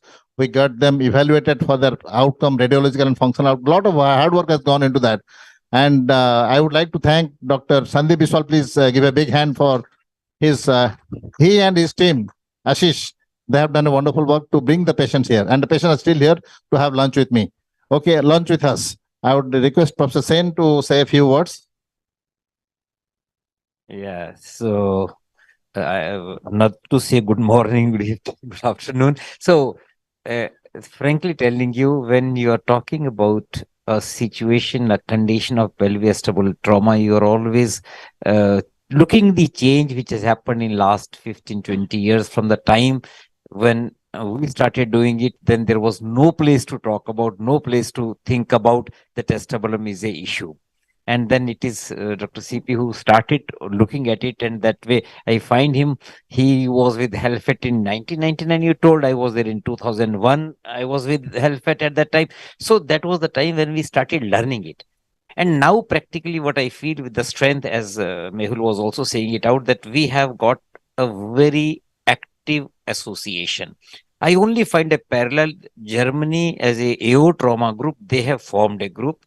They are into organized work. So I am saying here, with the kind of a concept we are building up right now with an association which is quite active and has been made better and better by every annual meeting also, let's concentrate and focus on specific things. As I think it is not only in the India, in maybe it should be the first workshop anywhere across the world on specific EIFA. And that is a question of really a pride for us. Whatever the concept Dr. CP had, hats off to him. The kind of a passion he has got, the kind of a work he has done in those years, which is right now seen as a 15 years follow-up, 20 years follow-up, you will not have parallels. You can, yes, you might have a parallel with Laternal could have been or Meta could have been, but at least what the CP has done, these are those parallels. And I'm really very happy. Yeah, there is no doubt about it, that we here have got a facility in one of the oldest college, Dr. Nirmal. We have been definitely waiting for him to have given something, and this is the best thing which he has given. Talking about TKR and today talking about pelvis acetabular, I'm happiest man for that purpose. Thank you, Dr. Nirmal. It is a wonderful, and then getting the kind of a faculty which is all around. I think there cannot be a better moment when all of us had actually come as a delegate, come faculty, whatever you may say. Everybody is so happy to be here. Thanks a lot for these organizations. Thank you. All best wishes. So I think whenever we used to put cases in AOPAS group, and CP sir used to comment that you need to do IFA to this, and then we used to, sir aap sirf IFA karte karo bate sikhate nahi. So we are after him for a long time to teach us, Ifa, and I think it is so nice of him to conduct this workshop. And I think all of us are going to take a very good thing back home, because this is the approach which has been, I think, feared, because the extent. But you have shown so beautifully that even with the great invasiveness of the approach, the results are good if you follow all the steps. And I think that is what is the worth learning today. And we have learned all this in the first part of the day, and definitely we're going to do it in cadaveric session afterward. Thank you so much, sir, and thank you, Ramesh Sen sir, Samantha sir, for coming and for the organizers. Thank you, sir.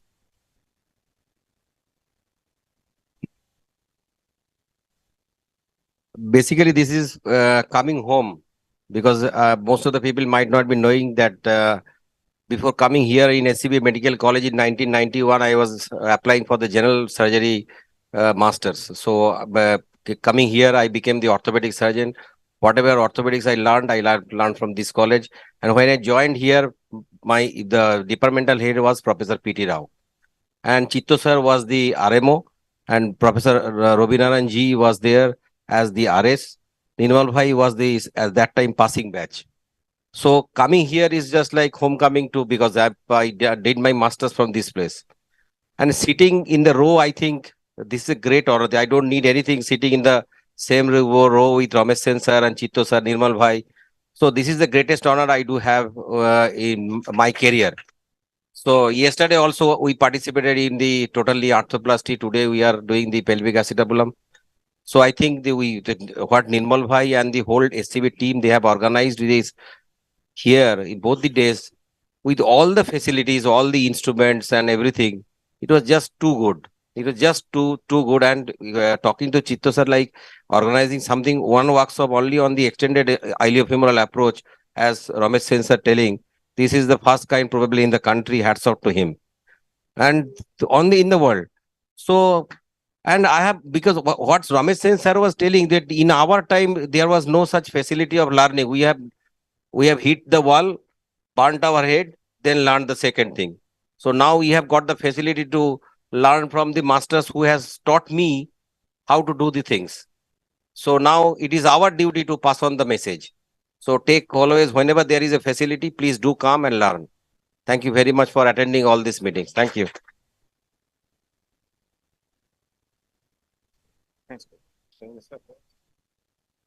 A very good afternoon, everyone. It fills me with immense joy just to see you all. I start by thanking Professor Dr. N.C. Mahapatra sir for trusting me with this responsibility and opportunity. I thank Dr. Sipidas sir, who is the constant guiding force for us. I thank all the guest faculties, Professor Sen sir, Nemade sir, and our very own Swarnendu Samant sir, always ready to teach us. My constant pillar, Dr. Asutosh Mahapatra sir, is always the troubleshooter for me. And I would like to share an event that in the last night we had to change the ABS guy. And only because of this person, we are able to organize this conference so smoothly till now. In the middle of the night, just yesterday. So anyhow, I thank you all the delegates for trusting in us. This is the premier institute of our state, and I appreciate all your faith in us. All the IFA delegates also, those are very stalwarts in their fields, and we are extremely grateful and we are extremely honored to have you with us, sirs. My team, my joint organizing secretary, Jugar Ratna, Sisir Bhai, Rajesh Bhai, there are so many, I cannot name everyone. Somnath Bhai, Bhavani Mahapatra Bhai, and all the PG students that we have, starting from Somitesh, Ishan, and Kamalaksha, Sohan, Brukhodar, everyone. I thank you all. Finally, I thank all the cadavers and I pray for safe passage of their souls into the heavenly abode. And I am thankful to the Almighty for this opportunity. And hopefully we will see you soon again and we will meet you. Now I would like to request Professor Dr. N.C. Mahapatra sir to felicitate Dr. Ramesh Sen and Professor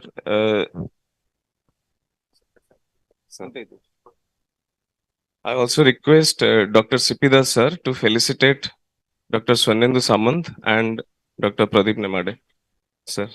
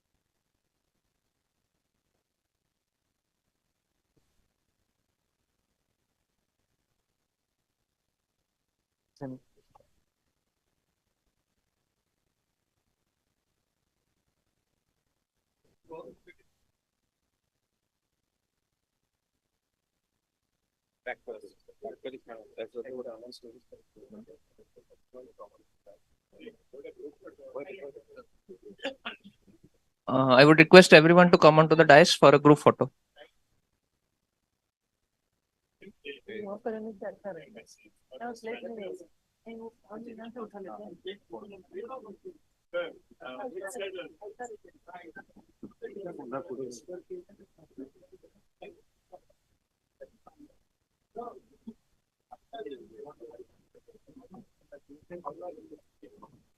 Sir, sir.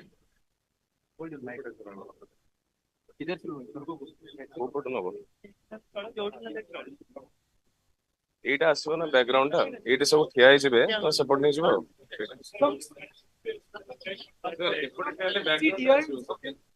Background ଆସିବ I've got my own card.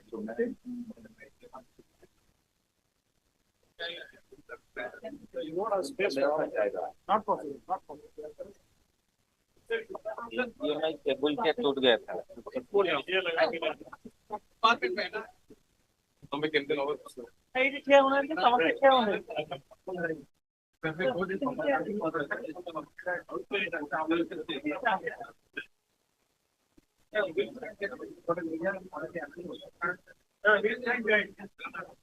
কথা বলতে হ্যাঁ ঠিক আছে हो जाएगा sir हो जाएगा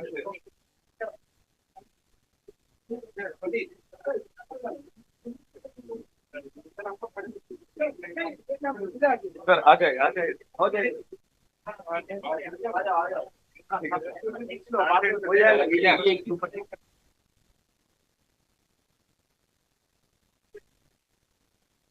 हाँ sir yes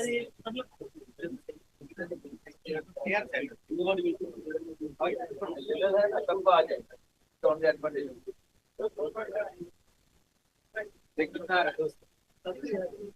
You can stand on a chair.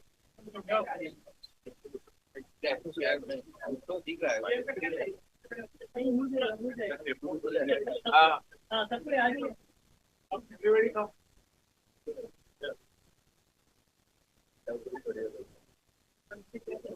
सबसे आगे आ जाइए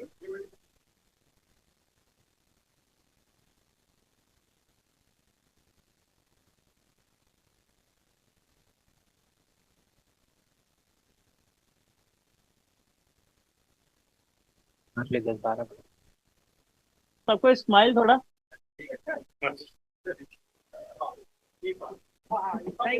थैंक यू सर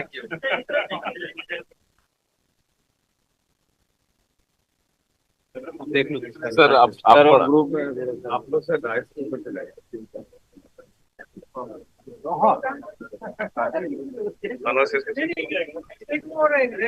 हाँ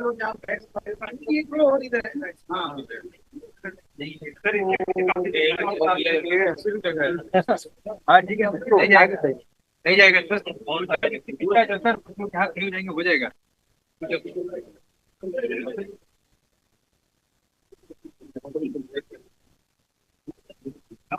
जाओ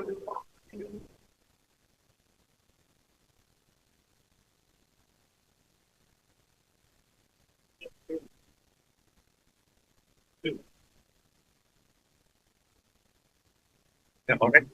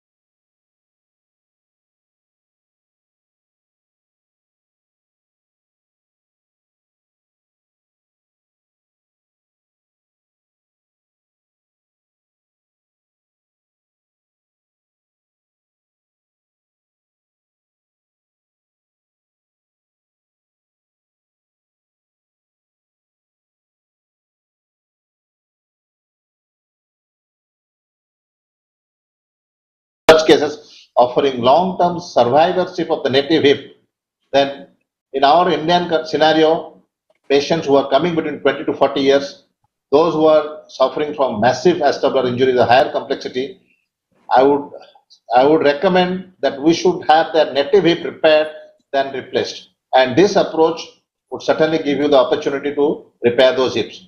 We have also got master surgeons in this group who try to do this without this extensile approach, and they are here today also to give their opinion. But if you learn extensile approach, it's a very easy approach. If you do it carefully, your reduction won't be difficult. It is not so uncommon in delayed presentations, and we need to debate whether we have the justification in embracing this much discarded approach to save many difficult hips rather than following the Western recommendations with suboptimal reductions and early THR. I would just like to share with you one video which I recorded during a OPAS meeting with Dr. Joel Mata. And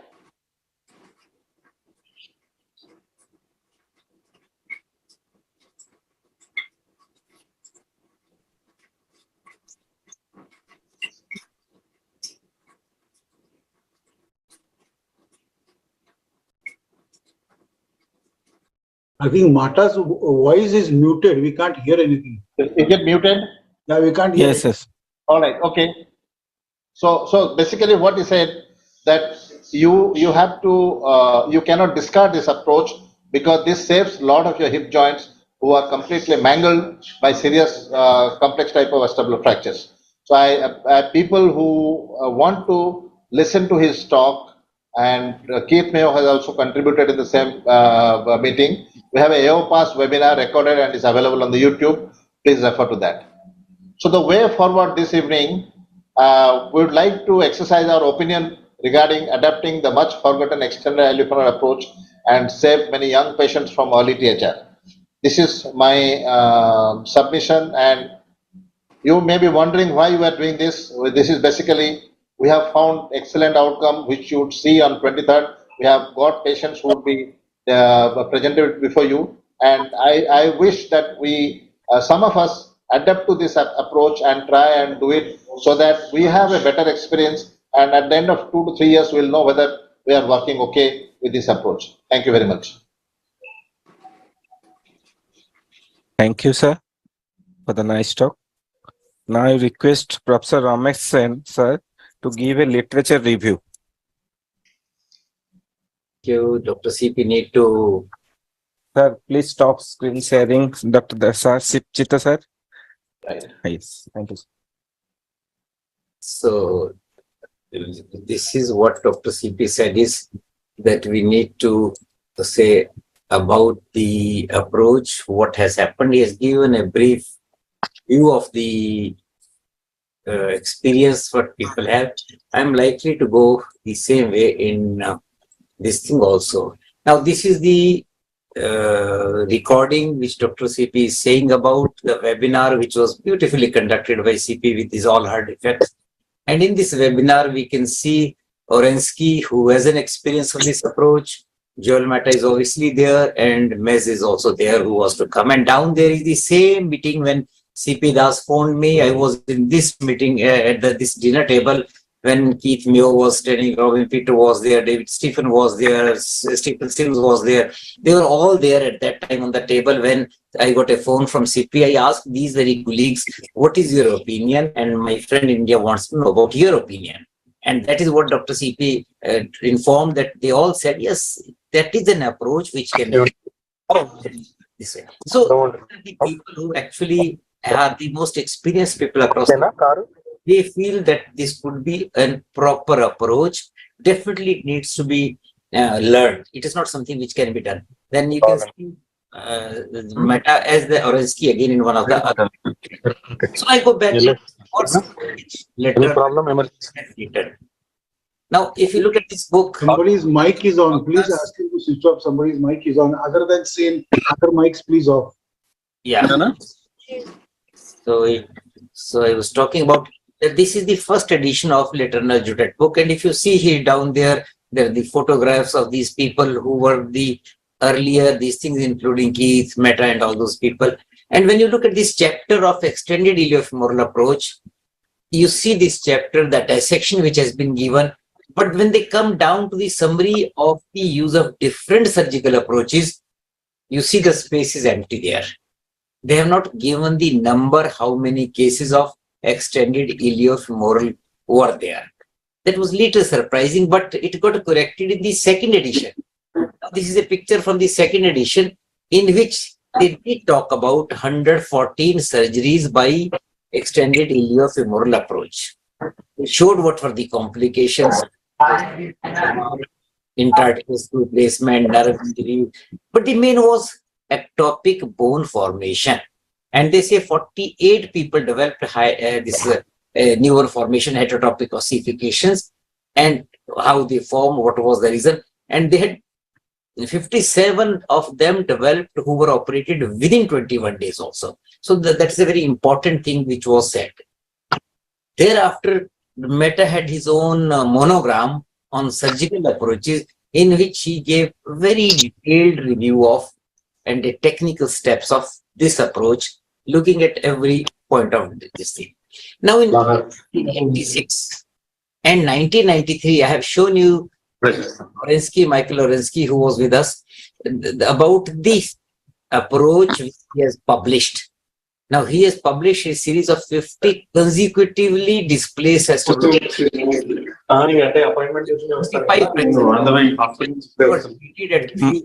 injury. Now that's very important. Sir, please, sir.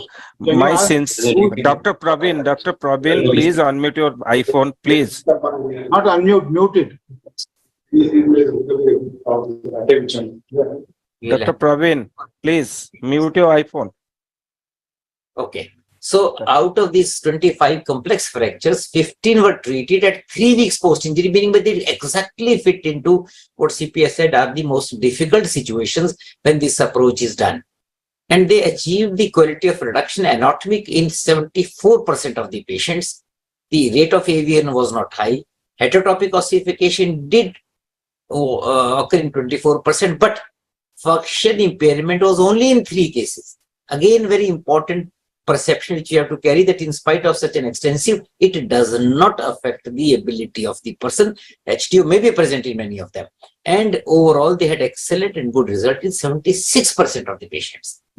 And in those cases, definitely when we anticipate the delayed cases, there is a high failure rate compared to 17% of the fresh fractures. Then this is a review by R.N. Bruton from London.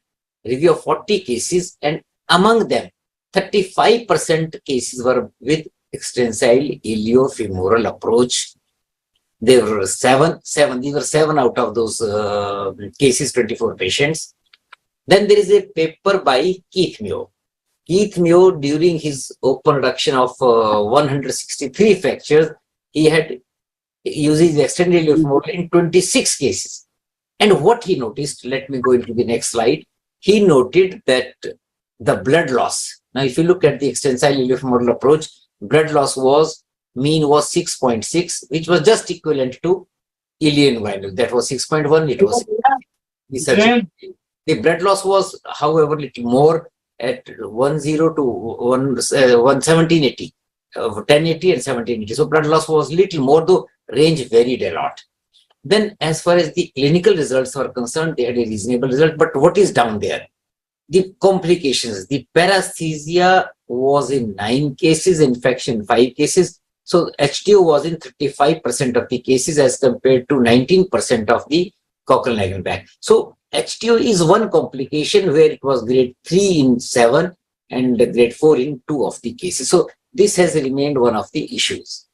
Now, when Mehta had and Laternal and they published the overall, they had done extensile iliofemoral in 30% of the cases, and they're all delayed cases. So in delayed cases also, they used in 30% of the cases. And what they found it out, that the time of surgery obviously was a reoperation. It was done mostly in the reoperation cases whenever more than 12 weeks.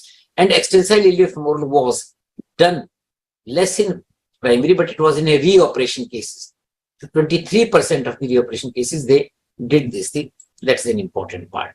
And what they further said, now this is, they compared it with the tri-radiate approach, which was a kind of a rather I personally have used tri-radiate approach in the very start when we started learning about these things.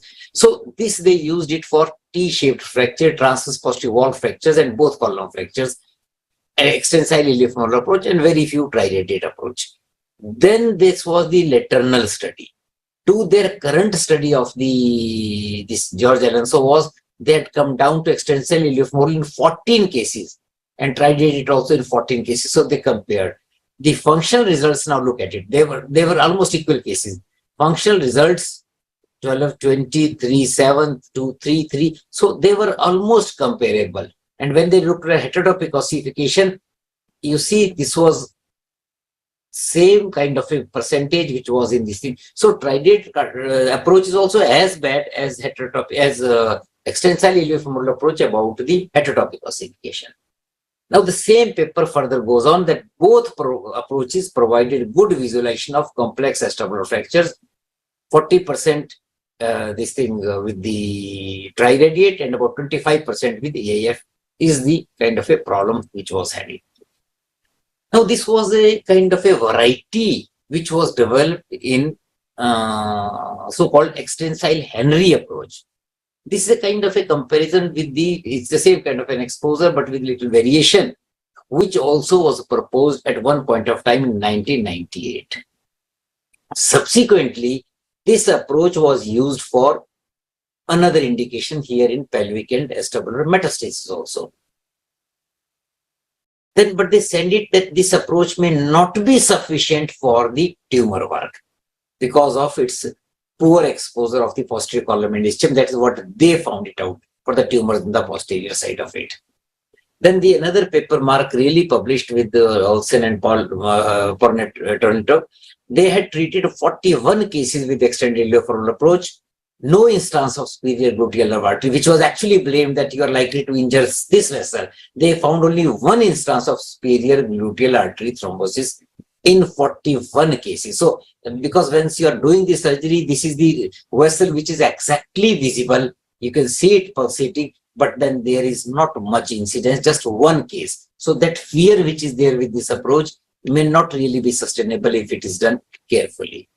This is then we come down to 2000. In 2000, there are these cases, 72 cases, and in which we had extensile femoral in 4 cases where it has the heterotopic ossification upward out of the 6 cases where this extensile iliofemoral was done. So HTO remains a concern in this approach uniformly throughout.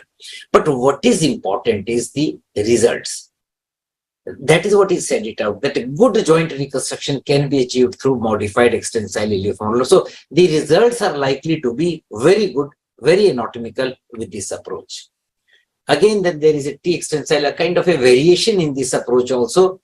Then they say that this is also limited morbidity because they have little varied in the kind of a dissection. But they say it has got it can limit the predictable infection. There is another modification which has come, and these approaches have actually been modified to reduce the amount of morbidity. So that the inside is the same, but the way you enter it, the way you retract is likely to be little different in that perspective. Another paper which I appeared in 2004, extensile tri-radiate approach. Again, they're talking about, these are all actually people tried with other approaches at that stage also. So they tried, and they were to start with tri-radiate. Inside, they had the same kind of a exposure. They say these also give a good visualization and should be a part of armamentarium of a surgeon daily. Coming over to 2005. Again, now this is a very important paper where they look at safety and efficacy. Now, this is the reviewed experience of a single surgeon. And in this, they say the fracture involved both column in 60%. Operation was undertaken less than 21 days after injury in 71 patients, 67% and 35%. The procedure was carried out later than this. The reduction of the fracture was measured on plane after the operation defined as anatomical. This thing, the functional outcome was measured, and so the mean follow-up was 6.3 years. There is this paper, then what their indications were. Their indications were transtectal fracture or so-called T-shaped fractures with and without involvement of the posterior wall. And these were their system. The combination of the posterior column and wide separation of anterior posterior column at the rim of the acetabulum, and these were the problems which they had. And then what they found, they said all patients achieved union of fractures. Reduction was graded anatomical in 72% of the patients, but was imperfect in 22%, poor in 6%. The mean score was in 60 with 64% showing good and excellent, and 36% fair and poor. But again, they said it, heterotopic ossification developed in 32 patients, meaning by 30%, and which actually reduced the organ and postal score to 13.7%. So what they concluded in this 2005 paper, that extensile iliofemoral approach can be performed safely in selected complex acetabulum fractures with an acceptable clinical outcome and rate of complications. And effective prophylaxis against heterotopic ossification should be strongly considered. So what is important here is a patient selection and injury definitions and a kind of expertise, because without expertise, any approach can become difficult. And this approach specifically needs that learning, and then subsequently expecting that main complication is likely to be heterotopic ossification. So we take very effective prophylaxis. Another paper which was talked by CP also about the operative treatment of displaced fracture of acetabulum and meta-analysis. Now they have a analysis of 3,670 fractures. Now overall the incidence of heterotopic and avian was less than 10%. That is, they say. And only 17 of the patients had extensile or combined approaches were out of 3,670, 17%. So we can practically take, it could be 600, 700 cases with these kind of an extensile approaches. Then coming down to 2010, ABC fractures. They say the most convenient approach for open reduction internal fixation of a both bone column is extended iliofemoral approach. But unfortunately, the high rate of associated complications, again, they talk about heterotopic ossification, deep hematoma, delayed union, avian or bony fragment, leads us to discourage from using this exposure. They are very clear about most convenient approach is this thing, but it does have complication which actually limit the utilization of this approach. That's what they said. And in 2010, again, a kind of a multicentric analysis from the German pelvic trauma book, they found it out the overall percentage in 91 to 93, 98 to 2000, and the three registries they talked about, relatively the incidence of extensile iliofemoral has decreased from 3% to 2% to 1%. This may be because the people found the other approaches to be more appropriate or easy to learn it out. In 2011, another paper appeared where it was said that the percentage of cases had further reduced down for the use of extensile iliofemoral approach. Now, if you look at the list of approaches, KL approach, ilioinguinal approach, Stopa's approach, triradiate, then combination of cochlear Langenbeck and ilioinguinal, combination of cochlear Langenbeck and digastric osteotomy, and then one case of iliofemoral approach. Coming down to 2015, rationale for more consistent choice by the group of surgeons, they did 156 patients with 157 acetabulum fractures, and they divided their cases in two categories, done before 2002 and done after 2002. What they noticed, their extensile femoral incidence decreased from 9.9% to 1.3%. So practically people started reducing the number of approaches in this scenario. And they say that it might have actually helped in reduction. But if you look at this approach, the extensile iliofemoral approach here, what it did, 37, it was in the second, it was only 7 cases. This was 37 cases, there were only 7 cases. The anatomical reduction was better with the extensile iliofemoral approach. And then you can see it out, the mean surgical reduction and intraoperative complication also were there at that stage also.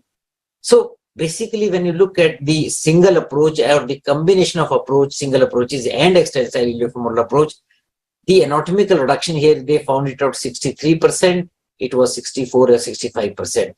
This was 81% afterwards. In the second year, 2003 to 2013, it was 71%. So things have not been significantly different, and this approach maintains its place. Now, again, talking about heterotopic ossification, it is a paper in 2016, which is from China, which says, yes, there are risk factors. Now, what are those risk factors for heterotopic ossification? Definitely associated head injury and iliofemoral approach and no prophylaxis of endomycin. So they do feel that this approach definitely gives a higher chance of heterotopic ossification in all acetabular fractures. But that, as Dr. CP has said, it does not mean that we do not use this approach. You know, this is the third edition from the Merventine and Helfet of the book on fracture acetabular. It carries reasonable amount of explanation about extensile femur approach. The EO trauma book also, in its pelvis and acetabular book, gives sufficient information about this, and it gives a kind of an option to be used whenever they are using. If you come down to both column fracture, extensile iliofemoral approach is one of the option for both column fractures. And then the small book available on the net from Wade Smith also says about this modified extensile approach. And the now Exel-Gensland book also gives a reasonable amount of a place for both column fracture if you come down to here for intrapelvic linguinal and extensile iliofemoral approach. So all these books feel that this approach definitely has a role even in the day of today. And so that is the reason they have sufficiently described this approach in all these.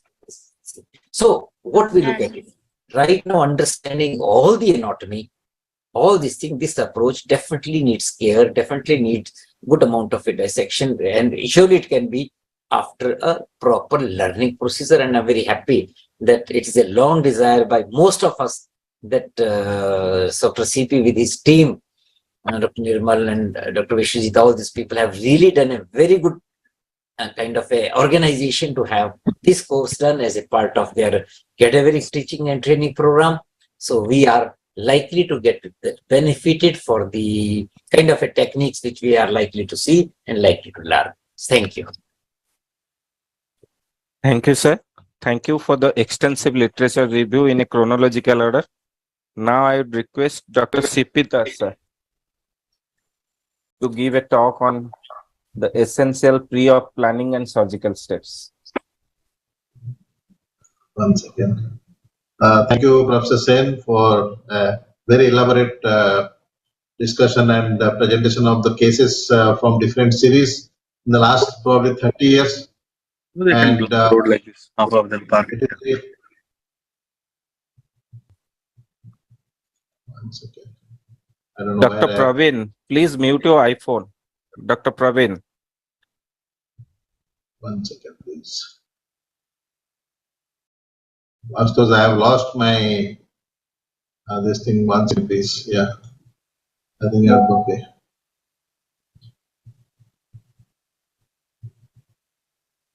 Sir, meantime, can we take one question, sir? Sir Kishore, sir. Yeah, you please. Right. Yes, sir. Sir, what we were seeing in our cases that the reduction of the posterior column is the very crucial to the outcome, and that is because most of the senior surgeon, they are in their 20, 25 years of 30 years of practice. So how important is the reduction of the anterior column in comparison to the posterior column, and vis-a-vis that is the anterior approach with this extensile approach? Because what we are understanding that the this EIFA is better reducing the all of the posterior element, and in the anterior part again there is difficulty in reducing the impaction part, and if it is the comminuted below the iliopectineal eminence, again it is difficult in the EIFA approach. Again we have to go another approach.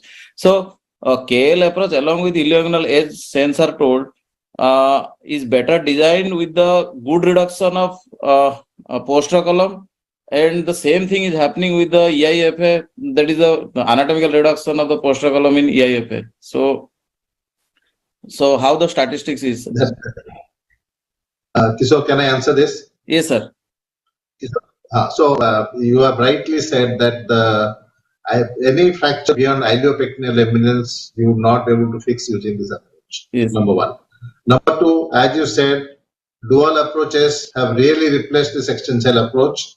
But you see, if you ask the masters of accelerated surgery, they all prefer single exposure, whether it's a non-extensile or extensile exposure, for fixing all the fractures, because it gives you the convenience of looking at the reduction and getting the hip congruent. However, in my experience also, I have seen KL and ilioinguinal gives excellent results.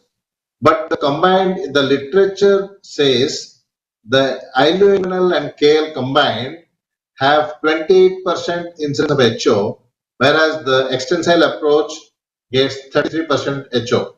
This is from the AO trauma book, though that's not my experience. My experience, I have not, I'll show you the 33 cases where I don't have HO. I mean, the extensile approach. That is what also we mentioned, Dr. Joel Mata, during the webinar. HO is not something which is deterrent for us. I don't know for what reason. I asked him very categorically whether by giving more releasing incision, whether by washing it up with hydrogen peroxide, normal saline, whether by releasing the levers periodically from the wounds, not allowing maceration of the muscles, what is responsible, but our incidence of HO is very low. So if HO is removed, extensile approach has got a very good prospect. But the reported rate of HO using dual approaches is 20%. So, I mean, this is all reported, but as you said, Cocker Langenbeck and ilioinguinal approach, excellent exposure for fixing most of the fractures. But there are certain fractures, especially the late presentations, I would be very comfortable using extensile approach. Have I answered your question, sir? Yes, sir. But means what is the cause that KL and ilioinguinal replace the EIFA? It is the anatomical reduction of the posterior column alone, or that is the most determining factor, or what else, sir? Means that is I am asking. No. The complications. Professor Sen said the complications, the fear of the complications. If what Dr. Sen said from 2005 publication of Joel Mata's paper on safety and efficacy of extended ilioinguinal approach, he has just said nothing much has been studied from the time of inception of this approach. There is one paper in 2018, somewhere from France or Italy, I don't remember, that the gentleman has mentioned, should we discard this large extensile approach? And he has reviewed the cases done by his bosses, not a very big series, maybe 20-25 cases, and he has mentioned there is no big complications to blame this approach. So this is actually very poorly understood. And you were there for the AOPAS webinar when Keith Mayo and Joel Mata they presented their cases. Very complex cases were reduced by this approach. Anyway, this approach has a definite role. First of all, we may not do it, but if you want to do it, you should do it in such a way that there is a very thin line of the safety is paramount. You have to be extremely careful when you're doing this approach. You really need to practice it before you go and do it. But extensile approach has been largely replaced by the KL and the ilioinguinal approach globally. So we are trying to find out why this happened. Anyway, I will go on to my next presentation. Astos, can I go ahead? Yes, sir. Visual, sir. Visual, sir. Okay. So I don't know, my screen is getting blurred by the presenters, the faculties here. I don't know how to remove this. Okay. No, it's visible. Visual, sir. So pre-op planning and surgical steps. So this was designed for certain complex associated fractures and associated fractures presenting later than 3 weeks. First is the optimization of the patient. These patients are usually polytrauma patients. They have low hemoglobin, low protein, serum protein. They have got thrombosis. You really need to optimize this patient before you take them for surgery. Next, the team. The team must be the same. I think you should have the same people in the team so they understand what exactly you are expecting from them. Whether it's anesthetist or your surgical assistant, your instrument supplier, the team should be same and they should optimize. I normally would recommend people should take half a day rest before doing this case. This is going to take time. Instruments and implant. You have all the reduction tools for reducing fractures of acetabulum, and implants should be available, all sizes. I would show you a case where my implant box dropped on the floor and I had to compromise putting screws and no plates, and the patient had problem. Backups, you should have enough blood cross-matched. And normally for an extensile approach, I keep 4 units of blood cross-matched. In the event of any problem, I would be able to transfer the patient faster. We use 2 wide-bore cannulae to keep the venous channel open for any emergency blood transfusion. But I will show you one case where we had a problem, but generally this is very safe, but you feel reassured when you have venous channel open for blood transfusion in a rapid method. Then finally the patient counseling and documentation. You must tell the patient everything bad that can happen with this approach, and you must document it adequately, because nobody is yours. Tomorrow something goes wrong, you should not be held responsible because you could not explain the patient before the surgery. So whether the patient agrees or not, you must be 100% sure that you have told everything to the patient that is necessary to keep everybody safe, and document it adequately. Sometimes the patient not literate do a video documentation. We know we get this exposure. That is what you are asked. On my left, the one you are seeing, this is the whole of the innominate bone, right up to iliopectinal eminence, and ischial tuberosity is exposed. And on the other side, on the iliac side, you have the anterior half of the iliac fossa right up to the iliopectinal eminence. That is, you get a visual reduction in this area. But the areas painted red, you can put your finger and feel for the fracture reduction. This is quite a large exposure. This is an internervous approach. The femoral nerve on the medial side and superior gluteal and inferior gluteal on the medial side, lateral side. I just wanted to let you know that if you have one anterior column fracture, part of it is the anterior column fracture which has displaced medially, without your knowledge you can get into femoral nerve territory. So you have to be very careful in cases where the anterior column has fractured and gone medially. If you are extremely careful, you may get into the femoral nerve territory. It exposes the entire lateral innominate bone by posterior reflection of the hip abductors and short external rotators, and it can be extended anteriorly into the first iliac window of the ilioinguinal incision. The position is lateral with the knee flexed and hip extended to relieve the sciatic nerve. Padding on the opposite elbow, under the opposite, and under the upper leg on the opposite side, under the knee and the ankle joint. You have to do it yourself because these are long procedures, and you may have ulnar nerve palsy or peroneal palsy when the patient wakes up after the surgery. You see, you are operating on the side which is up, but normal side, patient wakes up with a common peroneal nerve palsy is not a very pleasant experience.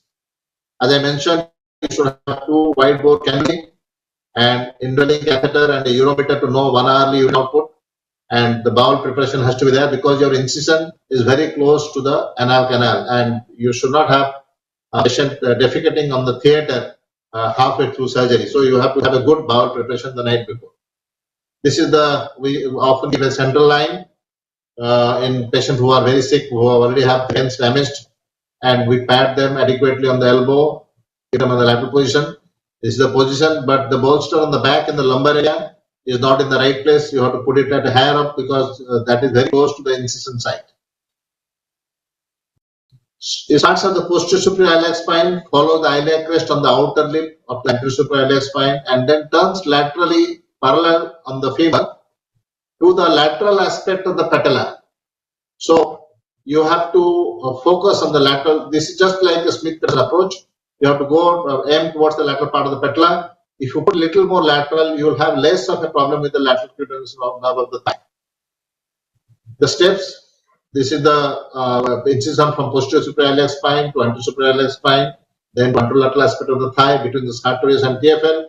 We elevate all muscles in sequence from TFL through gluteus medius and minimus, identify and protect the superior gluteal nerve and vessel, release the soft short rotators and gluteus maximus like posterior approach. You can do an osteotomy of the GT, or you can do tenotomy of the gluteus minimus and medius, which has been explained by Dr. Litonel in his last series. And then you reduce the fractures and do fixation. Sometimes in very old cases, you may have to do a surgical dislocation, excise the bony bridges between the intra-articular bony bridges to help you in the reduction of the fracture. And the closure has to be very meticulous. So closure is one of the most important steps of this surgery. So this is what incision. This starts here in the posterior superior spine, runs on the outer lip of ilium, and then on the anterolateral aspect, it starts from the superior spine on the outer aspect and goes towards the lateral pole of the pedal. And this is the side. You see, the patient is head is on the left side, and you see the incision goes right up to the lateral pole. I mean, you have to go to the posterior inferior iliac crest, iliac spine, and because you extend the incision more laterally, more posteriorly, you have a more released muscular flap, which when you put a lever and retract from the gluteosciatic notch, you do not cause muscle maceration. That is one of the things that felt that reduces the incidence of HO. So this is the posteriormost extent. Then this is the avascular white line. This is junction between the abdominal muscles and the hip abductors. There is avascular plane where the insertion of the abdominal muscles and the origin of the hip abductors join. This is a avascular plane, and you should start incising at that place. You get a very thick fibrous band in the muscle, so that when you suture it up at the end of the procedure, you do not have any issue. If you cut through the muscle, when you suture, you will have terrible problem, and patient may land up with hernia. So this is what is the exposure. This is the anterior part of the exposure. This is the tensor fasciae lata under my finger, which has been erased from the tensor fasciae lata fascia on the rear side, and now the fascia over the rectus is exposed, and this is the distal extent of the tensor fasciae lata, the anterolateral incision, and then this is the rectus muscle covered by the sheath, which is being cut longitudinally, and you find this vessel. This is a very constant vessel, a second branch of the lateral circumflex vessel. We need to ligate this vessel. This vessel was it was explained in various books pre-2010 that when you ligate this vessel, you should 100% sure that the patient does not have superior gluteal artery thrombosis injury pre-op, because apparently this was the only anastomotic main branch for the hip abductors blood supply. When you ligate this, you may get a massive necrosis of the hip abductors if the superior gluteal artery is injured during surgery or preoperatively injured or thrombosed. So for this, they recommended angiogram before surgery to make sure that the superior gluteal vessel is intact before going through this approach.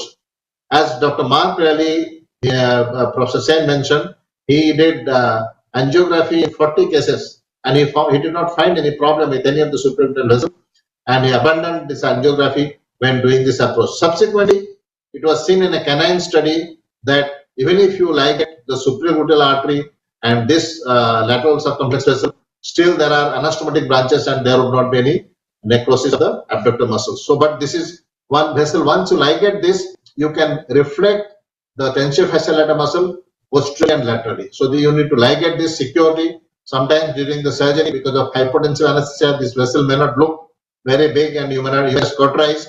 But if you cauterize, then when the patient's blood pressure comes up, he may bleed and you may have a hematoma. So always ligate it nicely. This is the vessel. Always you find this vessel. Proper ligation is extremely important. And then you go to a deep dissection when you start elevating the muscles from the superior to inferior direction and anterior to posterior direction, the hip abductors and tensor fasciae lata, and reach the gluteosciatic notch. When you reach the gluteosciatic notch, take care to look for the superior gluteal vessel. Again, often because of hypotensive anesthesia, you may not find it very big. Actually, it's a very big vessel. When it is coming out of the gluteosciatic notch, it's only 1 inch long. It comes along with the nerve. You very carefully isolate that, then you proceed further. This is once you have done that, this is the trochanteric attachment of the hip abductors. You need to identify it before doing an osteotomy. I prefer not to do tenotomy unless it's a child who's 13 or 14 years old. There is still immature skeleton. Otherwise, I do osteotomy routinely. I use giggly saw to do osteotomy. Sometimes the oscillating saw. There is a technique for that. Excuse me. Before doing osteotomy, you need to create the pilot holes for fixation of the trochanter at the end of the procedure. You need to drill the holes near cortex with a 4.5 screw. For the 4.5 screw, you need to drill the near cortex with the 4.5 drill and the far 3.2. Measure the length of the screws and keep them separately so that at the end of the procedure, you ask your nurse to give you the screws of the right size and then you just fix it because you'll be very tired by the time you should have the screws ready along with the washers. Then this is the giggly saw. You can see the K-wires guiding the giggly saw. The K-wires prevent the giggly saw getting into the area where the vessel to the head of the femur is traversing just behind it, the posterior aspect. So that you protect the vessel by putting the K-wire at desired place. Then once you have done the osteotomy of the greater trochanter, you need to look for the insertion of the gluteus maximus and cut it from the linea aspera. You first mark it, tag it, then you cut it. You find always two vessels in that. You need to cauterize them. And then once you have cut the gluteus maximus, this is the gluteus maximus being cut. I leave a part of it attached on the distal end so that the suturing becomes easier.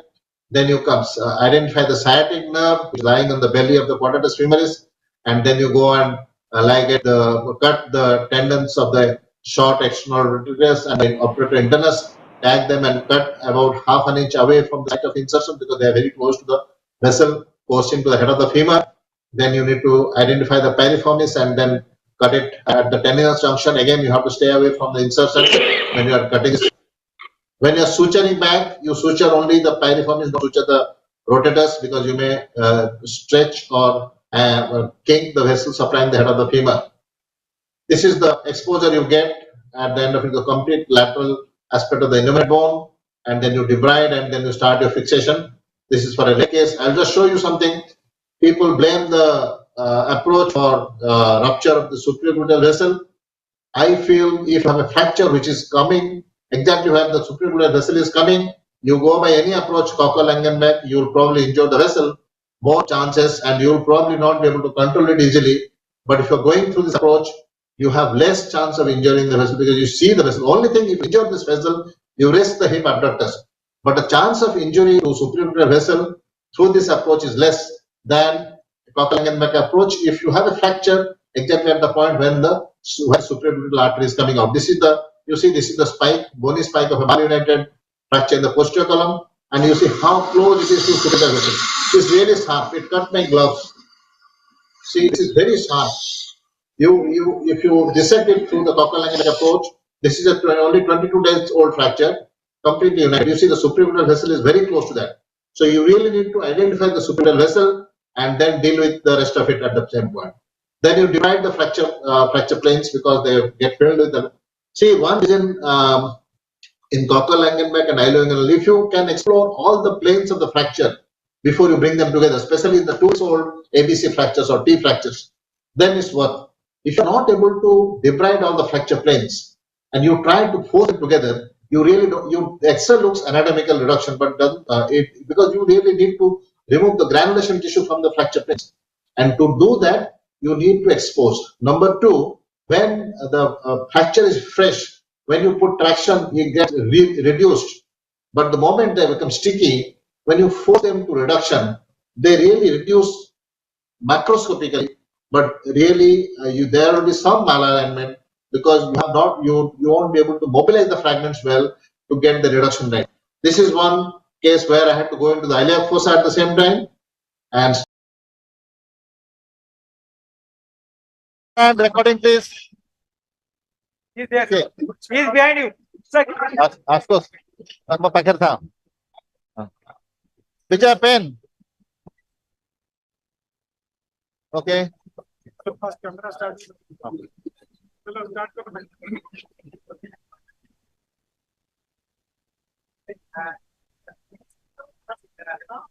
Okay, we'll start now.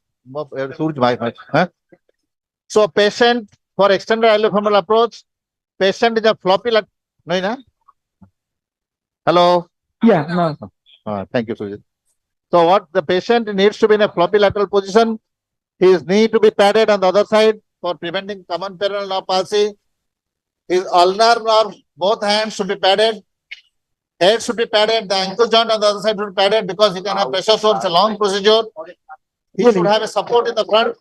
Your drape should go down beyond the symphysis brevis and umbilicus. And this side on the so on the side you'll have a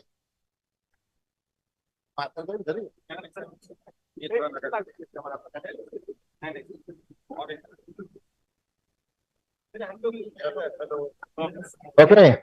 Thank you. So patient in lateral position, and we are keeping the prepared patient from umbilicus to the midline on the other side, and your drape is rightly applied. It should go exactly at the natal fold. Previous night, patient should have bowel evacuation. Put a soaked betadine swab here in the natal fold. Then, like this, you prepare. Keep this limb free because your knee has to stay extended. Knee has to get flexed and the hip extended. I normally prefer to keep one hand rest on this side and keep the leg on that. C-arm on this side, two assistants here. And when you start, make sure the ioband is beautifully stuck. If the ioband, this due to some reason you are not able to do it, sometimes you can spend 1100 rupees extra. What is that called? The glue, which is like a brush you apply. So that will hold the ioband into place because you are very close to a natal fold. The incision which is described classically is from posterior superior iliac spine, but I go down little below on this side, okay? Just because I want to keep everything relaxed, structures. So you will start your incision here, feel for the iliac crest, start on this and come down on the outer lip of the iliac crest. The moment you reach the posterior superior iliac spine, Vijay, gotta upera kova. Goda upera and era bule de, bule jo operation. Thank you. You aim towards the lateral border of the patella. Yes, thank you, beta. And come down. You see, here is the gluteus maximus insertion. Come down below that. Okay. If you come little lateral, you will not injure the lateral cutaneous nerve of thigh. Can I have the knife, please? I'm stopping. I'm sorry. Lower limit. Below the gluteus maximus insertion. When you see the tensor fascial muscle is over, then the fascia starts. You can go about 8 to 10 centimeters below that. Okay. Sir, your ASIS comes here. You go higher. No, this is the ASIS. Stay lateral to it. Okay. Right. So this is the ASIS. Okay. Now you start your incision on the iliac side. Thank you, beta. Come down to this point and stop. Stop there and Vijay knife taki use ko chagru matlab bhalwa knife karne. Vijay noa knife de. The knife jama kar tune out noa knife ko do. New blade. Thank you. Pera change kar de Vijay. Very good. So okay. Then you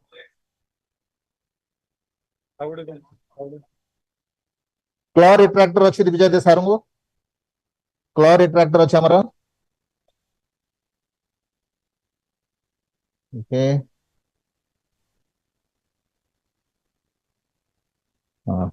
so when you cut you take proper hemostasis because it can bleed profusely if you don't control from the beginning. You come up to here and at this point you take a sponge which are mouth below and suture it to this corner. So it will take the blood away from the wound and it will not lift up the ioband. Okay. So that is a very good important thing because if the ioband is lifted up, then it can get contaminated. Okay. Then you in the beginning you go very slow because if you go to the wrong plane, then you will have problem.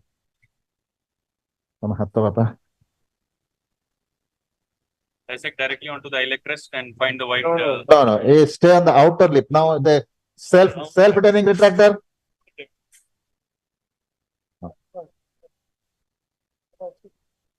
Please ask any question if you have. So try and use cautery now.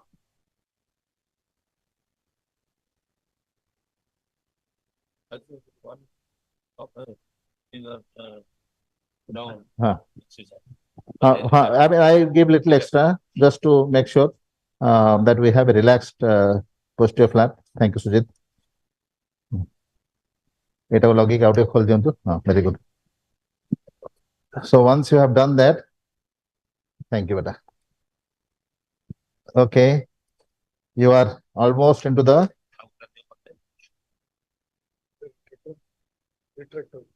retractor sarum devote.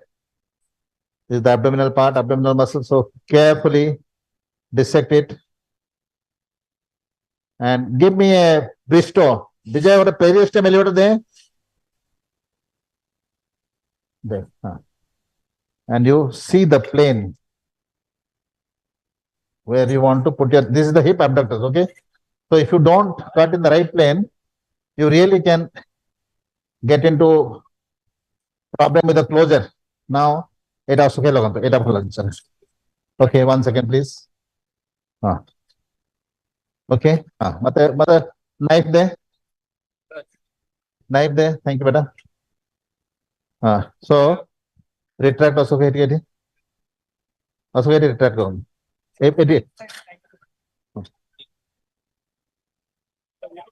Sir, he has to go there. So nothing is seen there. He has to go that side. Okay. Let him. I'll wait for you. Yeah, that is the place. Saran ko pachar chidale. You should be behind his head. Then only will be able to see. Nirmal sir joti achanti. Same position. You should feel that you are on the gluteal side. Okay. Also get it.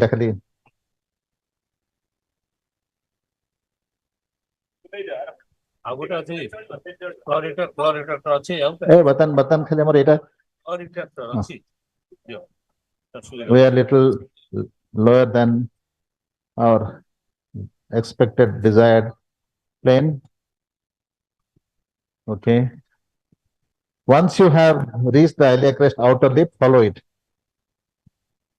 Also get a dhara. Thank you. Oh, mama. How the jack kara. Nice.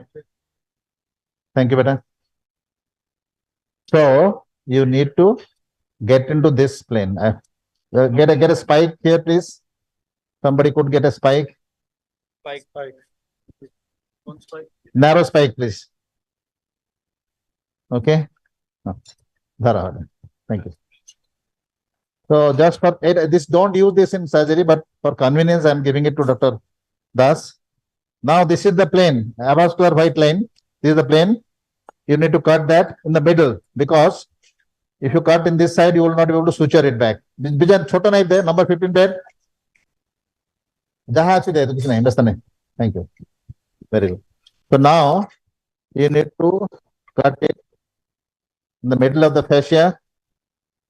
I prefer to use cutlery because that not only helps you to dissect faster, but also it creates.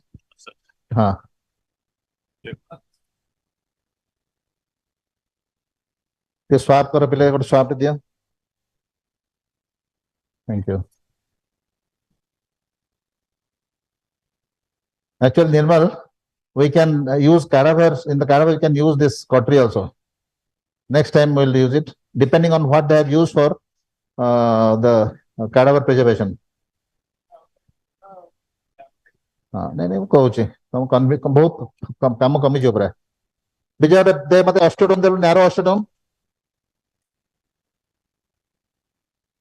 Actually, in this case, we have come down more than where you should be. Mate hammer did. Okay, I am trying to elevate it just because.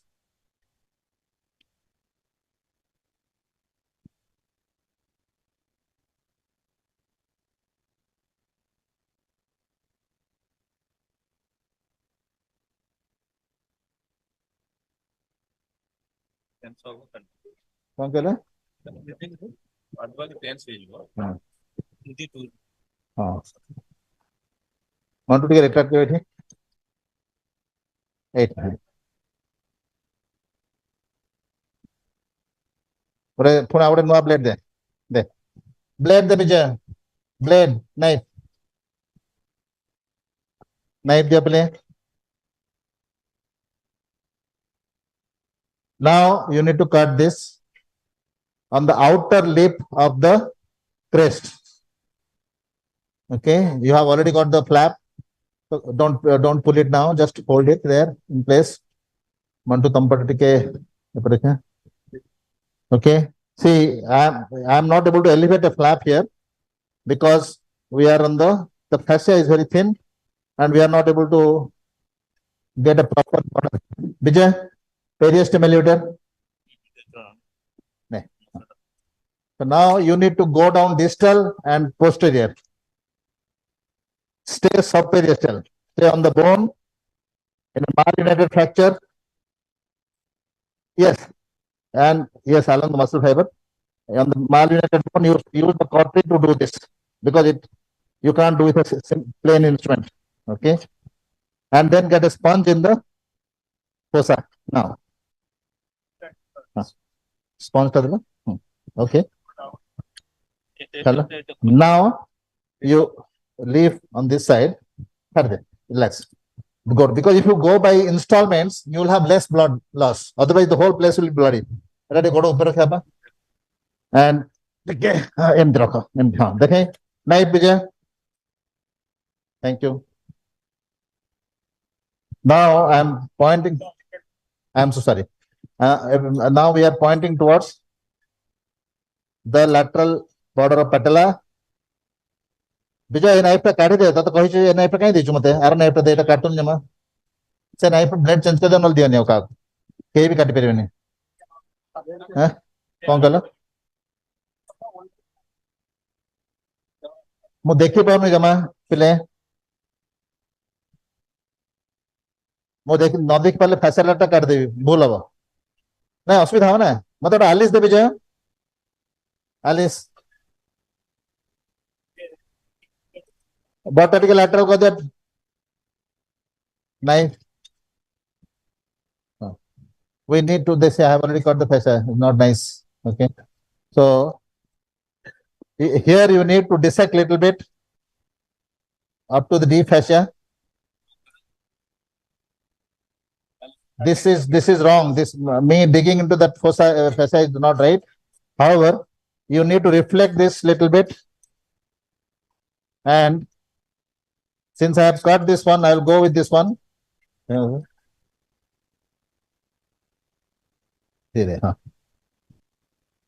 should cut little on this side so that the lateral cutaneous nerve thigh will not get easily injured. Okay. Then this is the tensor fasciolata muscle, and I am incising on it. When the muscle is finished, still I continue. See this, you have to stay on this fascia. Okay. Otherwise you can't close it. Okay. Vijay, छोटा peristimulator.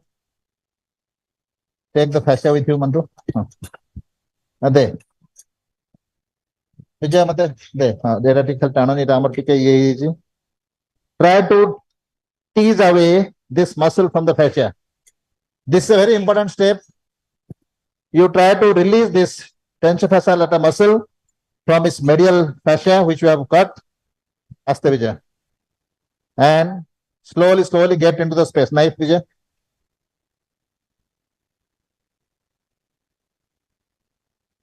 The beautiful cadaver. Thank you, Nirmal. So slowly, you try to get this tensor fasciolata off his fascia. Okay. Use your fingers to tease away. Knife again.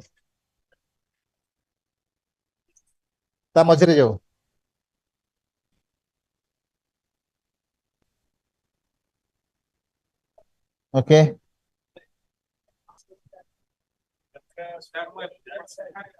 You want me to stop?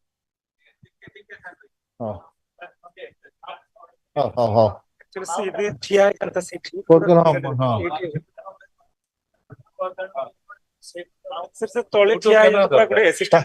Comfortable सेठी पड़ी जवा chance अछि मु भलो जगह हो हो तोटा हमर काई देखा होनी उनटा want knife. Okay, knife, please. Okay, now you need to cut this.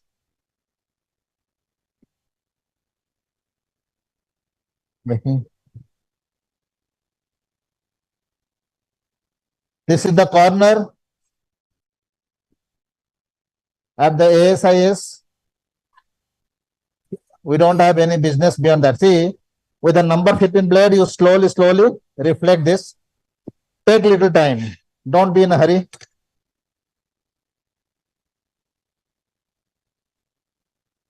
And just cut on the edge of the knife.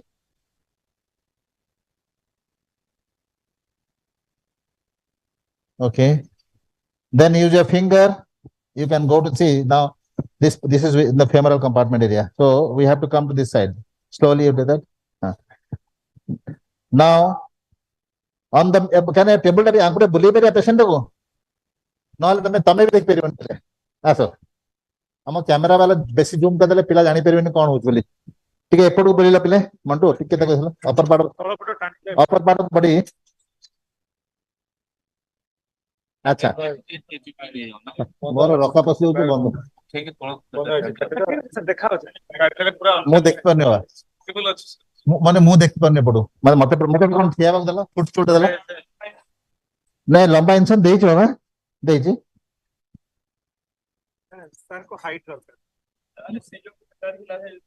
ମୁଁ ଭୁଲ ପ୍ଲେନ ରେ ପଶିଯିବି ଏକା ହେଲା ଏଇ ମୁଁ ଜାଣିପାରିବିନି ଭୁଲ ପ୍ଲେନ ରେ ପଶିଯିବି ନା ମୁଁ ସେପଟକୁ ପଳେଇବି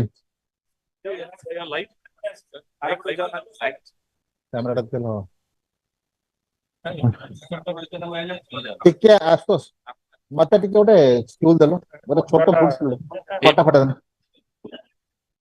this is the plane This is the plane. Okay, Pandu. Dekhandu. Yes. Hala. This is the rectus. Mantu has got the rectus with him. Rectus. Thank you. Oh, that's very nice. Pathala pile.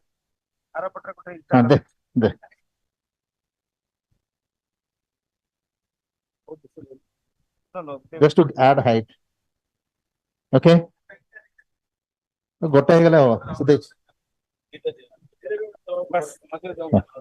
Thank you. Very nice. Thank you. Acha. Tame Ashok bhai ଆପଣ retract ଆଣନ୍ତୁ ଏପଟକୁ ଏଟା ଧରନ୍ତୁ okay ମୁଁ ପିଲେ ସେପଟକୁ ପଳେଇ ଯାଉଛି for everybody's benefit I will go to that side okay so you stay on the lateral aspect of this incision don't go medially okay please hold ଗୋଟେ ମିନିଟ ଯାଏ ସେପଟକୁ ଏପଟେ ଦେଖାଉନି I am so sorry Mantu ତମେ ଏଠିକି ଆସ ମୁଁ ସେଠି ଯାଉଛି ମୁଁ ଯିବି ହଉ ଏ ପାଖରେ ସରି ବେଟା एक मिनट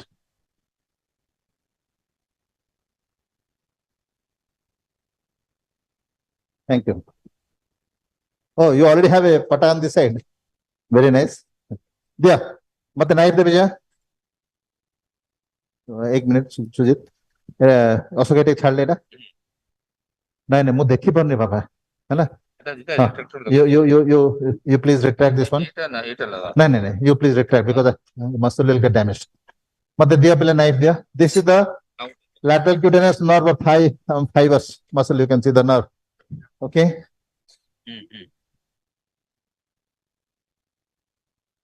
Ama camera वाला को light नहीं की.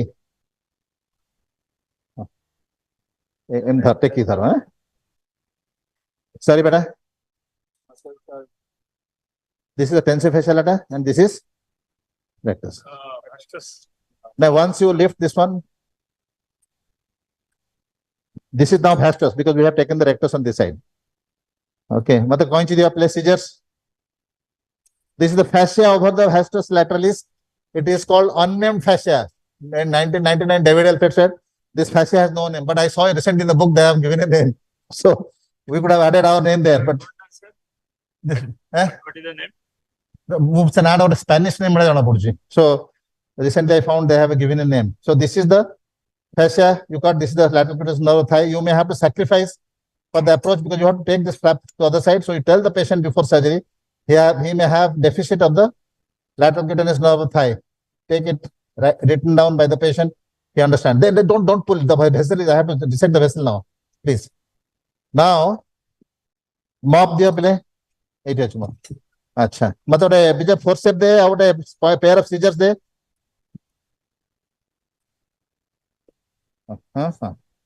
this you always find one vessel in the same level that you will find under it the ascending branch of the lateral. Now you ideally you should ligate it. This will be the vessel here. Okay, you see this is the vessel. Okay, once you cut this vessel, the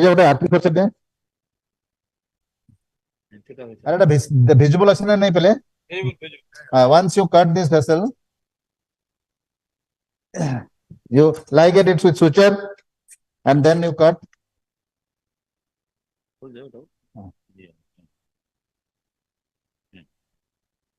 Okay, once you cut this vessel, you are free to elevate this flap. This is only the vastus, only the only the tensio fascia lata you need to lift. मतलब कौन सी दे ये the fascia of the tensio fascia मतलब अभी scissors से बीजे असो छाड़ दो छम्मा गुटे फिर देखा जाऊँ ना नहीं को हाँ so you have to cut this fascia right up to the anterior superior iliac spine. Look at that. One second. Here it gets very adherent. Then things are easy. Oh.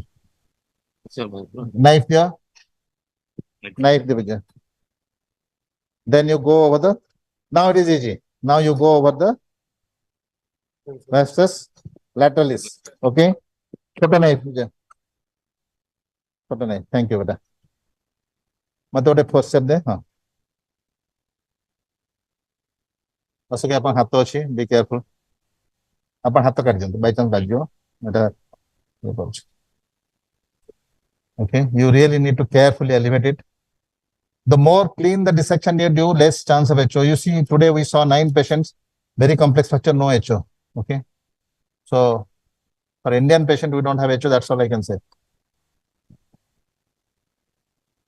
This is the what? Wow. Which head of fracture? No. This is from the This one is.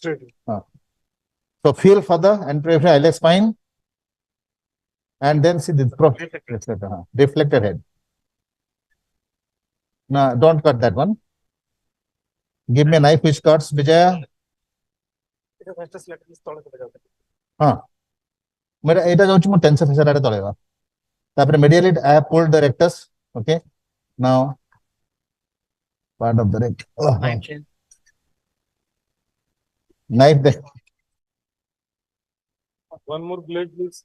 Blade change कर दिया पहले. Blade या नकल होगा. The Thompson's plasty, huh? Yeah, here. You take this one also. Okay. এটা কি হিপটা উঠেলা অ্যাবডক্ট করলো এবিডক্ট করলো পহলে I am sorry, I am going blindly because it is very tight unless you lift nicely. नहीं আমার কাটাবা ঠিক আছে মানে লিফটটা বড়টা উঠে দিলে অ্যাবডকশন করে দিলে it will be easier for me to dissect. Sorry बेटा এটা উঠা হ্যাঁ. Okay. Yes. Then you will find the origin of the gluteus minimus also is attached to it. Okay. 1 second. Are we taking up the gluteus medius also with that in our dissection? Wait a thought. Because gluteus medius now पड़े जाऊँ retraction बड़े खाली इटा करना. then हम जानी पड़े gluteus medius पड़ेगा. Go in this plane. धीरे धीरे. It is such a beautiful cadaver. We cannot do it. Then we cannot do in real patients.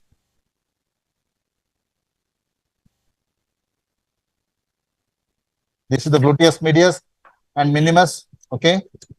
Now, 1 second.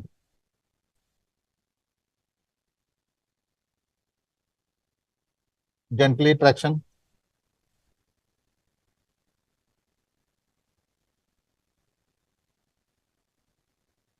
Okay. Okay. So we are separating from TFL. Yes. So we have erased it from Yes. multiple. Yes. Now you need to do the osteotomy of the trochanter. It is supposed to be attached like this. Then what you do? Take an artery forceps. Which artery was the look? Artery. You take an artery forceps. Dissect it. You will find the gluteus minimus here. Montu. This is gluteus minimus attachment here. Okay. Gluteus minimus attachment here. This one. Okay. And gluteus medius. Before that, you feel that you are not, and you have dissected enough in the back of it. Then put your artery forceps on the top of this, sparing the piriformis. Don't touch the piriformis with it. You can go in the window and see the piriformis. And 1 second. And take it out. Amar achi giggly sachi. Giggly sachi. And look. Normal sir करेगा नहीं? हाँ नहीं. हाँ करें normal sir.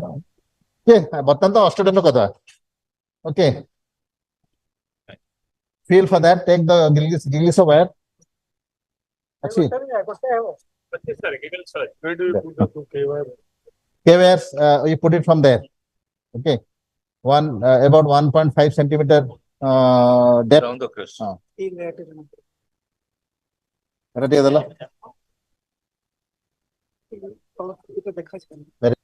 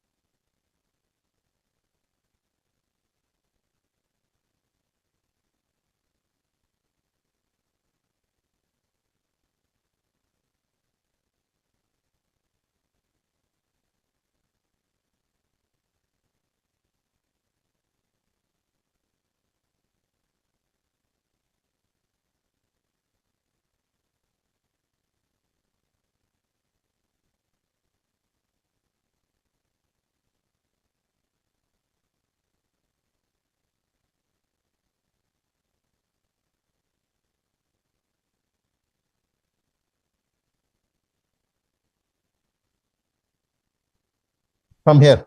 Sujit, wide angle, do dissection. Ask someone to hold the tension vessel attack. Should not be having injury. धीरे धीरे करो बेटा, टूट ना जाए. Okay. अच्छा, आपने आर्टरी फोर्स दे सामने खसी वाला. सुजीत और आर्टरी नहीं जावा. सुजीत सर एक्सपर्ट है तुम्हें. आर्टरी लगा था. आर्टरी सेक्सी लगाना, मुड़े लगाना तुम. हाँ. अच्छा तो लोग खोले वाले. ठीक है.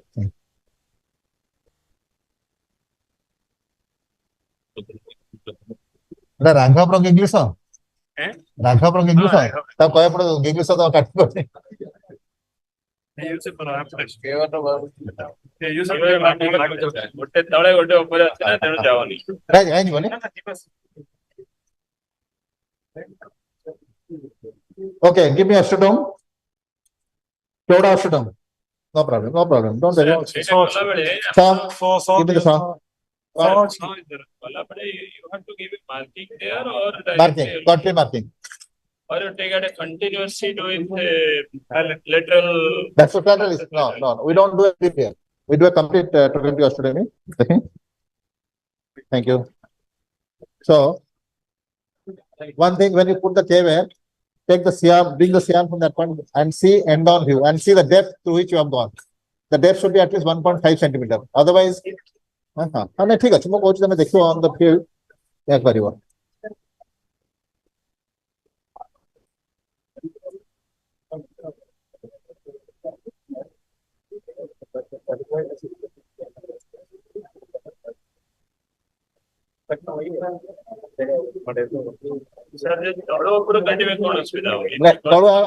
हमें ऊपर कूड़ बाहर इम्पोर्टेंट ऊपर entry point important we should not मैंने हमें डीप कुछ व्यवस्था नहीं डीप पड़े जाना पड़ेगा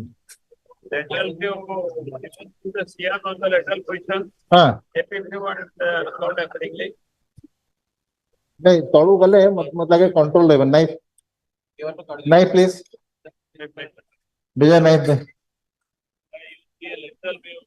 X-ray. From there you just got it. नहीं एपटे कले एडवांटेज होची तमे जानि छु तमे केते ग्लूटियस मिलियस मिनिमस बॉर्डर करे नबा हला it is not diagnostic because we are taking up the whole thing if you are taking with this it's a diagnostic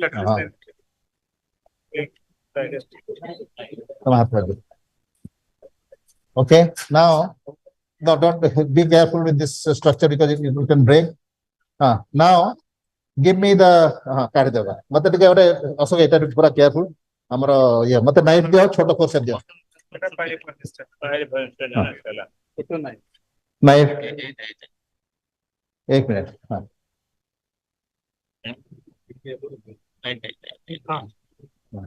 okay one second very carefully yes because that is attached to capsule अरे ओटे knife दे रे विजय ए आवडे blade दियो full blade sir ऑफ ओडे नियो तो भलो हो नहीं ये जमा काटी वने ये तो ऑफ भलो हो सर दियो ओटे तने नहीं बर्तन में सेपरेट गले मते कब दरकार मो सेपरेट गले मते दरकार हो कब दरकार हला now we'll do the important part we'll expose the supraepithelial vessel okay हाथ काढंतु लाइट देखा लाइट माने लाइट ओटे लाइट दियो एठी तमे पूरा स्लो जिवो हला कहां से कथा बनी मोबाइल फोन आले कथा बनी call करिवनी be very careful here because कौन कहले हां मतलब बिना पेशेंट ने अपन पेशेंट भलो पेशेंट नै गेले अपन सुविधा मते डर खाली काले से एठी हम जानि परबानी काले भेसल इंजुरी जो तो देख कुछ कर दिया सेटा भेसलटा देखन सर हां it will come out just here exactly here now it's here you can see so tanaduni yes see the vessel okay so often you find the fracture exiting at that point the nerve is also there okay the vessel and the nerve there are two vena comitants मतलब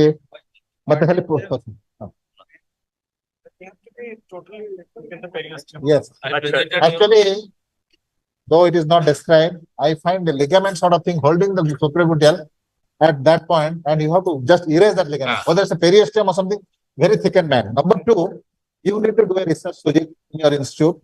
Why most of the high energy posterior column fracture exit at that point? No, exactly at that point. I think. Sorry. Biomechanical study of the strength of the bone. I think actually, Risa Madhuri's father-in-law. Noel's father is a very good physiologist. I had asked him, he is no more. I was thinking whether it is due to constant pulsation of the vessel and the bone, it leaves some weakness and the fracture exits at that point. Why always in that point? The same thing happens with coronary. Whenever there is any LC injury, just at the level so you have to find out whether the vessel pulsation on the bone has some effect. Because it's only 1 inch long and it is always attached to the bone, pulsating throughout the day for your life. So whether it is making that weaker so that the fracture exit at that point. Okay, now get a spike for me. And contrast. And what Dr. Sujit Tripathi said is the same thing. Now you see that ligament here. You see, just everybody to see.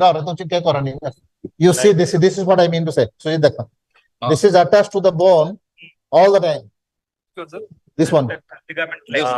Okay, always I find it. This is the it's a sort of some structure which is holding the supragluteal vessel onto that bone.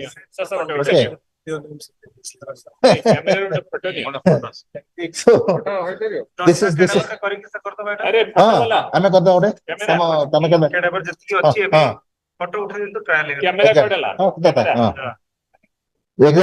ସବୁଗୁଡାକର କରିଦବା ଟିକେ so now I am cutting that whatever ligament or whatever it is, I don't know, but I am cutting that very slowly.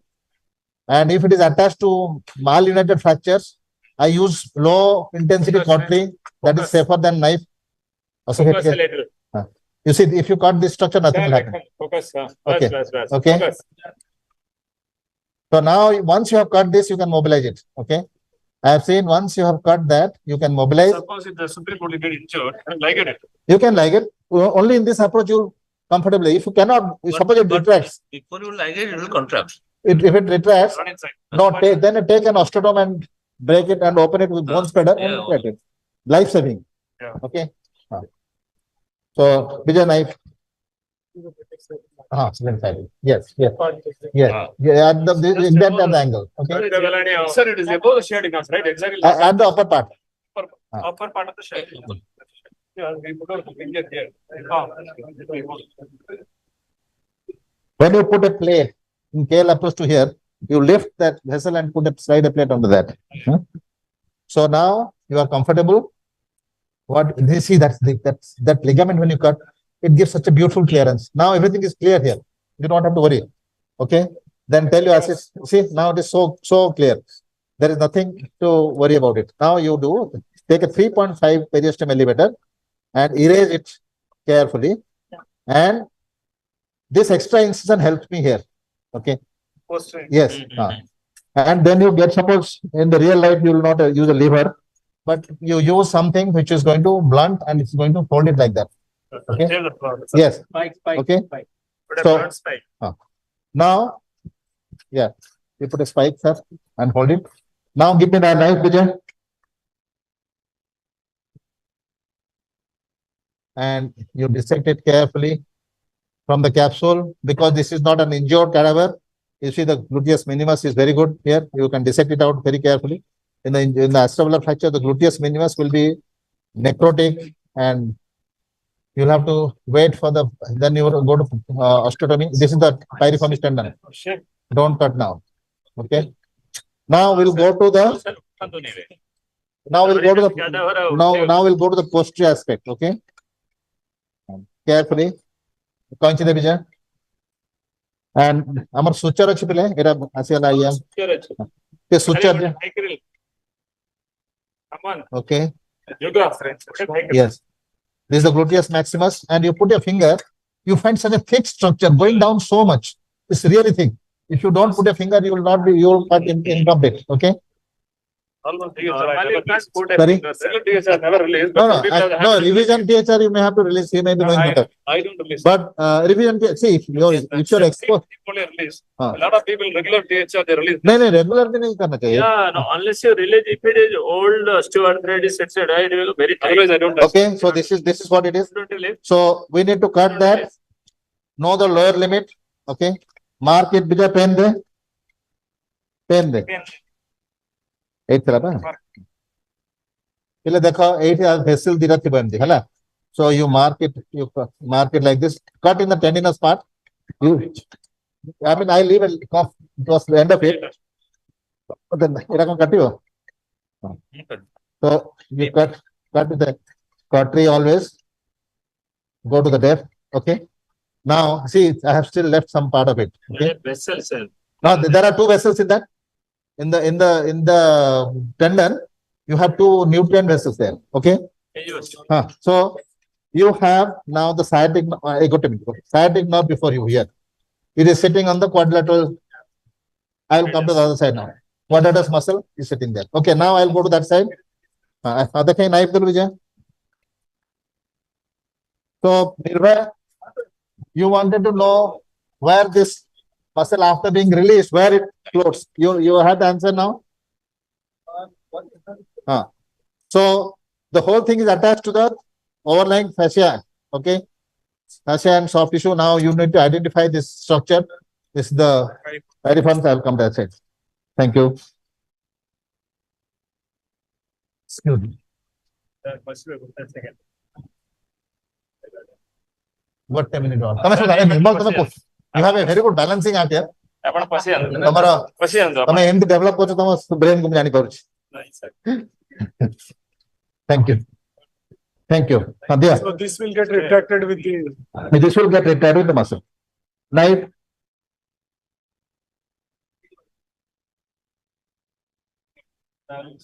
Well. Oh, sorry. Please come on, Nirvay. This is one piece. Okay. So from the skin to the vessel is one. Understand? So you put it back. Yes, minimus or yes, there is the. This is the. So it is attached only at the pedicle. Yes. See, yes. This is one piece. Attached to everything, you know. Artery forceps. Sorry, beta. I am squeezing your mouth. So you need to see the keep the knee flex. Okay. But the forceps the vijaya. Okay. Now we need to identify the sciatic nerve. It was here only. Sujit sir देखे थे मु देखने थे हमें सेपटे जाई के पे करो ओके वन सेकंड आपे सार पे आएगा लगे उसने नो डरे कैमरा ओके अरे ना रोटेटर तले से जीवन ना हां वो ಇದು ನರ್ವಸ್ नहीं साइड नोट कहीं बेस हां अच्छा मत दिया I am sorry I am hitting you unintentional. Okay. Now knife, please. Knife. Also kind of technique. Cut off. Cut it. Beta, bas ha. Nerve to tole ache. Okay. Our sciatic nerve patla ache, supraglottis ta bada ache. So anyway, this sciatic nerve. Okay. So the sciatic nerve, this is quadratus on which it is lying. Is a bifid sciatic nerve, is it? I don't know. No. What is this structure? Sujit, Mantu, what is this additional structure? Sorry? If this is anomalous sciatic nerve. Yes. Give me the small artery forceps. I guess it is because the sciatic nerve doesn't look that healthy here. You see, it's a bifurcation. And the one I showed in the webinar, the bone fragment was pressing at this junction. Okay. So this is a bifid sciatic nerve. Yeah, pata. Yaar incidence quite low. Say amaro team polyman coil has incidence very low. So can we see how it is going from the piriform? Actually will go up to that. Okay. So this is part of the gluteus actually. This is part of the gluteus. You see, it's so thick. Knife, conch the mata kar jo.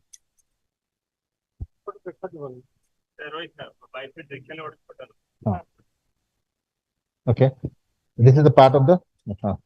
So now this is the sciatic nerve. This is the bifid. Okay. Okay. This is the one, please. This is the one. At this junction, you can see there are two. Well, because I was thinking how so small. No. First. Okay. First.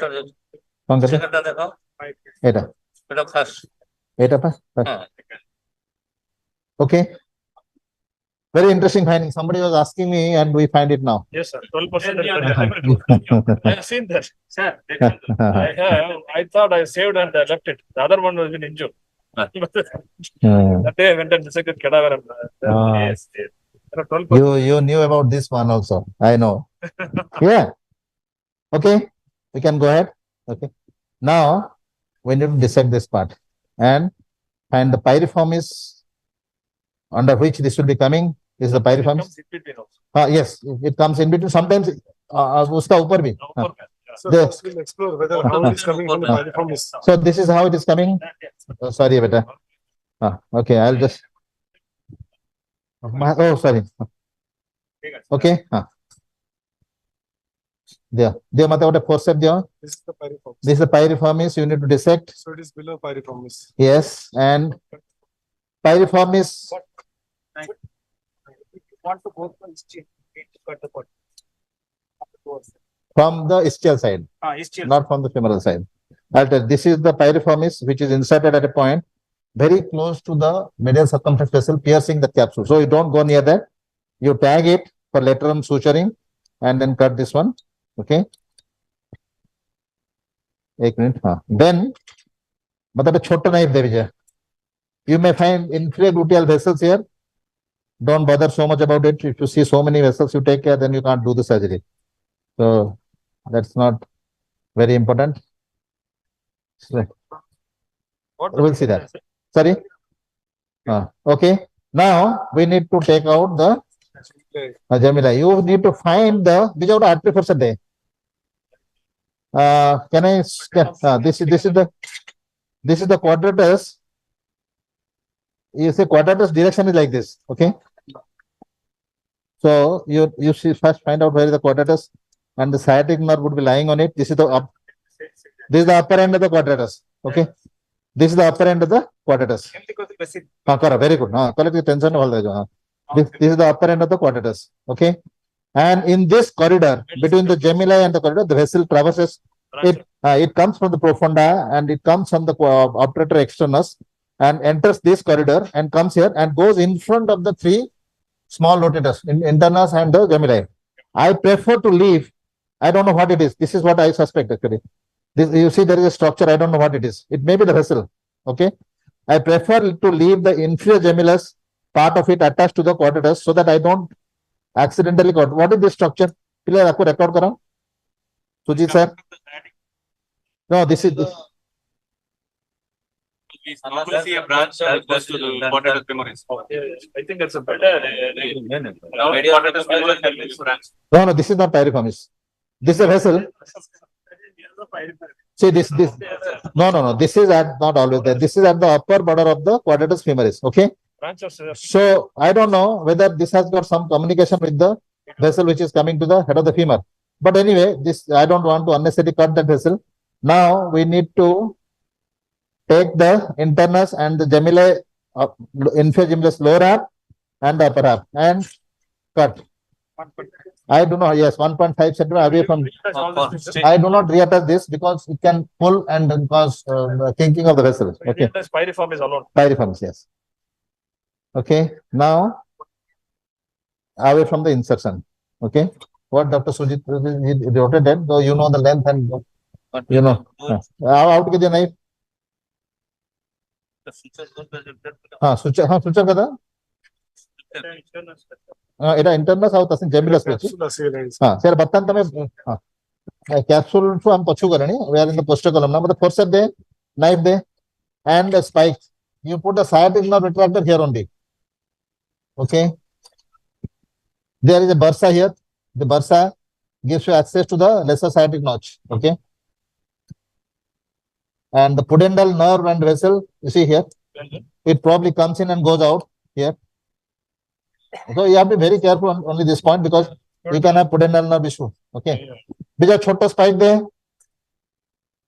So you take this and the small rotators pad between the liver, sciatic nerve retractor and the sciatic. Sorry. Hey, normally you suture it. Okay. Knife. I am little above than my desired. I am little above on this side. I'll go to that side. So this is the point where you put. Okay. Now this is the ischial tuberosity, your posterior column. I mean, yeah, this is the hamstrings attached to this. Okay. Okay. So now we have got the full exposure. Only thing, suppose you want to go, see, suppose you want to go to the medial side, you can do an anterosuperior iliac spine osteotomy. If you want to go, we'll do that. Okay. So you see your exposure. So, record ಮತ್ತೆ ಇದೆಲ್ಲ ಒಡೆ artery force ಅದಲ್ಲ. Your exposure is from the ischial towards the upper half, posterior column, pura total sciatic buttress, okay, and whole of the anterior column. Posterior, this is the posterior column and the whole of the anterior column. You see everything here. And if you have an intra-articular problem, you give traction. You put a pin here, one pin here, distract it out, and cut the capsule. Or if you have an associated acetabular fracture, posterior wall fracture, go through the fracture plane and inspect the joint. Remove the debris by washing it out nicely. Sir, can you demonstrate Gant's approach? Sir, first, osteotomy of the inferior limbs, but this one, How do you this osteotomy. This is how it is. On this side, the superior. You need to cut from the posterior aspect. This is how you should do it. Start at the posterior end because the vessel is here. Okay, pass to the posterior end, away from the labrum. Go like this. In the anterior aspect, when you reach, come straight on the anterior part of the neck, and then go below to the lesser side. Here you should be careful of the vessel, and then you dislocate it like this. If there is a ligament which is attached, then you cut the ligament and dislocate it. Okay, and make a drill hole always, and watch somebody ask somebody to watch it all the time. If bleeding or not. If it's not bleeding, that means you have kinked the vessel. You put it back again. Okay. So now, after done this, if you want to go inside, you need to erase this. Erase this. Do an osteotomy here. Go into that side. Normally, it is not recommended for you to do an osteotomy here. What people do, sometimes they cut this one also and then reattach. But I don't want to fit it because this supply blood to this part of it. Okay. That is your The rectus. Okay. You want to do osteotomy? Yes, sir. Can I have an osteotomy? Sorry, beta. No, this osteotomy you can do on the this thing is spine, but because the risk of pudendal nerve injury, what I was telling in cases where you want to really release, put your number 15 blade knife and touch with cautery. It solely cuts the ligament. You cut up to the point where you have reduction, you don't cut further. Same thing for this thing also. The ischial tuberosity. Where is the ischial tuberosity? Here. You see the ligament here. You can also do the same thing. Put the knife, touch with the cautery, and then you cut. Then you see it's reduced. Don't cut further. Okay. And when you have the fracture coming like this, which are the knife pen. When you have the fracture coming, most of the time it comes like that. Okay. So any screw you put has to be perpendicular to the fracture plane. Yeah. So what you need to do, put a sponge here and put lever, taking care of the gluteal nerve. Sir, that sciatic nerve retractor, does it work well? That is for here, this place. Yeah, it works well. I mean, that's expensive. Lesser 30. No. It is a spike tip. One is very expensive, but I think I have got in a bag also. Made in India, very cheap. So, bija pain. So, what you do after having done this, you should be comfortable. Then you find out the fracture plane, perpendicular to it, make a hole here, gliding hole, and then put the drill insert, and cut this thing up to the gluteal crest. Okay. Otherwise, this won't hold. This part it won't hold.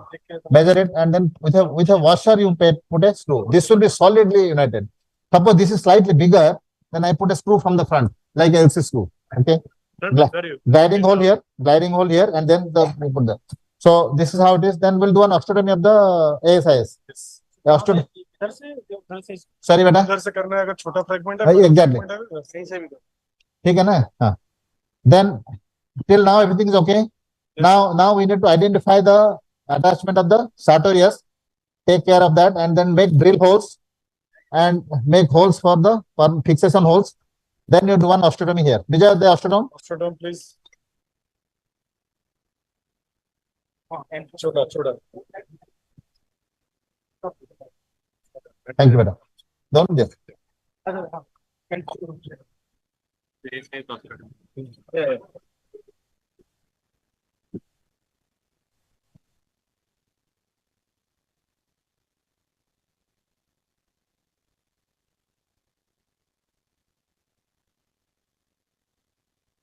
Liver जो periosteum दे periosteum liver दे अच्छा हाँ so you need to take this Mantu मतलब दिया knife दिया और छोटा for forceps they knife they here you need to Wrap it, unwrap it carefully so that when you suture it back, it's easy for you. Okay, take your cutlery and cut. Slowly unwrap and develop this flap. Because when you close, your closure starts here. You first put a corner stitch here with this flap, then you do rest of it. And this corner stitch will have an intraosseous this thing because it has to be strong. At the end of your operation, things will be swollen up. So you really need to hold it very nicely. Then you do the rest of it. That is with Ethibond or a white belt? Oh, Ethibond 5 I use. But I remove it later on because that is only for the temporary holding the, getting the soft tissue alignment. There should not be any tension in the soft tissue. This is for your anterior. It is at the corner of the ASIS and okay. So now you elevate this.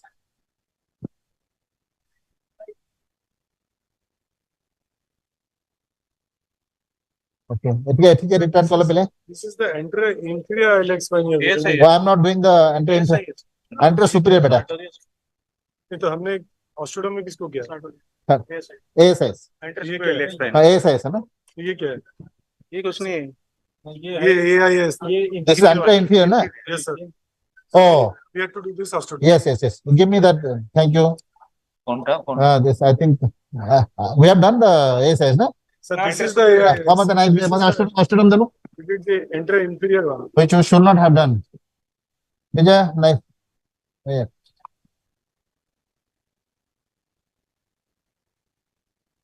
Okay. Attachment of the sartorius. Take care of that and then make drill holes and make holes for the fixation holes. Then you do one osteotomy here. Vijay, the osteotomy. Osteotomy, please.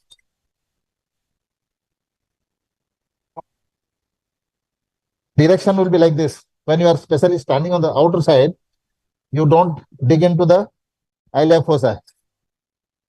Here, your knife will go like this. Yes.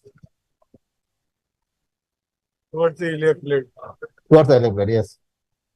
See the direction, the patient is lying in the lateral position. So you should be doing like this. Okay. If you do like this, then it will go into the muscle. Do like this. Okay. Bob, please.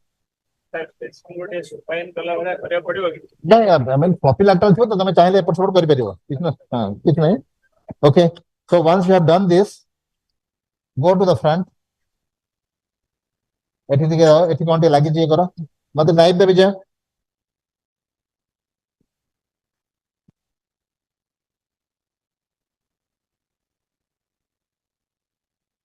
Okay. Montu. Number anterior inferior iliac spine is here. Yes, sir. It's not there. Okay. There. But they would have choda osteotomy there. Now, you can turn the patient to the side and do whatever you want to do up to the iliopectinal eminence. Okay. So, suppose, Vijayadhar, suppose you want to go into the quadrilateral floor, you have got a Mata's forces, Mata force bachi. देखो ना, Allah, एवढा करा. हमारा iliopectinal eminence हम पहुंच गए थे. देखो ना, this is the point. Okay, your vessel is away. Okay, you go to the brim of the pelvis, but this side you don't enter further. Mata force bachi बता दे लो. और reduction force जहाज दे. हाँ. विजय. What Astos. They can't force reduction. So you need to, we can decide a little more on this side. Give me the knife, please. You have to be very careful. The nerve also is attached to the tissue here. Be a chota knife there. And you need to Finger inside and आपको vessel टा कौन करेगा careful vessel टा finger छिंड जाए actually तो हम तो relax कर जाएगा इधर just it was था तब कौन करियो what I bend the cautery and burn it here just at the border. Okay, taking care of the vessel. दे मतलब periosteum में bonka periosteum ले लो दे bonka टा नहीं अच्छा हाँ.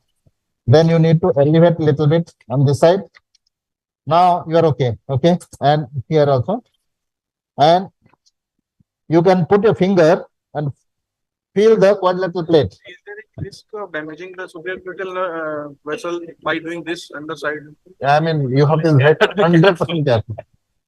Because once done, it is not possible. No, actually, you don't use any force. You that point you sit there, take a break. You know that is it's very dangerous. Sir, if we put this finger inside, sciatic nerve, No, kitchavani. No, kitchavani. Normally, fracture So this also guides your stool. This also guides your drill directions. If you put a finger, you will not hurt yourself. Okay. So you put your finger here. Yeah, I'm not छोटे German, European, of course, tanga patient So once you have done that, matters forceps. So where the sciatic nerve is more prone for injury, here or here? It's here. Here, not here. No. Then you put this one very carefully. This is a big one. This we have small ones also, and then compress the quadrilateral floor. Okay. And ask your CRM fellow. You go and have coffee. He will take his time and take pictures. AP lateral, inlet, outlet, and Jude view. He does that for us. Okay. So this is. So now you. So in this condition, if you have still, these are pointed direction achi. Point there. Once you have reduced the quadrilateral floor.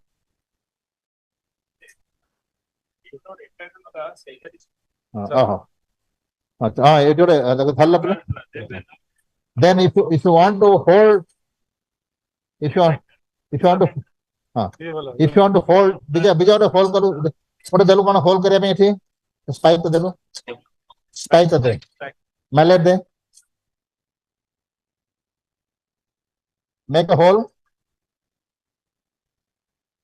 Sorry, beta. My pointed direction. Okay.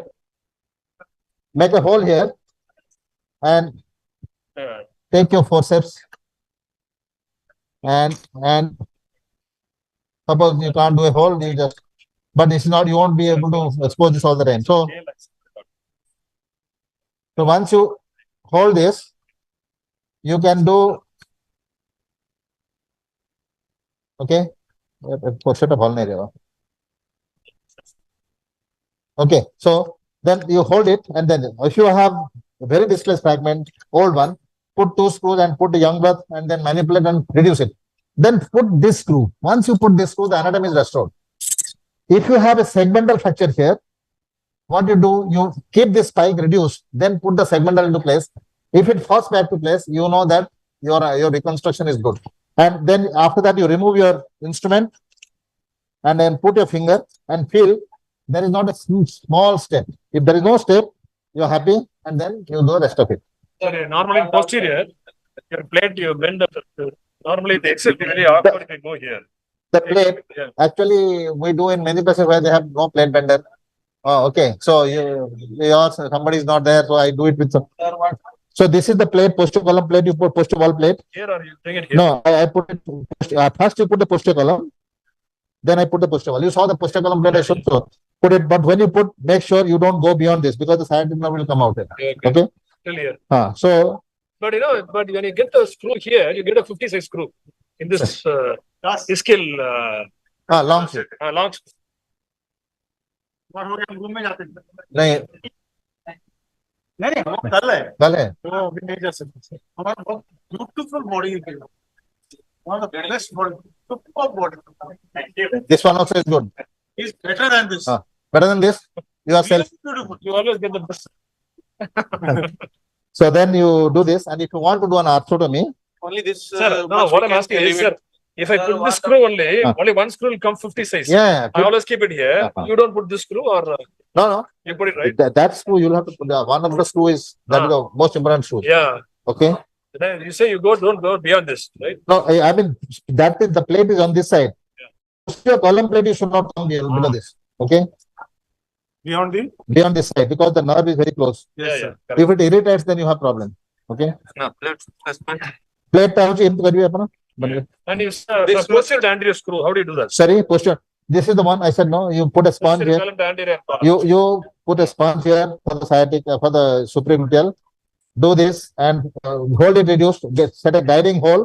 Put an insert. Then put the far hole right up to here, the gluteal crest, and then you put the screw once with a washer. Once this is reduced, most of the problem is gone. But if it is too big, like extended push wall, you put it from the front. Then if you want to do a surgical dislocation, you can do like this.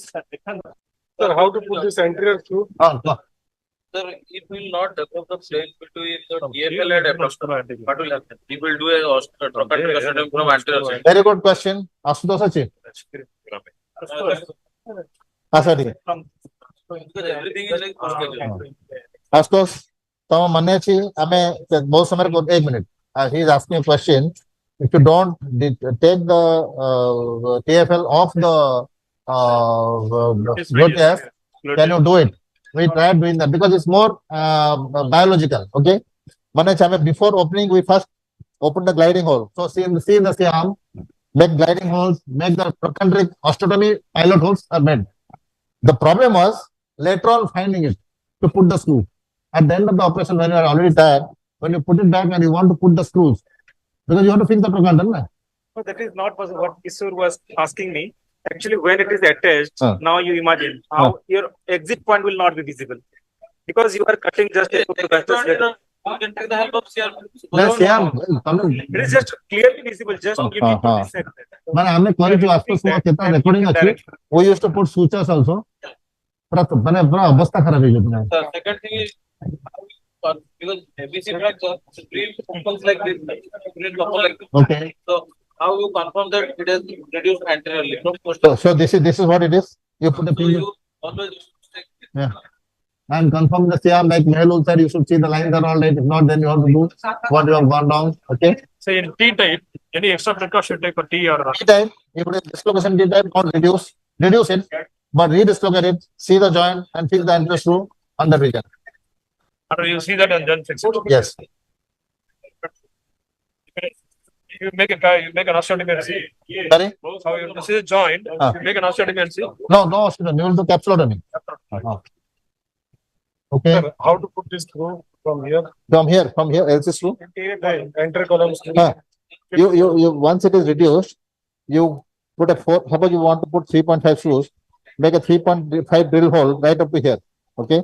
Then put the insert and then hold it reduced. Far cortex, you put 2.5 drill bit and measure the screw and then put the screw. No, I'm telling about the enter columns from here. Oh, that is here. No. He says, what he said. So this is 3 finger beds above the articular surface, 1 finger bed behind at the gluteus. So from here, you start putting into that. So posterior super. In front of the sciatic notch. See 3 finger beds above, 1 finger bed behind. This is the usual reference point. Okay. So what you do, you need to see the posterior superior to anterior inferior. IIOO, iliac inlet, operator outlet. If you आपको देखना है करना है. लेकिन one simple trick, make a bigger hole here. Okay. Then put a sound sort of thing. Once it is reduced, you feel reduced. So you see, once you have done osteotomy with that eccentric forceps, well, just arrow da delu. It arrow da. Anyway, you put this one there and hold it reduced, and then once it reduced, you know it is reduced, put the screw. Other thing, when you're putting the screw, you make a marginal osteotomy, pull it out, like today I showed you. You can see the reduction in yourself, especially transtectal transverse. That's the most dangerous one. Sure, sir. Transtectal transverse. Okay, nice. Capsulotomy is just normal superior capsulotomy. Yeah, actually, when you do the capsulotomy, you start in the posterior part. This surgical dislocation? For you want to do a surgical dislocation, you need to actually distract it. You need to distract. Right. What you do, you take an incision at the margin here, leave some cuff of capsule, come up to here,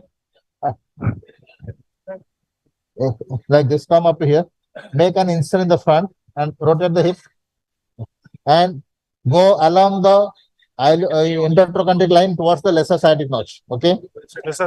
Yes. So here you put 2 stay sutures on both sides. Lift it, cut it this way and cut this way. Put another suture here. open it, and then you see the hip joint, distract it. If the ligament teres stops, you cut it, then you dislocate it like this. Okay. Sir, actually, normally the main vessel outside, right, the head of tumor comes near the trochanteric fossa, piriformis fossa. Piriformis muscle. Yes, nearby. tendon. You are cutting here, the tendon, and that vessel also. So away from the. I told about 1.2 centimeter away from the insertion of the piriformis tendon. Okay. Piriformis tendon, you stay 1.2 centimeter away from this insertion. Rotators also, you say 1.5 centimeter away from the insertion. Don't go, and don't suture the rotator back. Piriformis, you can suture back. Only thing is you, with this near short external area, you are doing so many things. There is a risk. You have to be very careful. You have to be very careful. Sir, can you repeat this anterior column?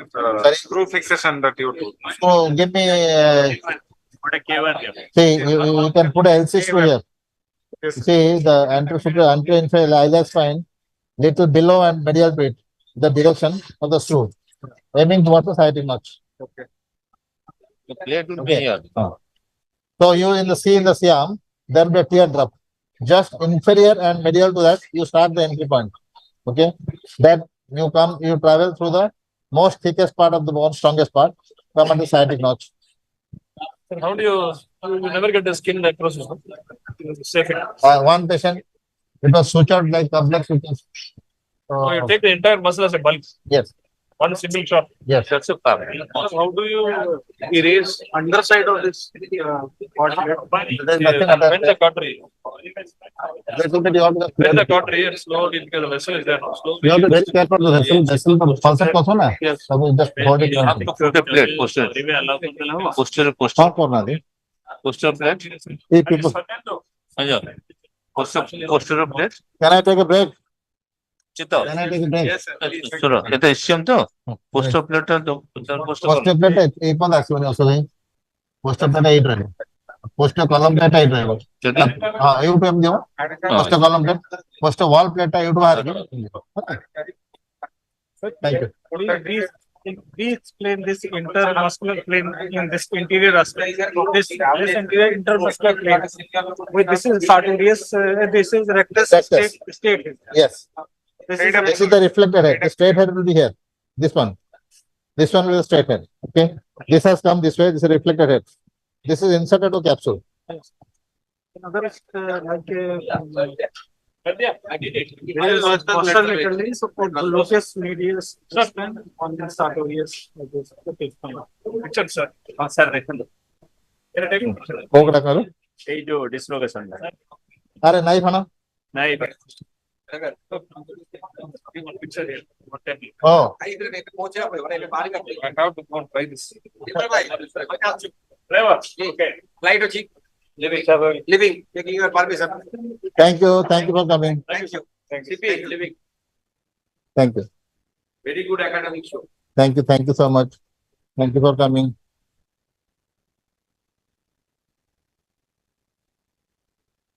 Thank you. So you need to cut this at the labrum. Actually, this hip has to be in distraction mode. Okay.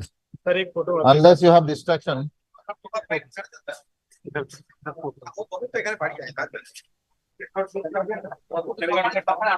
give my number to you. You got my number, la? Got my number. Sir, एक बार देखिए.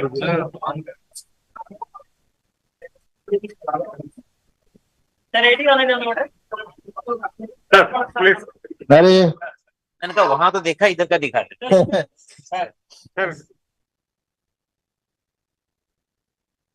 We have evidence. Professor Sen was with us. तो ये तो. So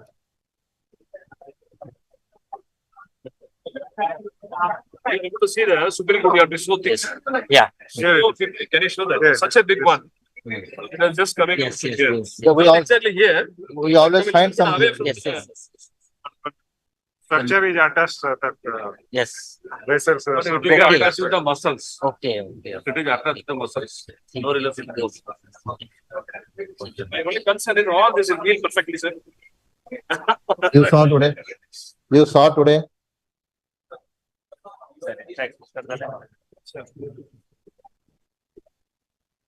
It's all right. I'll hold it like this.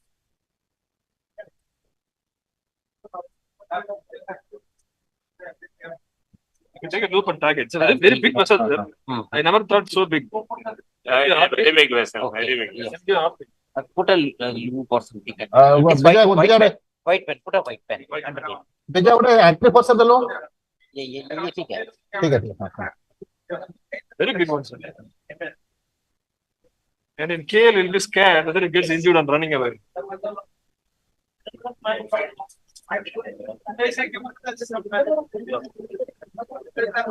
And it's not coming exactly here. It's coming just a little bit above the.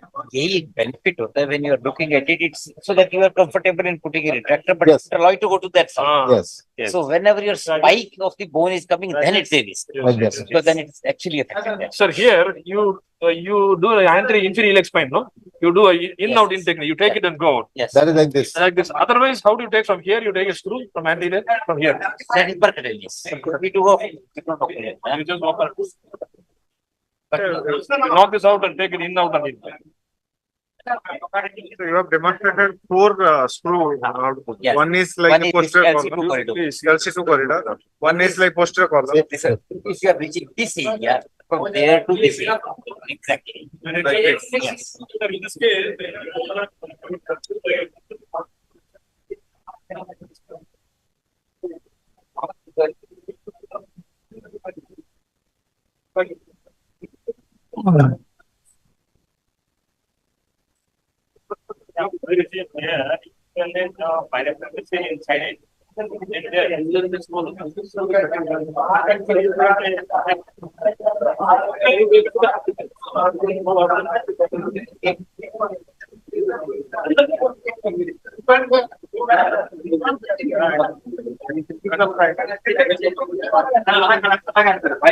अरे मेरा photo नहीं यार. मस्त सामने. उसके बाद जूस चाहिए. हाँ. चलो चलो पिक्चर वाला किधर है? अस्तो सर.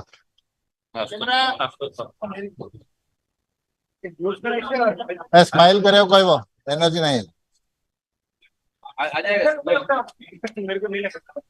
देखो इतना तक है, आएगा इतना तक. हाँ सब आएगा.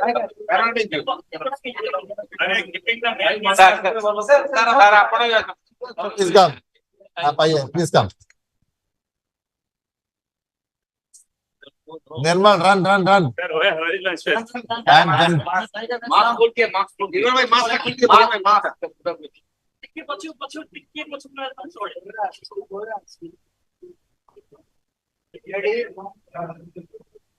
Because there are so many people like 8 cadavers, always no 3 were operated. It was matter of seeing, sir. Chicken ने वो गलत किया. तो ड्यूटी के पहले छोड़ देना था. वो जाओ पहले ये वाला कर. नहीं नहीं ठीक है. कोर्स करने के बाद में 2 चीजें हैं. आधे लोगों को समझता है कि करने का, आधे लोगों को समझता है नहीं करने का. ये मतलब अच्छा होता है कि किसी को करना नहीं चाहिए.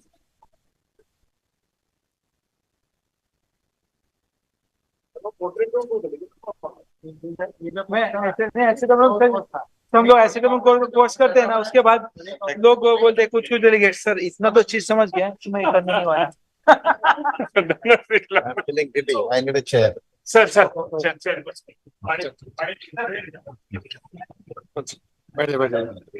पानी. Lie down या okay जैसे. हाँ? निकला उसका ना पानी दे दो. Put पानी on a plate. Thank you so much. वैसे लगा हुआ था बक.